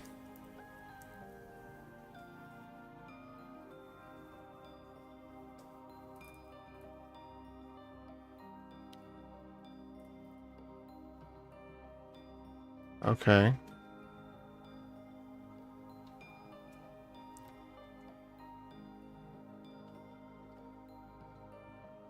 Okay.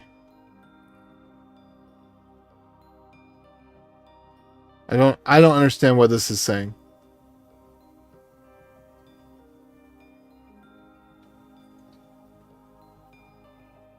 Oh, okay. Well, so yeah, he answered everything except for the thing that would actually be helpful. Of course. Of course. My own fault.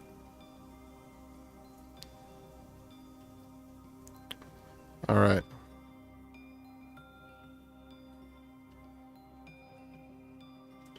Oh, okay.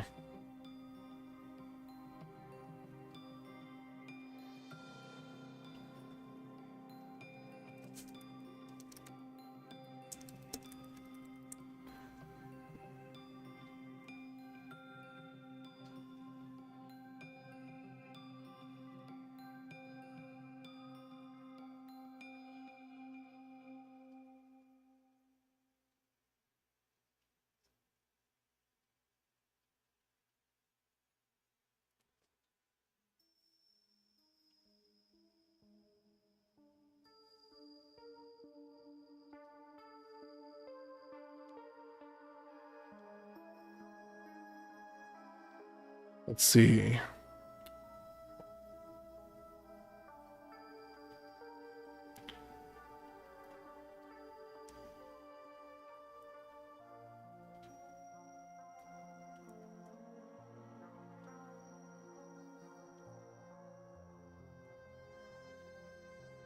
All right. Okay.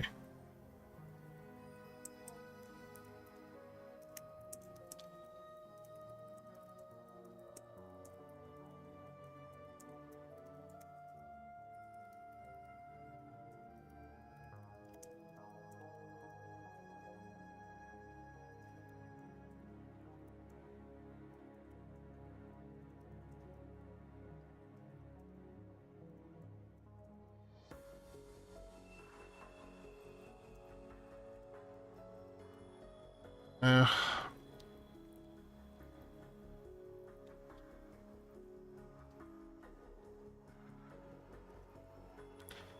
PGDG repo.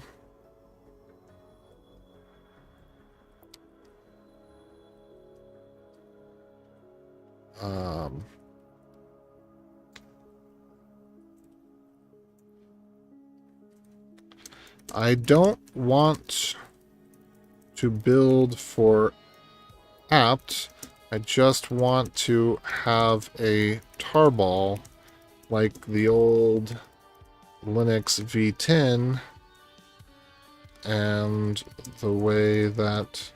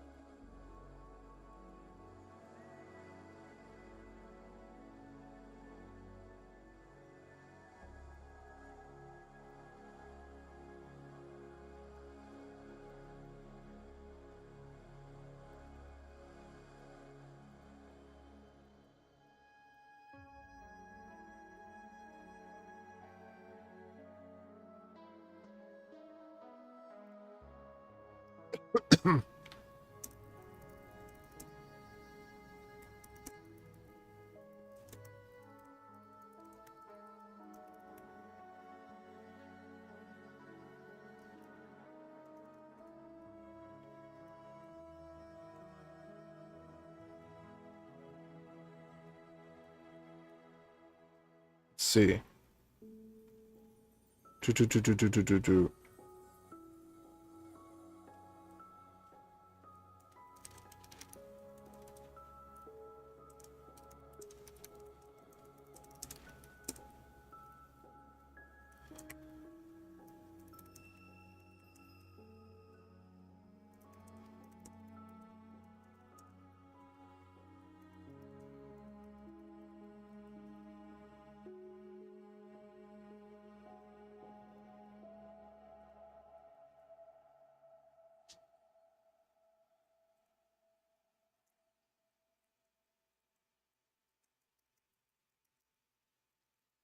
Okay.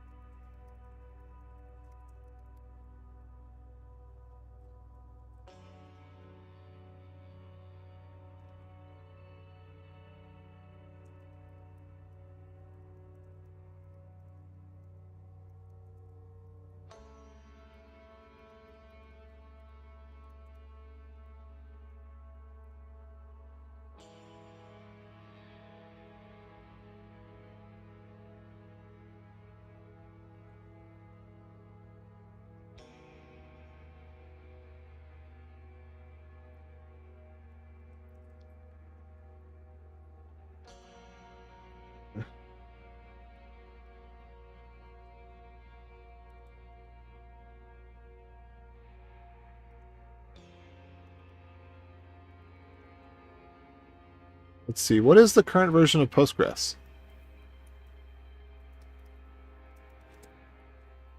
What is the current version? Let's see. Mac OS 16? Yeah, so it's 14? Yeah. Yeah, okay, so this person's arguing with me about how it's not, a half a decade out of date, but, it's, come on. Like, current version is 16. Okay? And, they don't have that. So, they've got 14. So, I mean, that's not, you know, out of date. Okay. Um,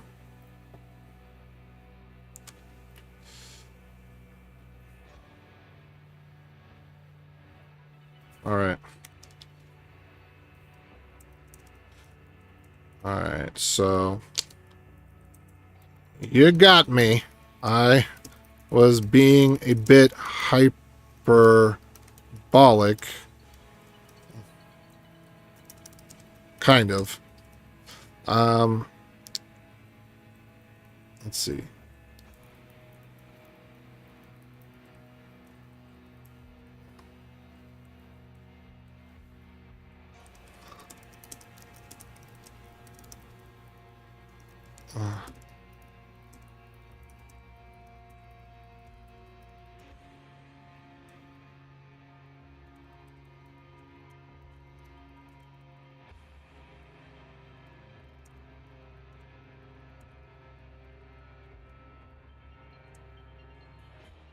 Okay, let's see here.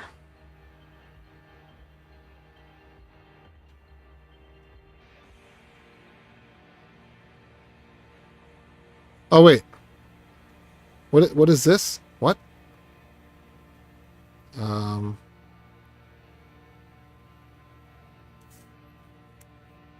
let's see. You know, am I wrong here? I thought that it was giving me. Oh, you know, I'm.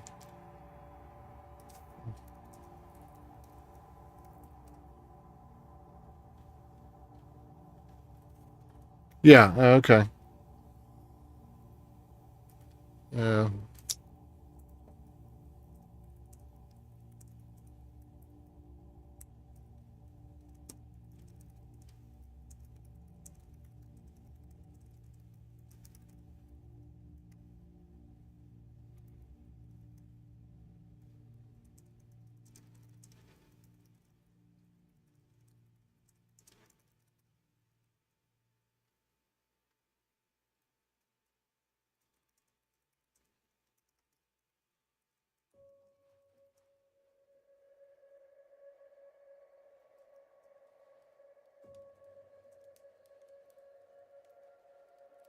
.04.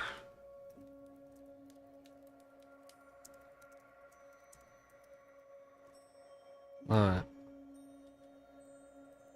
Only has.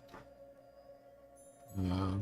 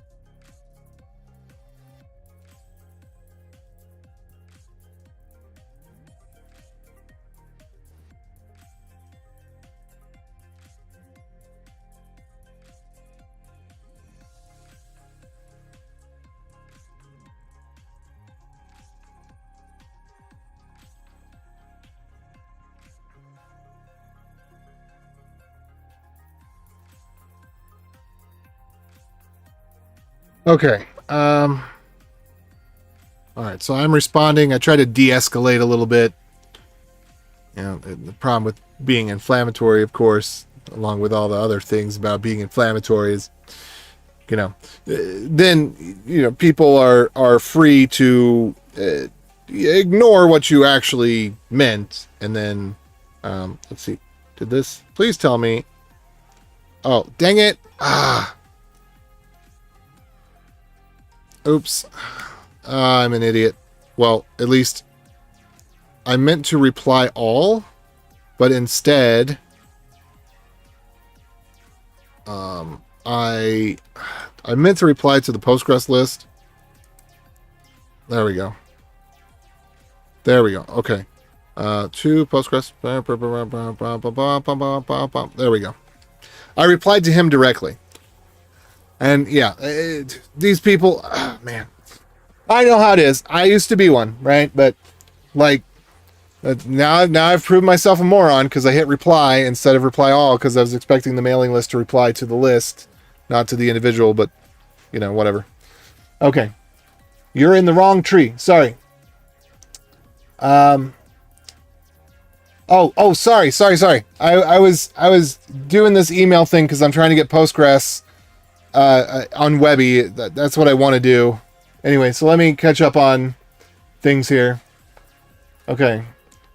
Oh, running to dinner. Want to leave my streamers with. Oh, hey, thanks. Oh, sorry. Dang it. I totally missed that. And the little alert didn't go off, so I didn't hear it. Or if it did, I didn't say it. Be careful what you say about Linux. Okay. We made a package manager. Don't use it for development, though. Good. All things should be. I guess it's for libraries, not applications. Yeah, I don't know what the purpose of apt is these days. I really don't. It seems like you're not going to get what you want if you install things via apt, unless what you want is. I really think it's more about appliances. So think what Red Hat used to do. They were selling an appliance, right? Also, if you remember the old Linux desktops, which maybe this still applies today, everything was together. Like it was a giant monolith. Everything had to have the exact versions. I remember the first time I ever installed Red Hat, if I opened up like New Calc at the same time as Open Office Document or LibreOffice or what do they call it? Star Office. Like if I had Star Office and New Calc open at the same time, literally crashed the system, full reboot. So yeah, you're in the wrong tree. Pool has the actual packages. Let me see. Okay, let me go over here. Actually, I don't want to pull this one here. Let me go this. So, and I'll get caught up on those messages. I'm sorry I didn't see y'all come in. Or here. Okay. This has the package. This is where I was. Is this not? Wait, was this what you? Hold on. Let me copy link. Copy link. Yeah, I don't know how to find the stuff in here. Oh wow, that's really old. Debian layout is whack. Okay. RPM repo is much easier to understand. Well, that's fine. I mean, I can take either because, well, kind of, sort of. So if we look at the RPM one, that's fine. If they have the same binaries inside and they can work, then great. You know, so let's say 16 Fedora versus Red Hat. I don't know. But, you know, let's just take the latest version and then what? The letter L is all of this. So, yeah, I don't want all of that. I just want the thing that's just gonna work. Just, you know. Should I have to install, what is this, 500 packages here? It's not 500, but, you know, it's a couple hundred. It's like, that's gotta be, you know, like, there's 10, 20, 30, 40, 50, 60, 70, 80, 90, 100. Yeah, I'm going to say that's over 100. I think. I mean, that's 5, that's 10, yeah, I won't go through the whole thing again, but okay, maybe that's 10, that's 10, that's 10, that's 10, that's 10, that's 10, that's 10, that's 10, that's 10, that's, yeah. So I don't want to install 100 things. I just like, where's the Postgres?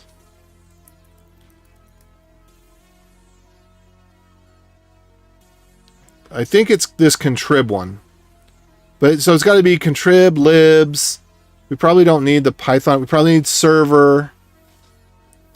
So maybe we only need 5 or 10 of these. And the rest of them are, I don't know. I mean, this is the problem with the package managers is they're, you know, they're slow. They have old versions. There's all these library conflicts. They want to install everything into the system path. Get out of my system path, man. Like, don't install your, I don't know, SQLite. Don't install your SQLite in my system path. I get SQLite from SQLite.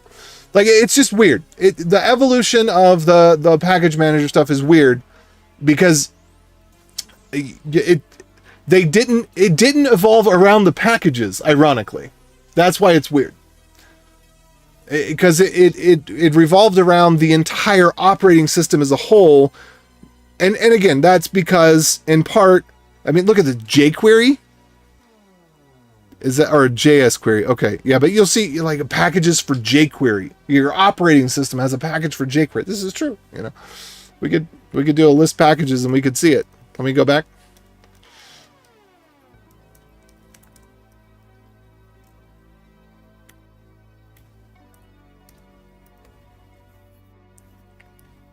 All right. Oh, somebody else got back to me. I will resist responding because it's probably going to be just more junk.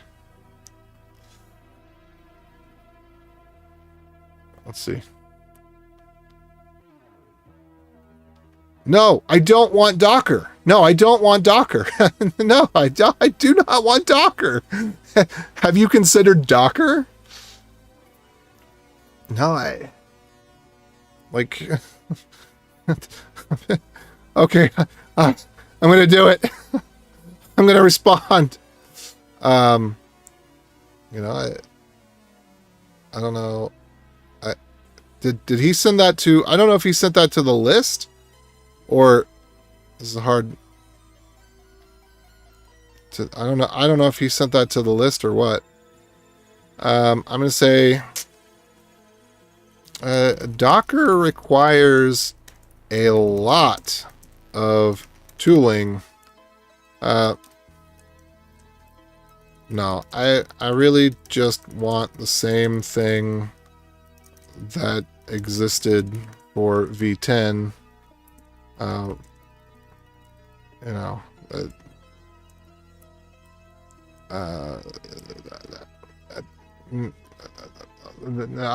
how to respond. I'm not going to respond to that. I don't know how to respond to that. I'd say I want a tarball. He says, have you considered Docker? Like, this is just, I don't know. I don't think he's trolling me, but, you know, the only reason I would even bring that up is because the type of people who are on these mailing lists, I think a lot of them are the neckbeards, are they not? Don't they? I mean, they remember, you know, it's just like, no, I don't want Docker. I just want a thing that I can just run. I don't want to have an entire system of systems. No, I don't want Docker. I mean, I just want whatever. All right, I'm out. Okay, let's go back to the original problem here. So what I was doing, like a decade ago, have you considered completely missing the point? Yeah, like just ship the operating system. Like, don't worry about the package manager. Just ship the operating system. Like,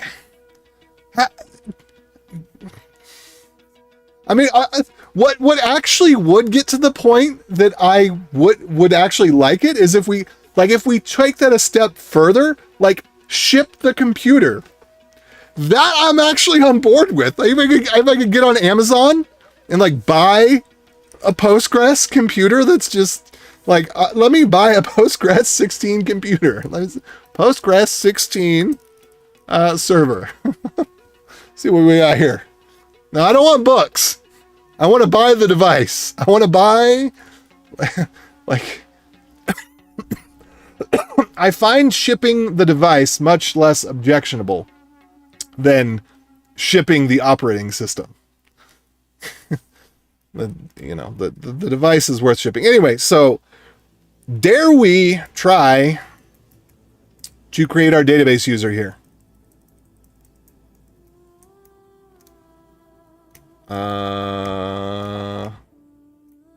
So one thing that I don't like about this is, can we do HBA? Can we do a role? Is there like a role or a group? Can I add a role to a user? Could I say remote users?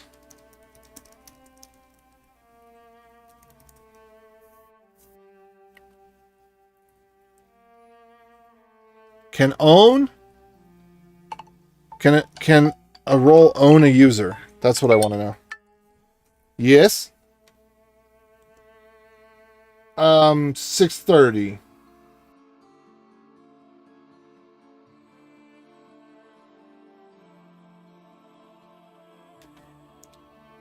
Okay.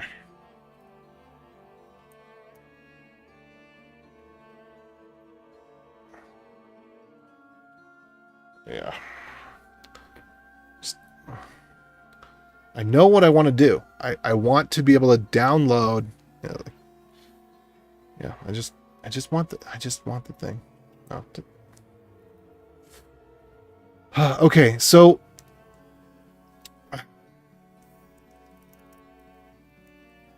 I want to, instead of having to edit the HBA file every single time I want to add a user.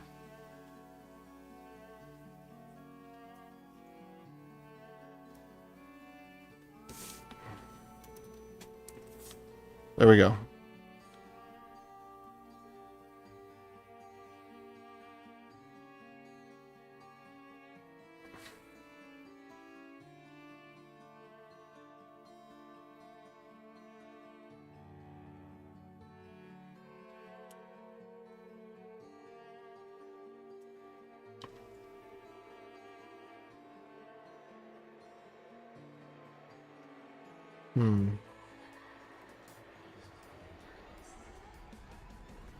Yeah, that's not what I want to do.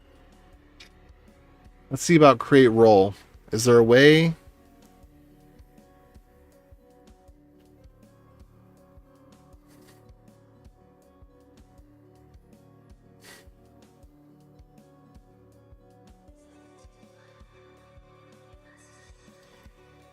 Log in.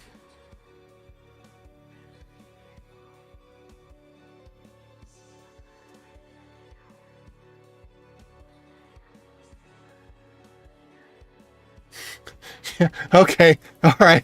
Take Webby installs Docker as a first step.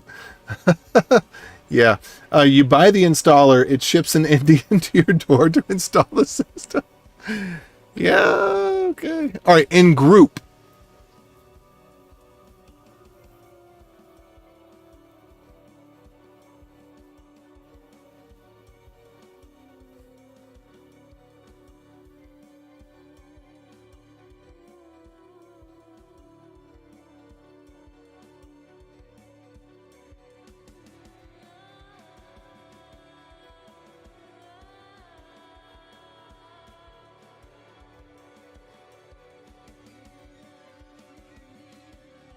So I want to have a group of remote users.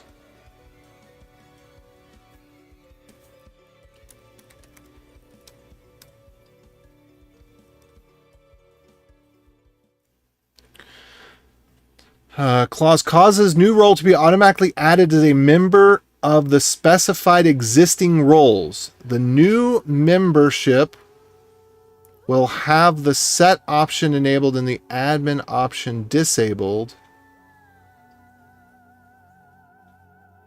the inherit. Okay, so I think what I need here is I think I need same user.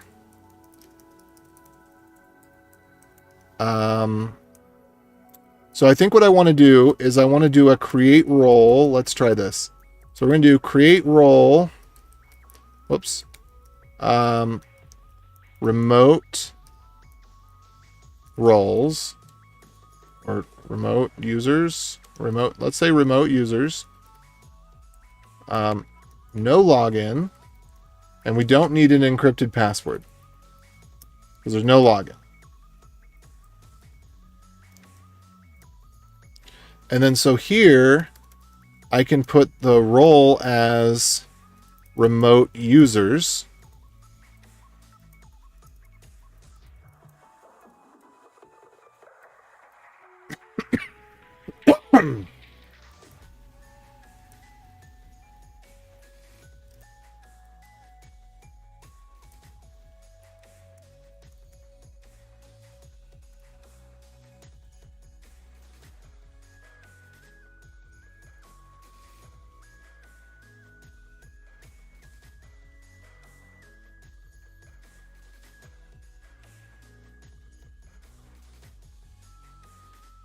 Let's see if this will work. If anybody else knows how to do this, let me know. And this isn't because I need to do it right now this way. It's because I'm thinking about the future of I want to just be able to create a bunch of Postgres instances, kind of like Heroku used to do, or I guess does, because Heroku actually does still exist. I was thinking that they kind of disappeared because no one talks about them and all of their customers. They've become profitable. Heroku's become profitable. No one cares about them anymore. Once they become profitable, that's the end. Valuation stuck. You know how much money they make. Boring.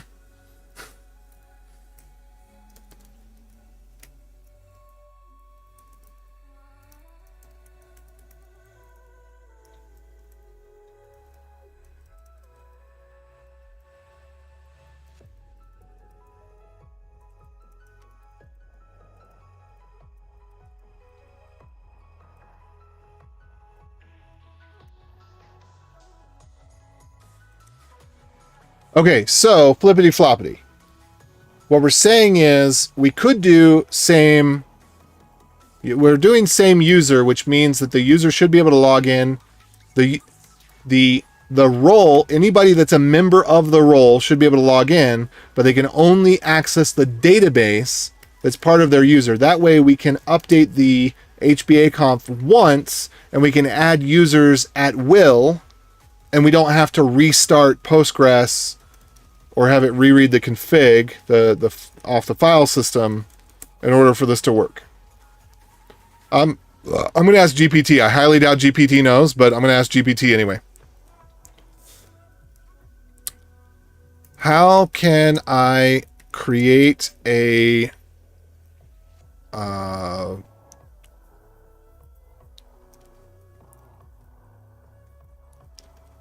group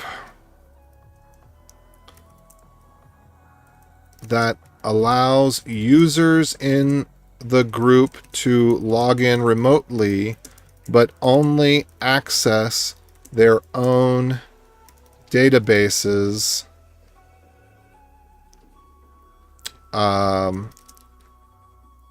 in Postgres? And I'm expecting it's just going to spout off nonsense. Let's see.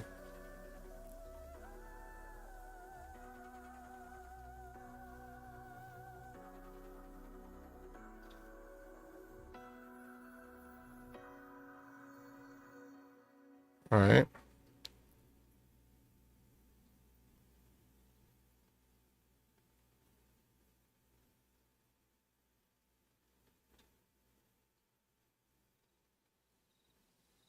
Actually, maybe it's. We'll try some of this.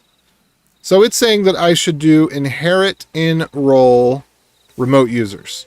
So I want login, inherit. Hopefully this is right.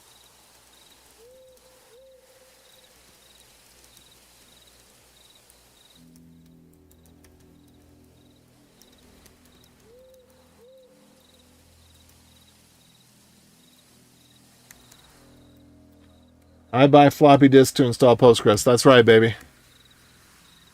I don't. Well, you know, but here's the thing. Okay, here's the thing that would be better about that. The floppy disks would have to contain the program that runs.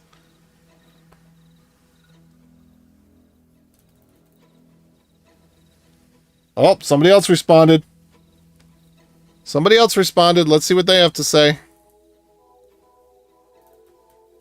I've lost my window that has the mail in it, but I'll find it again. I'll do a search. Oh, I recently closed it. We'll see what goes on here. All right.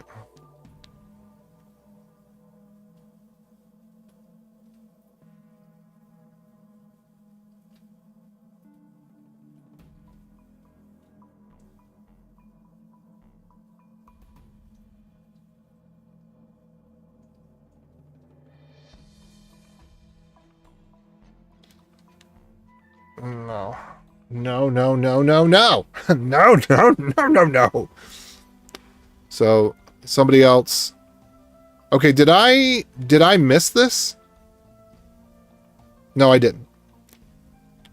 So he's saying that you can just fudge it with whatever is what he says.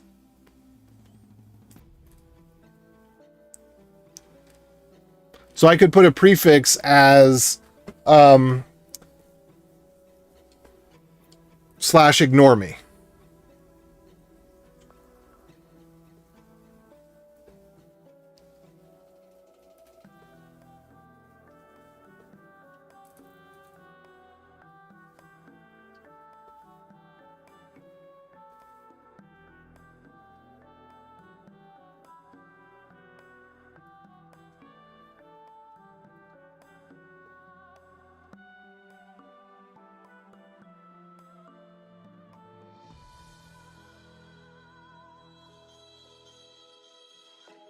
Hmm.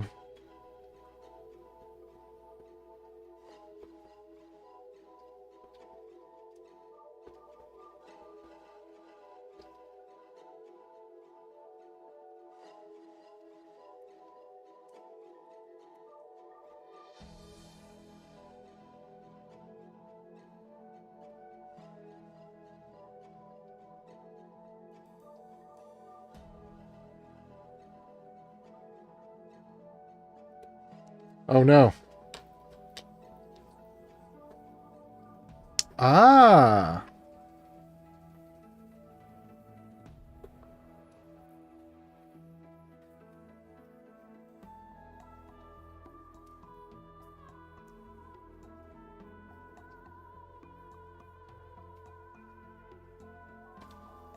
Ah, there we go.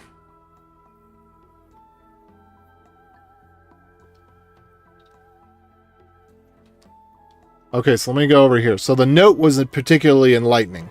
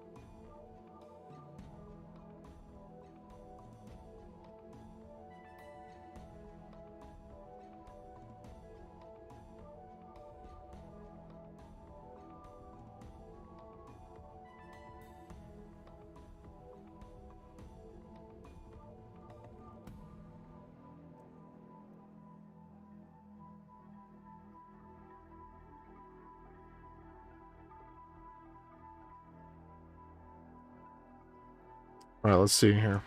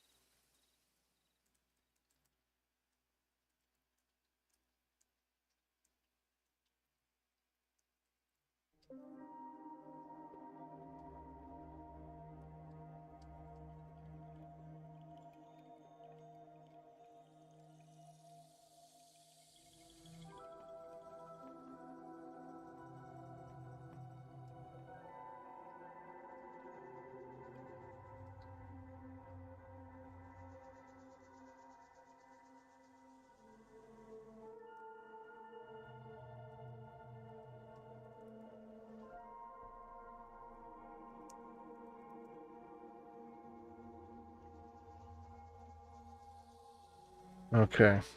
Ah, crap.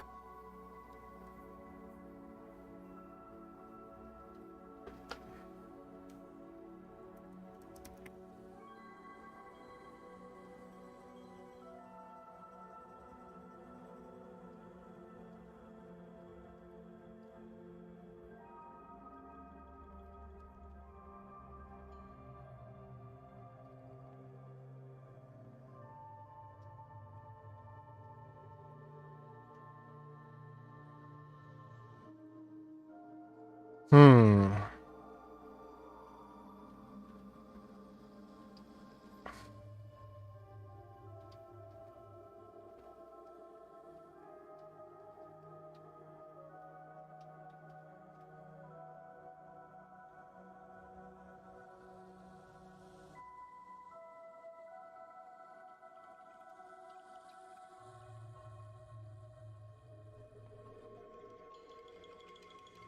Hmm.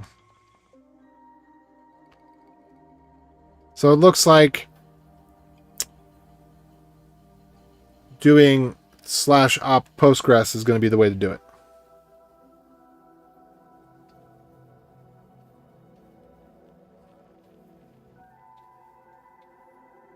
There might be some other stuff in there.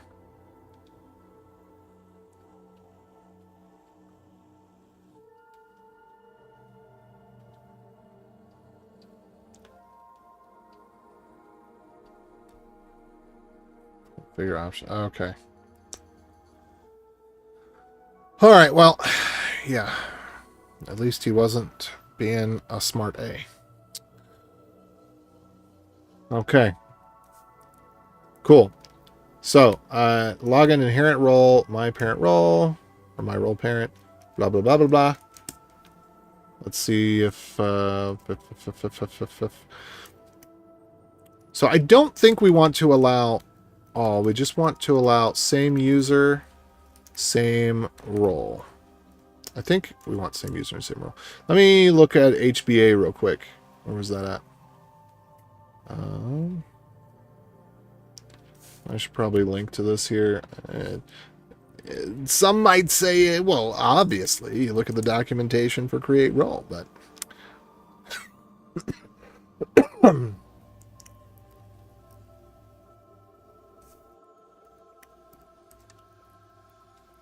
the role is allowed to log in.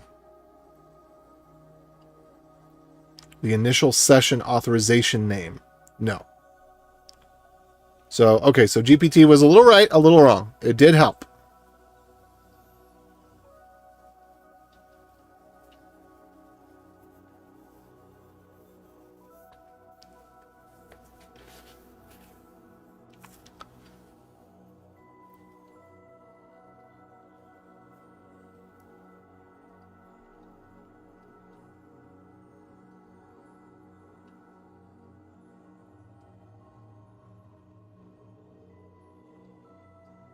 Okay, we won't use it in that way.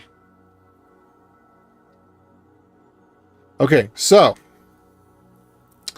heaven help us. I think this is the way to do it. So we create a login group. Let me go put this over here.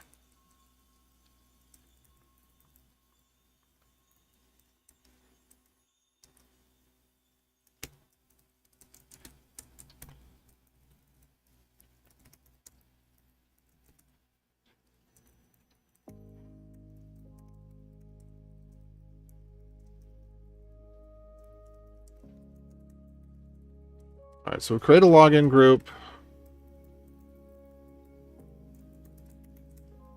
I don't think we need most of this here. We don't need password. We need parent role. Oops, my role. Parent. We don't need my role. We just need my port. Okay. So we run this and hopefully it all works.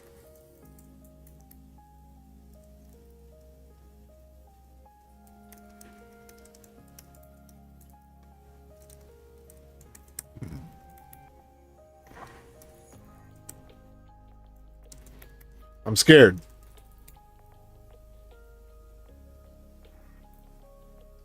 ran.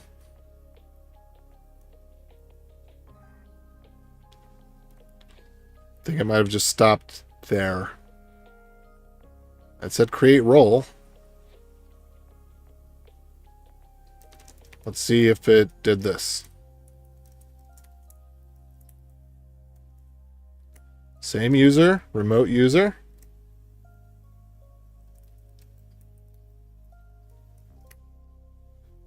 SQLite for small things. You know, what I wish is that we could just have Postgres for everything.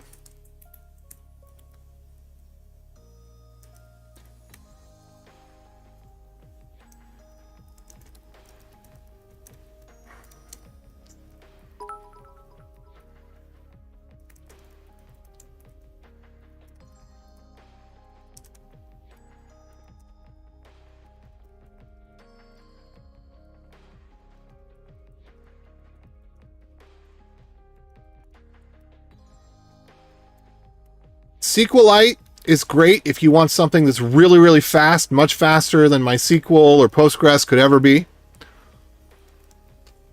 It's not as easy to share it, but, you know, when you need wicked fast, when you need scale, you need SQLite. Well, when you need scale of data, you need SQLite. When you need scale of users, and I think there's even something around SQLite to make it scale horizontally as well. Hey, Valadark, what's up, man? How you doing?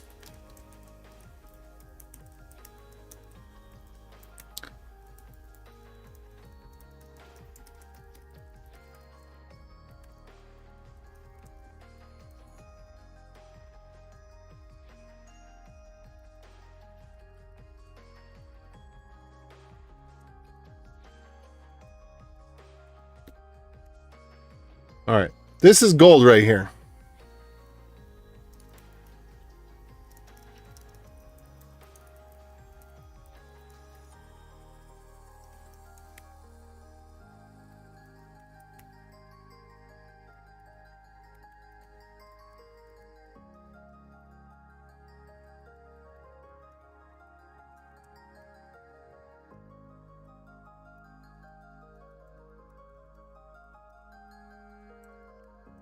Okay, so that right there.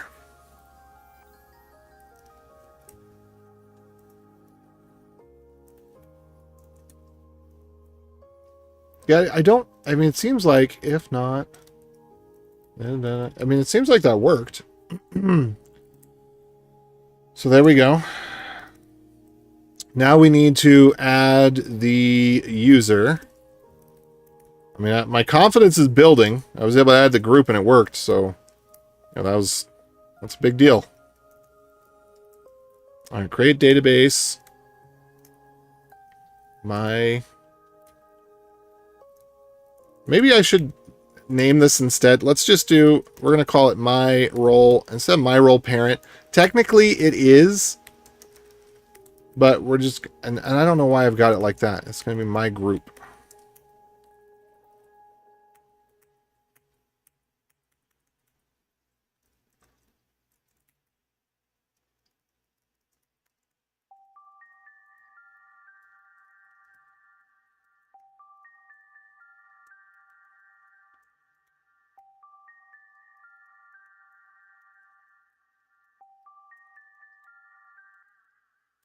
All right.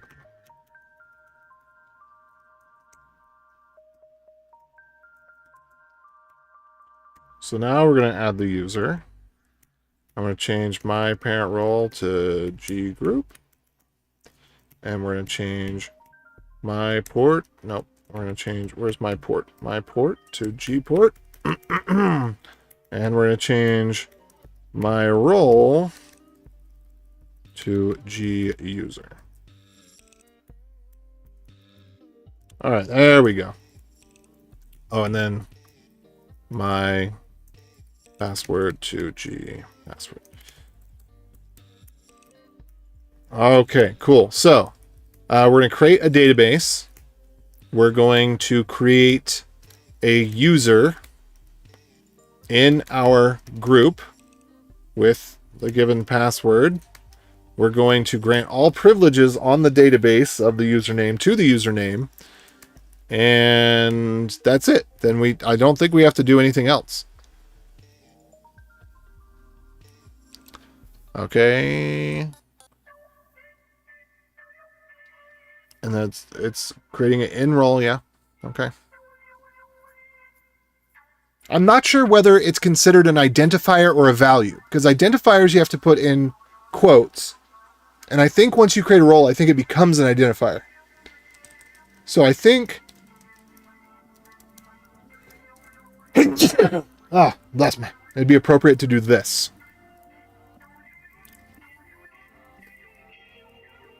The password is a value, not an identifier. Like a table name is an identifier. A row name or a column name is an identifier. Values in a row or values. Just got off work. All right, cool. Problem SQLite, I don't think it has full text search like, oh, mistaken you are. SQLite has had full text search for decades. Decades. Okay? SQLite is a database without a server. There is nothing light about SQLite other than that it's fast, it's faster because it doesn't have the overhead of the other stuff.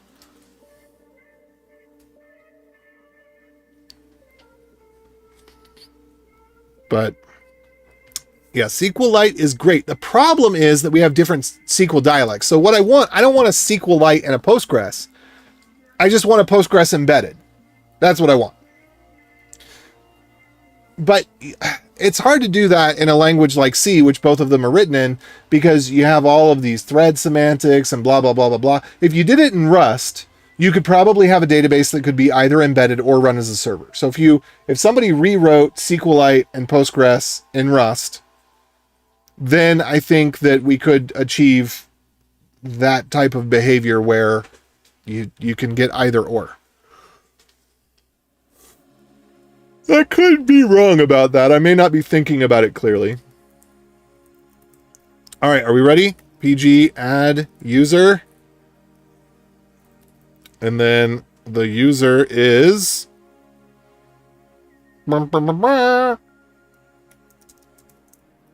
Also, I need to echo the password. Well, I gotta echo a lot of things. Creating database user or user of the same name. All right. Creating user with login permissions via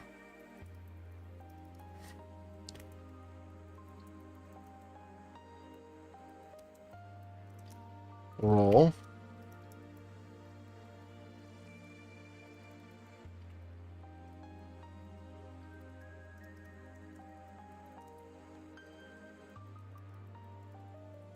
Okay.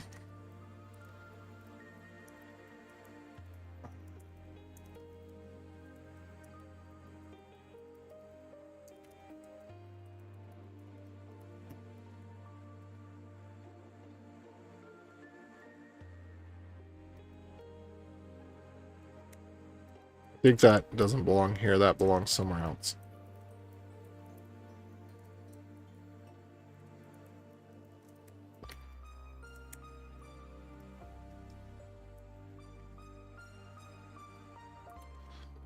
Okay.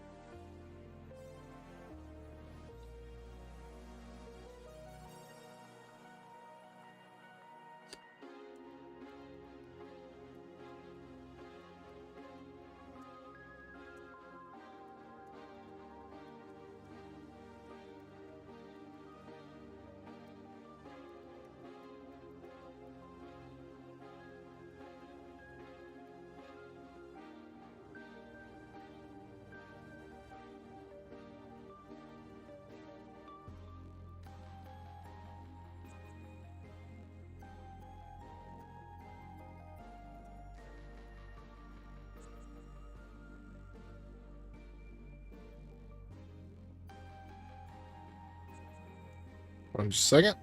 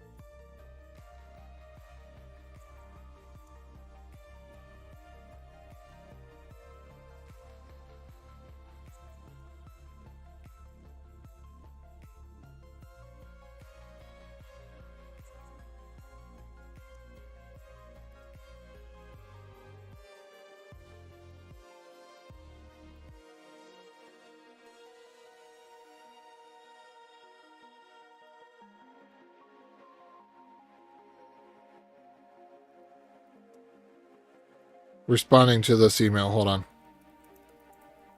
I like to build as much static as possible or reasonable. Well, is there a way to just tell it, just include OpenSSL? No. I really hate Docker. The idea of we can't ship your computer to the client, so we'll just ship a clone of your computer to the client is offends my sensibilities.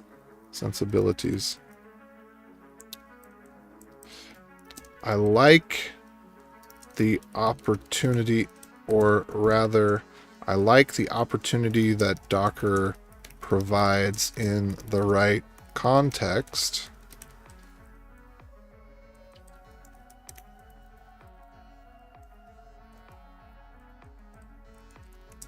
But I don't like how it's become a replacement for shared knowledge within a group, i.e., no one can remember the wisdom of the ancients. So if this fragile system ever fails or needs a change, we're screwed. But don't worry, it's all encapsulated in a very complex Docker file that no one understands and depends on hundreds of layers of images, but it'll never fail.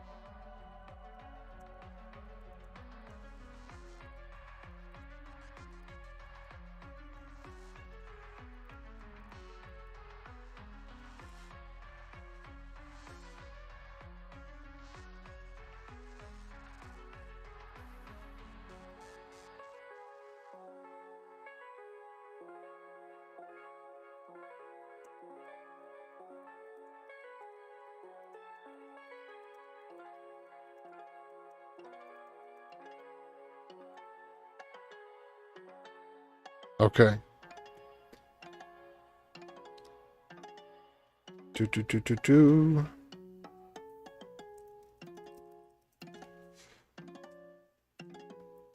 Okay.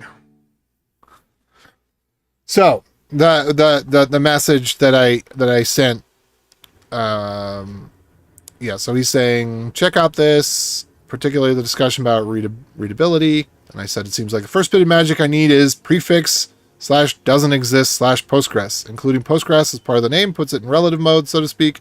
Thank you.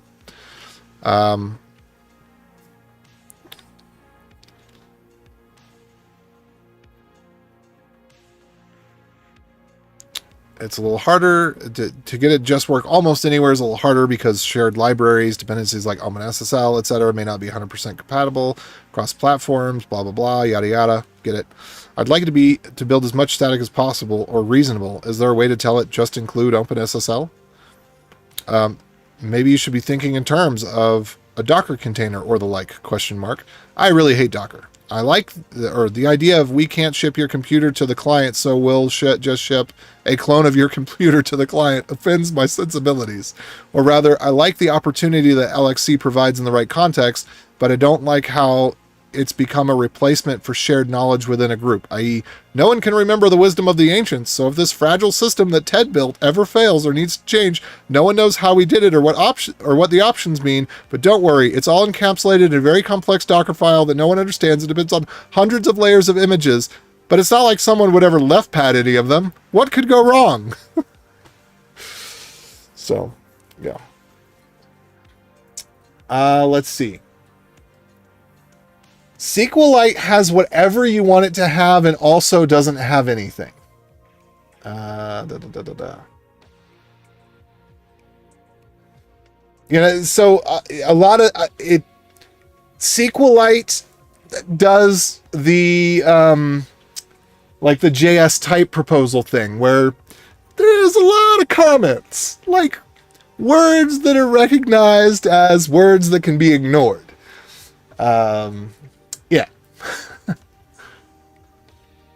But enums, I don't know that enums have ever worked in a database the way that anyone wanted them to. I mean, probably at some point for someone, you know, but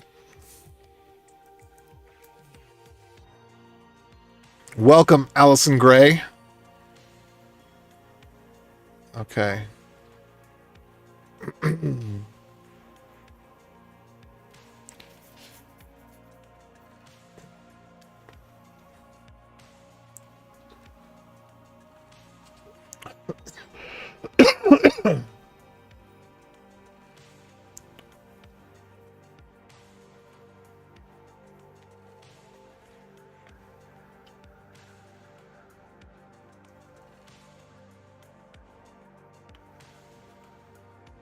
All right, so are we ready to run this? Are we ready to run this?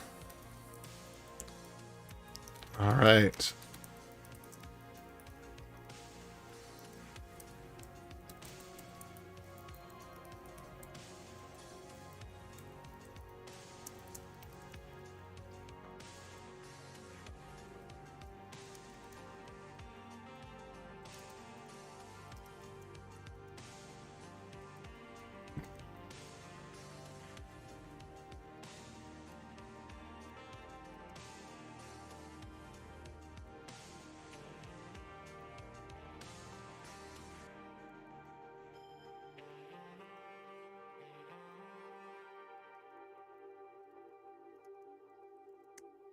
All right, let's see if it works. PG add user. Bliss. I think I do. What? Okay, I'm gonna modify this ever so slightly.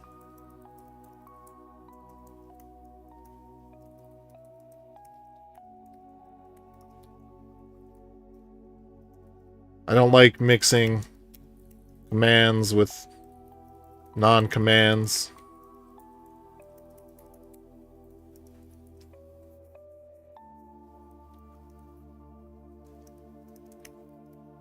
Could probably go a little shorter on that one. That'd probably be fine. That's going to be 16 characters long. Is that good enough? I think that's good enough. All right, so PG add user.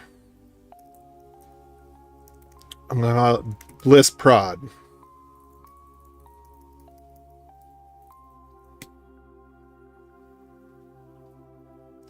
Yeah, maybe I do want to shorten that a little bit. All right, so there's our password. Okay, so does anybody want to try to use their client to get on in here? Oh, what happened? Oh, I'm still here. I'm still here. I'm coming back soon. Coming back sooner than you know. Sooner than you can ever imagine. Oh no, it didn't. It's not working. It's not working. Hold on. Let me jiggle the right connector with the right magical incantation. Oh, good. I put a little thingy on this. There we go. It's hard to tell which USB cable it is in the sea of USB cables, so I put a little tag on it.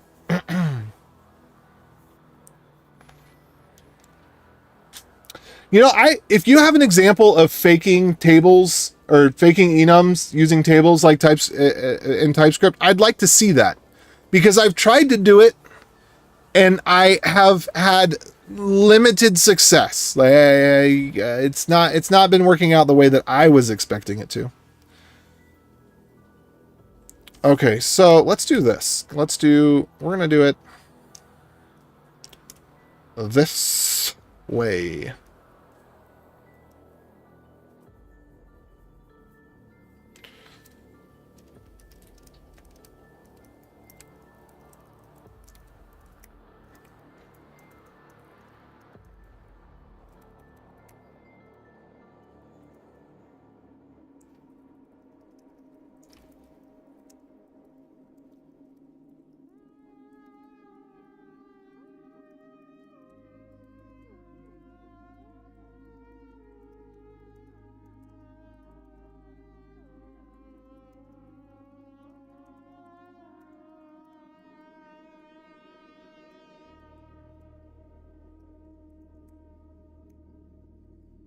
Okay, so if I got this figured out, this will be really good.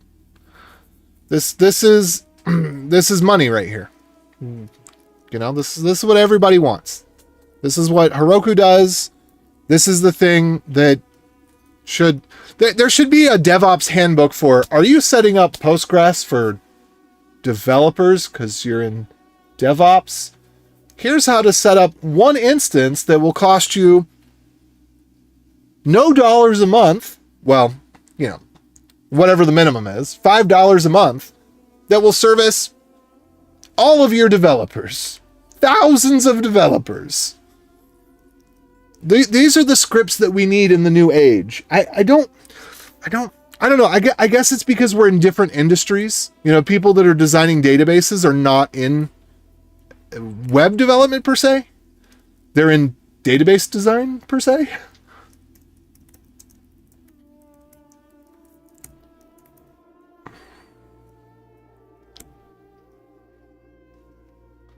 All right, so what I'm going to do then, and this is PG-14, so I need to have PG-14. This is the crowning achievement of the day, if I can make it.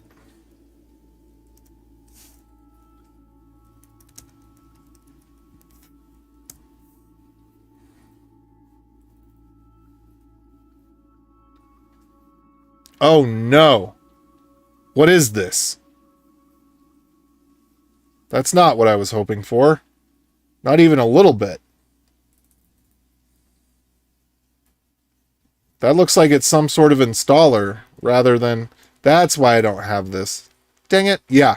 Wait. I don't know how to communicate this. And, you know, there's a chance that I'm wrong. There's a chance that there's some wisdom of the ancients that I don't know.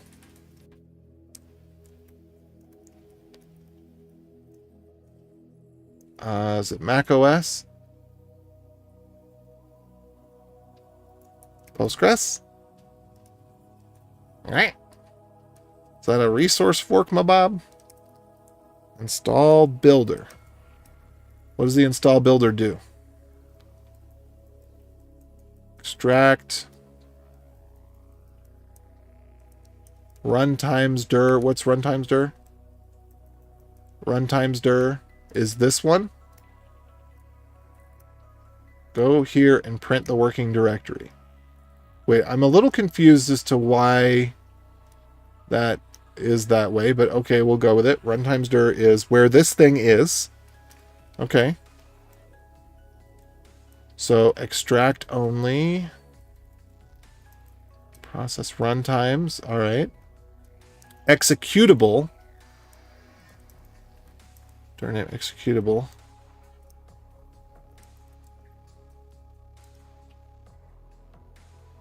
Dir name executable. And then the rest of the commands. Extract mode. Oh, this is or.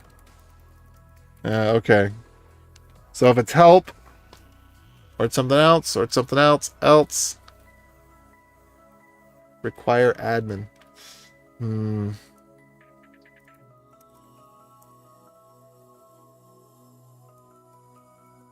Okay. So let's try extract only then. Was there anything else here?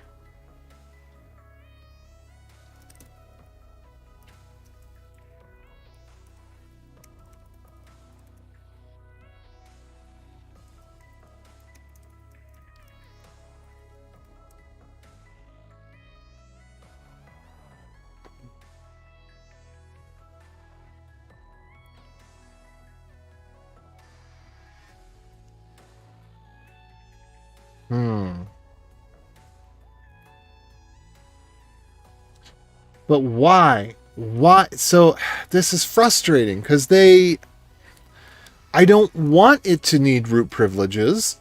I don't know why it should need root privileges. I can't think of any reason this would need root privileges.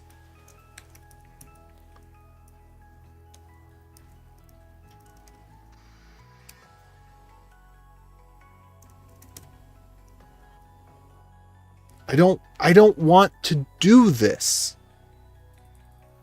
Okay, I might brew this one.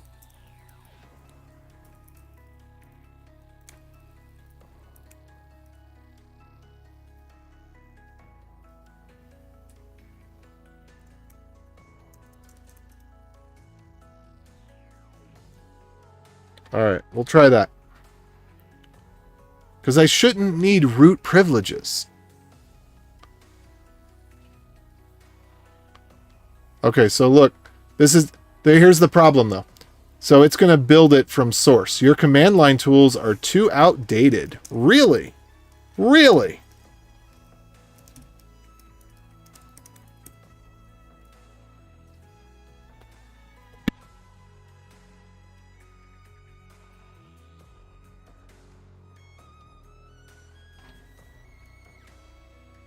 Use software update.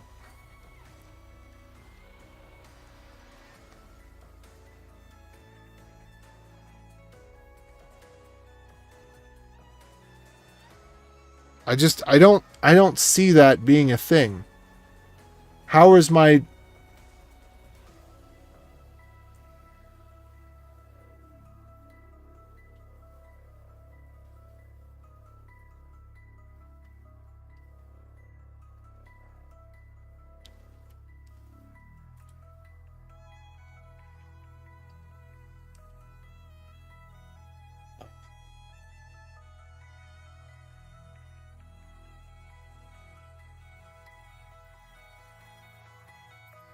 Okay.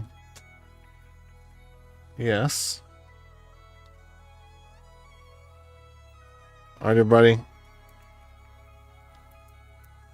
Ignore the fact that I put it on a different screen, but okay.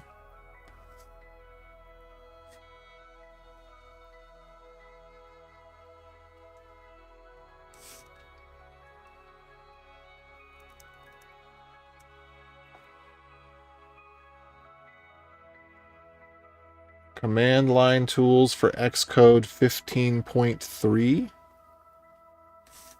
All right, sudo rm-rf library developer command line tools. This is so scary. This is going to ruin my day. This is going to ruin my day.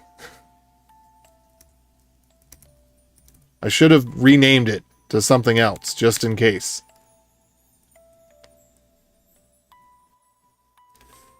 All right. Install requested. Where's the pop-up? There it is.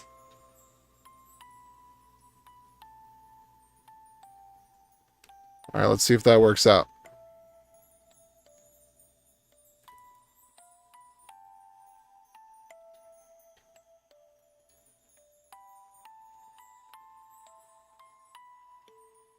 Okay, what does chat say?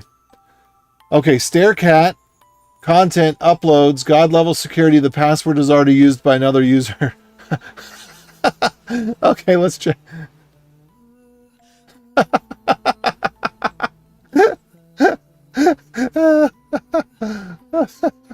Oh, that's great. Thank you. Let me bring that on the stream here. Okay. There we go. Brew requires the version of software dev tools to match your OS version. Logging into the Apple ID right now. That's right. By far the most annoying thing I come across with Brew. But it doesn't make sense. Well, what it may be upset about is that I've installed LLVM via Brew, and I've installed that via Brew in such a way that I can, if I need to.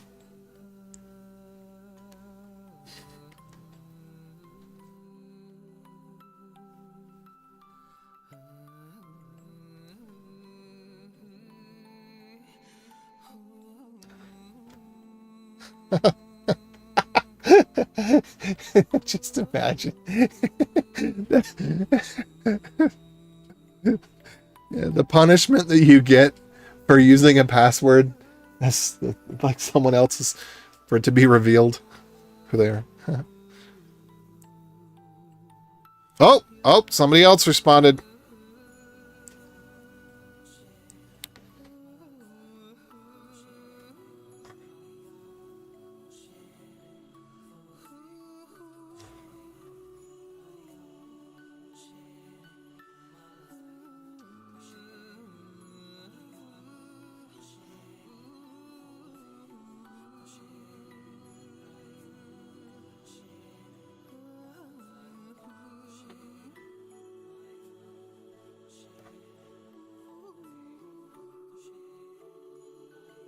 Oh.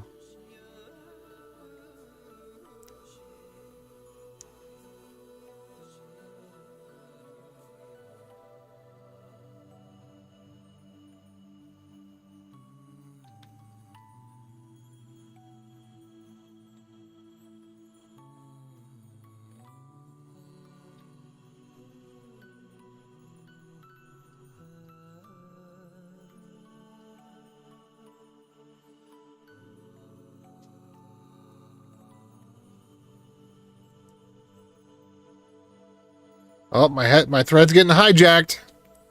So I said that I thought EDB, Enterprise DB, was the Postgres company in the same way that MySQL AB used to be the MySQL company. And the person says, well, how did you come to that conclusion? And the other person responds with the link to the Postgres.org's download link, where it takes them to Enterprise DB, and Enterprise DB takes them to Postgres, and Enterprise DB has its banner. The Postgres is the world's #1 database, blah, blah, blah, blah, blah. So, yes, this is legitimate. All right, where did my...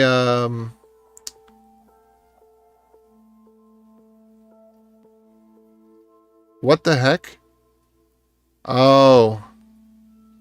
Bot.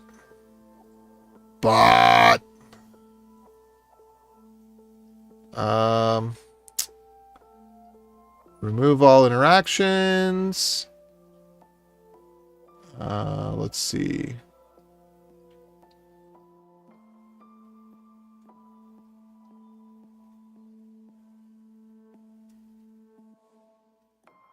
How do I block? Ban? How do I ban? Oh, I should have known. If I'd only seen the profile picture, I would have known, but it didn't show the profile picture. Yeah, let's see. I have no way to block this person. I don't, like, is it, are they already deleted? Is she already deleted? Not she, it, the bot.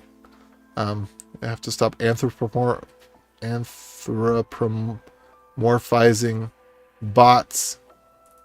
Remove all reactions. Report message. Spam. Something else.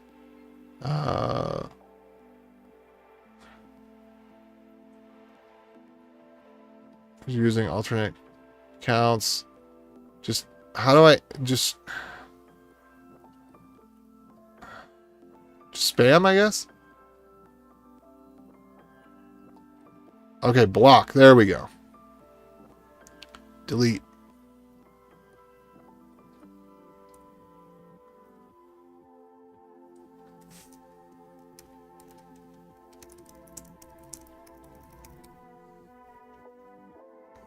All right. Did our install finish yet? No, it's still not finished. Why not? It says 43 seconds remaining. I don't know if I've got time for that.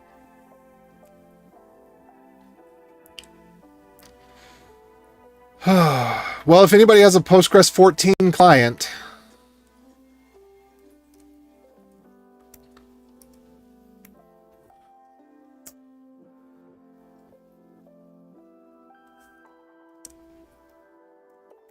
oh, they're already installed. Come on, baby. So yeah, the problem with doing this, with the reason that Brew won't make the no conflict installation the norm is because it has to compile things for no good reason, just because they're not set to be able to work relative. Let's see. It looks like this one might be working. We'll see. Fetching. A lot of these will work.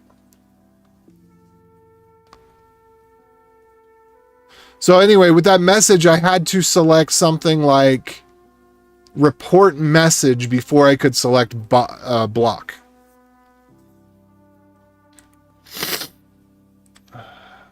And there was no message. Yeah, see, look, make.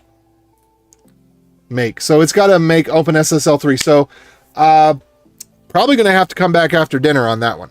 So this is definitely this taking a different path,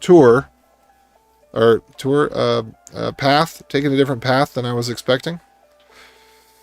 Wow, this is the most interaction I've had with email in years.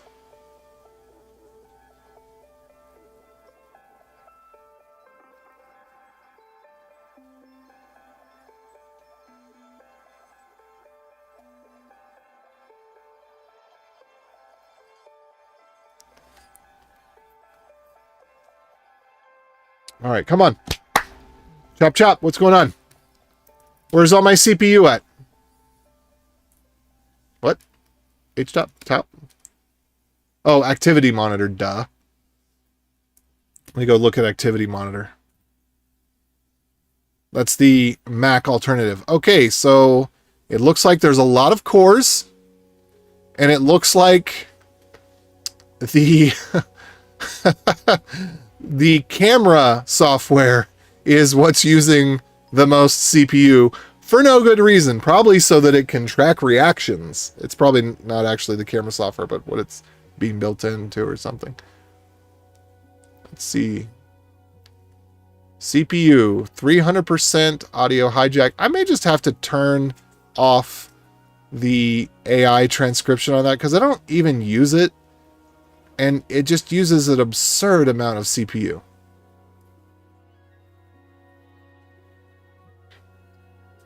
Regenerating CA certificate bundle from Keychain, that should not take a while. That should take moments.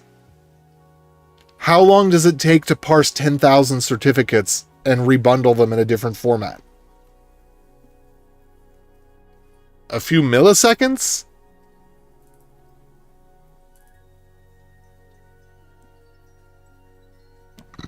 Oh no, it's running make test. That could take a while.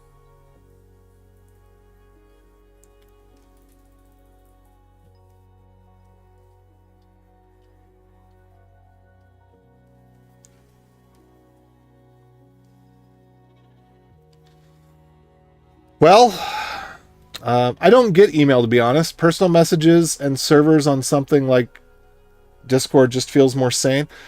Well, it's not searchable on Discord. So for communities, email makes a lot more sense. I mean, if you're just goofing off and trolling, then yes, Discord is much better. But where you have important information that may need to pass to other people, email lists are better. I mean, I guess that's not email itself, but email lists are better.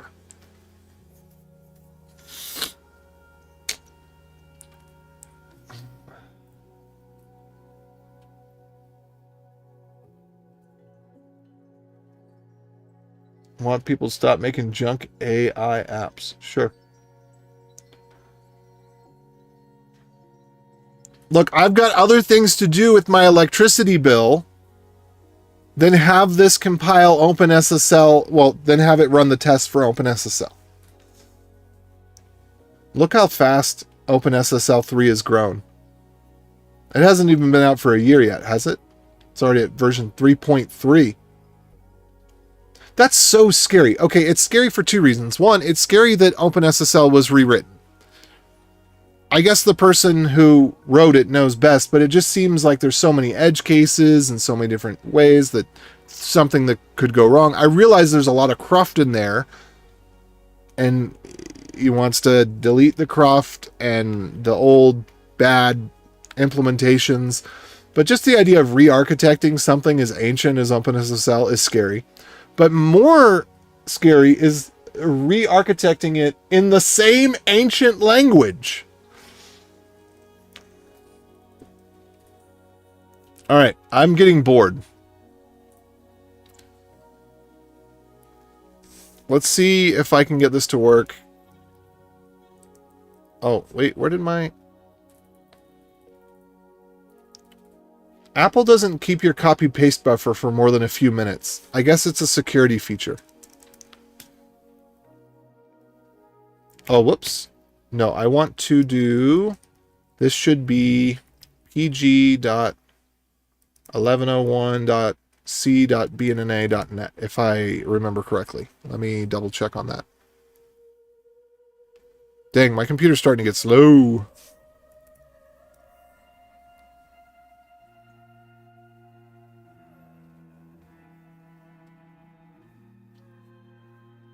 All right, pg.1101.c.bnna.net.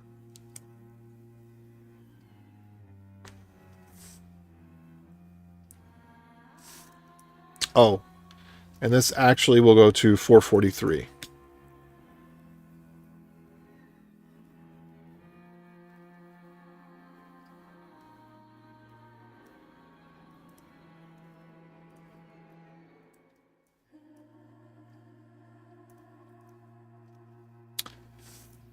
Yeah, anything you want to see from Apple, you have to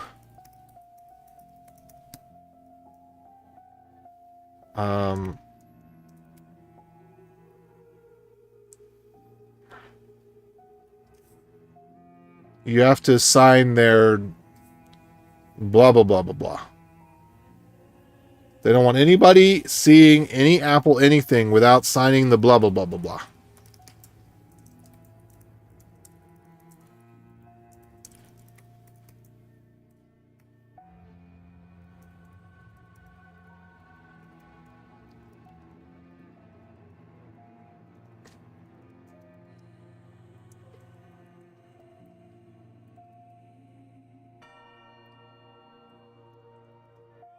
This is 110.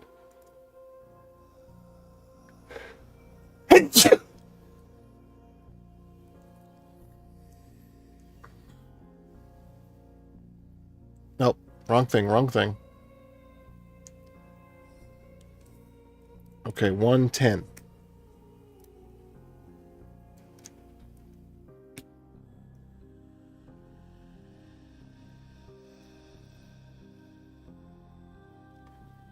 Okay, so eg.1c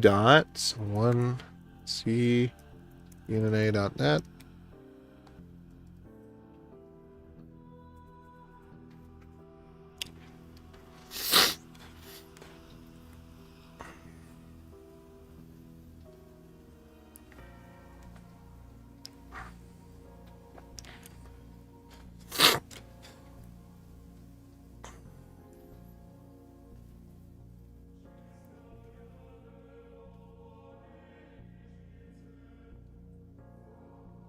All right, that's fine, I guess.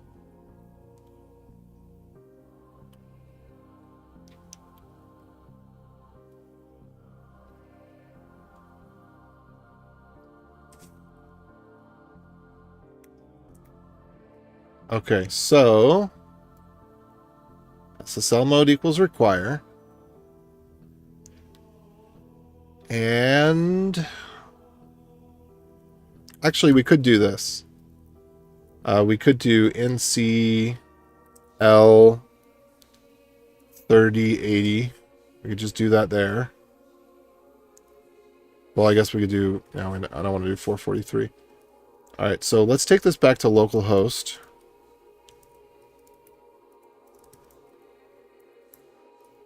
Oh, and then we're going to do 3080. Oh, crap.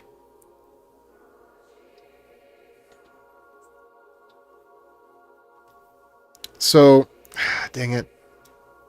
We've got another problem.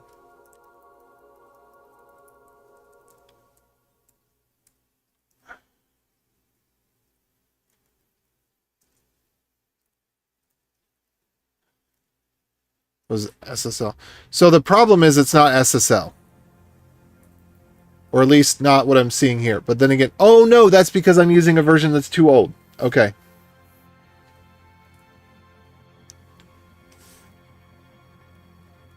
Right, because I'm using PSQL version, whatever version I'm using. 12. Does anybody want to try this with...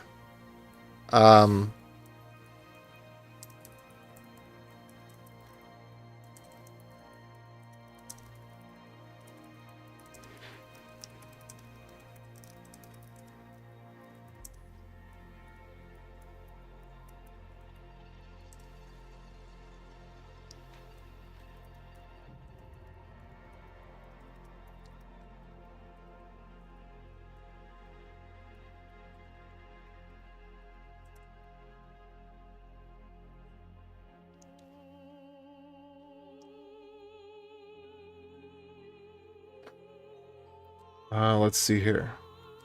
Well, we could also do this. We could do sclient pg.1101.c.bnna.net, and then we can bring that to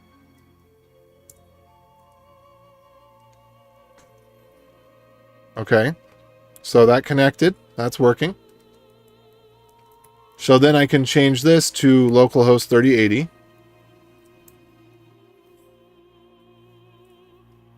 And then let's see what happens.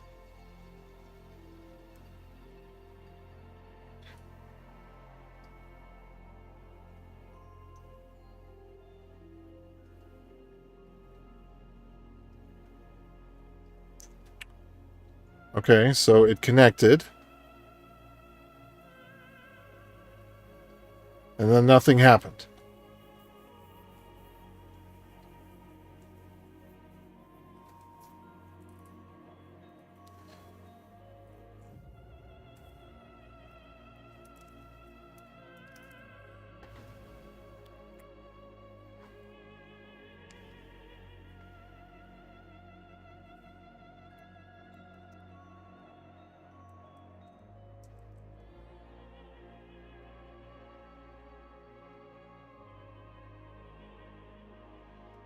Okay, disable. Let's try disable.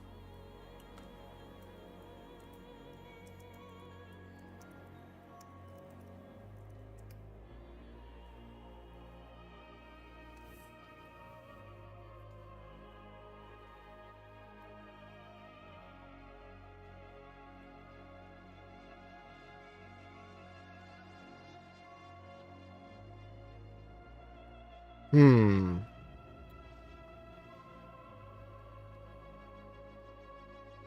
All right, let's see what the obligatory XKCD is this month. Oh, yes. Yes. Let me pull this one over.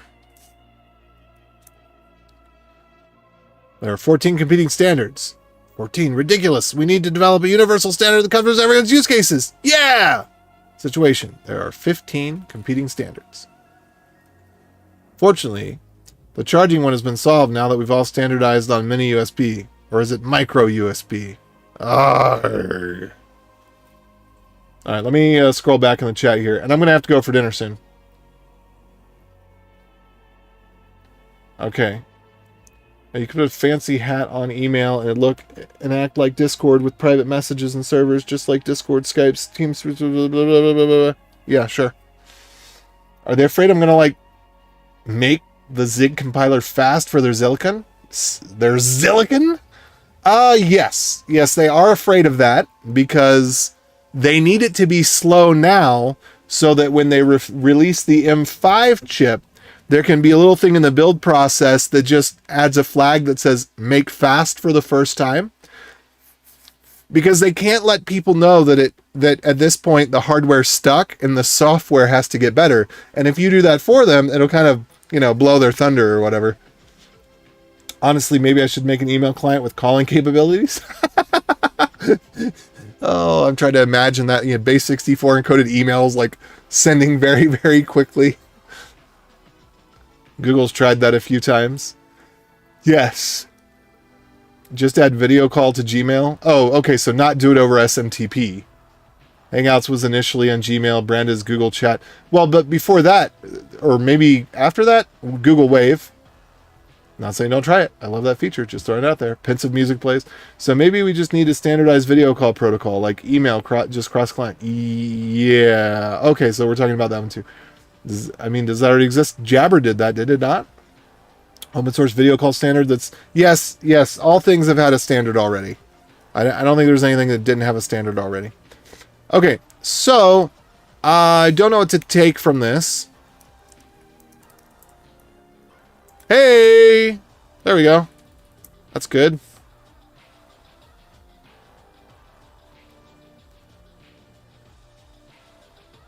Alright, so... let me go back over here. Where's our fitful server?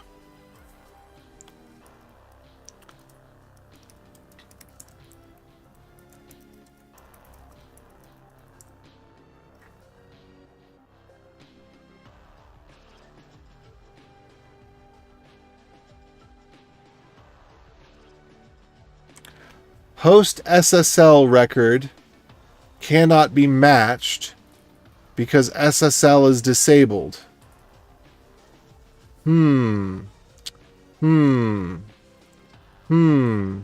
That does kind of make sense. So I actually need to switch this to a pass-through.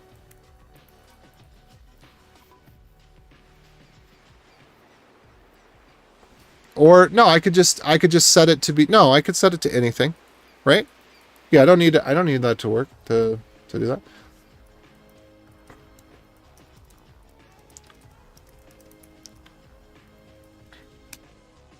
All right. So the question is,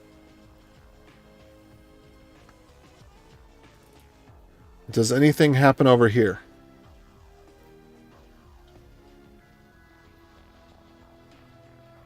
When I do this. So if we get rid of S client, reconnect S client, do we see any new activity in the database? No. Okay. It's listening on port 3080. I think we might need it to listen on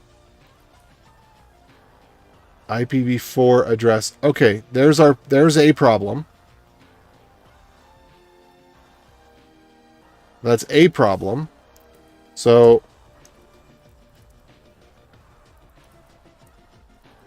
local share Postgres var eg Oh gosh. Postgres. Auto. Conf. What the heck is auto? Okay, listen address. Listen address needs to be 10, 11, 1, 110.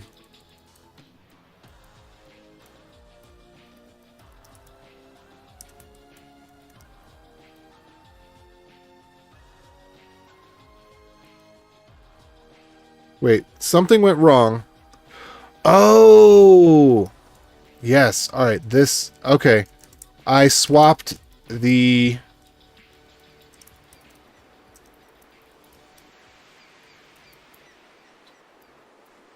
The thingies. Peter, Alright, I'll come, sweetie. are you not coming? I will come. I will come momentarily. Alright. So let's try this. Then let's get that out of here. And let's switch this to require. Oh, whoops. Not localhost anymore. Like this. pg1101.c.bnna.net. Connection refused. Okay, let's switch it over to correct port. And then what do we got over here? Anything? Bueller? Bueller?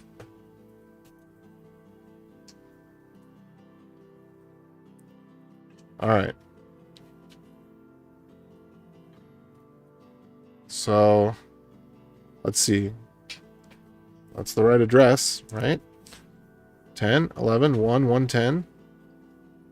Okay. So if I go here in my web browser,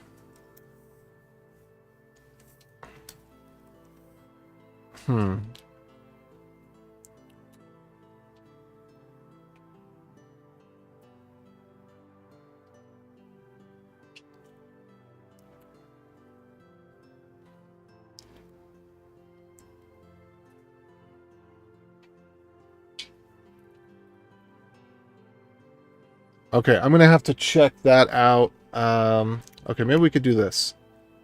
Can I do PG1? PG1? Let's try this. Like my though.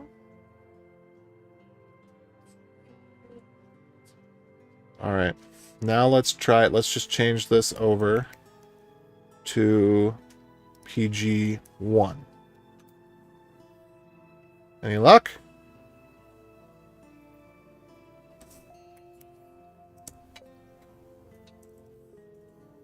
Nope. All right. Well, I'm not getting through in the way that I would like to.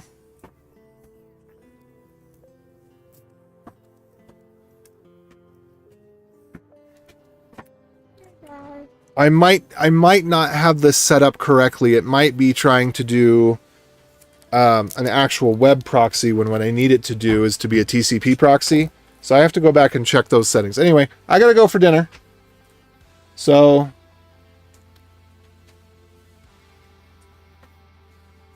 catch you later. Adios.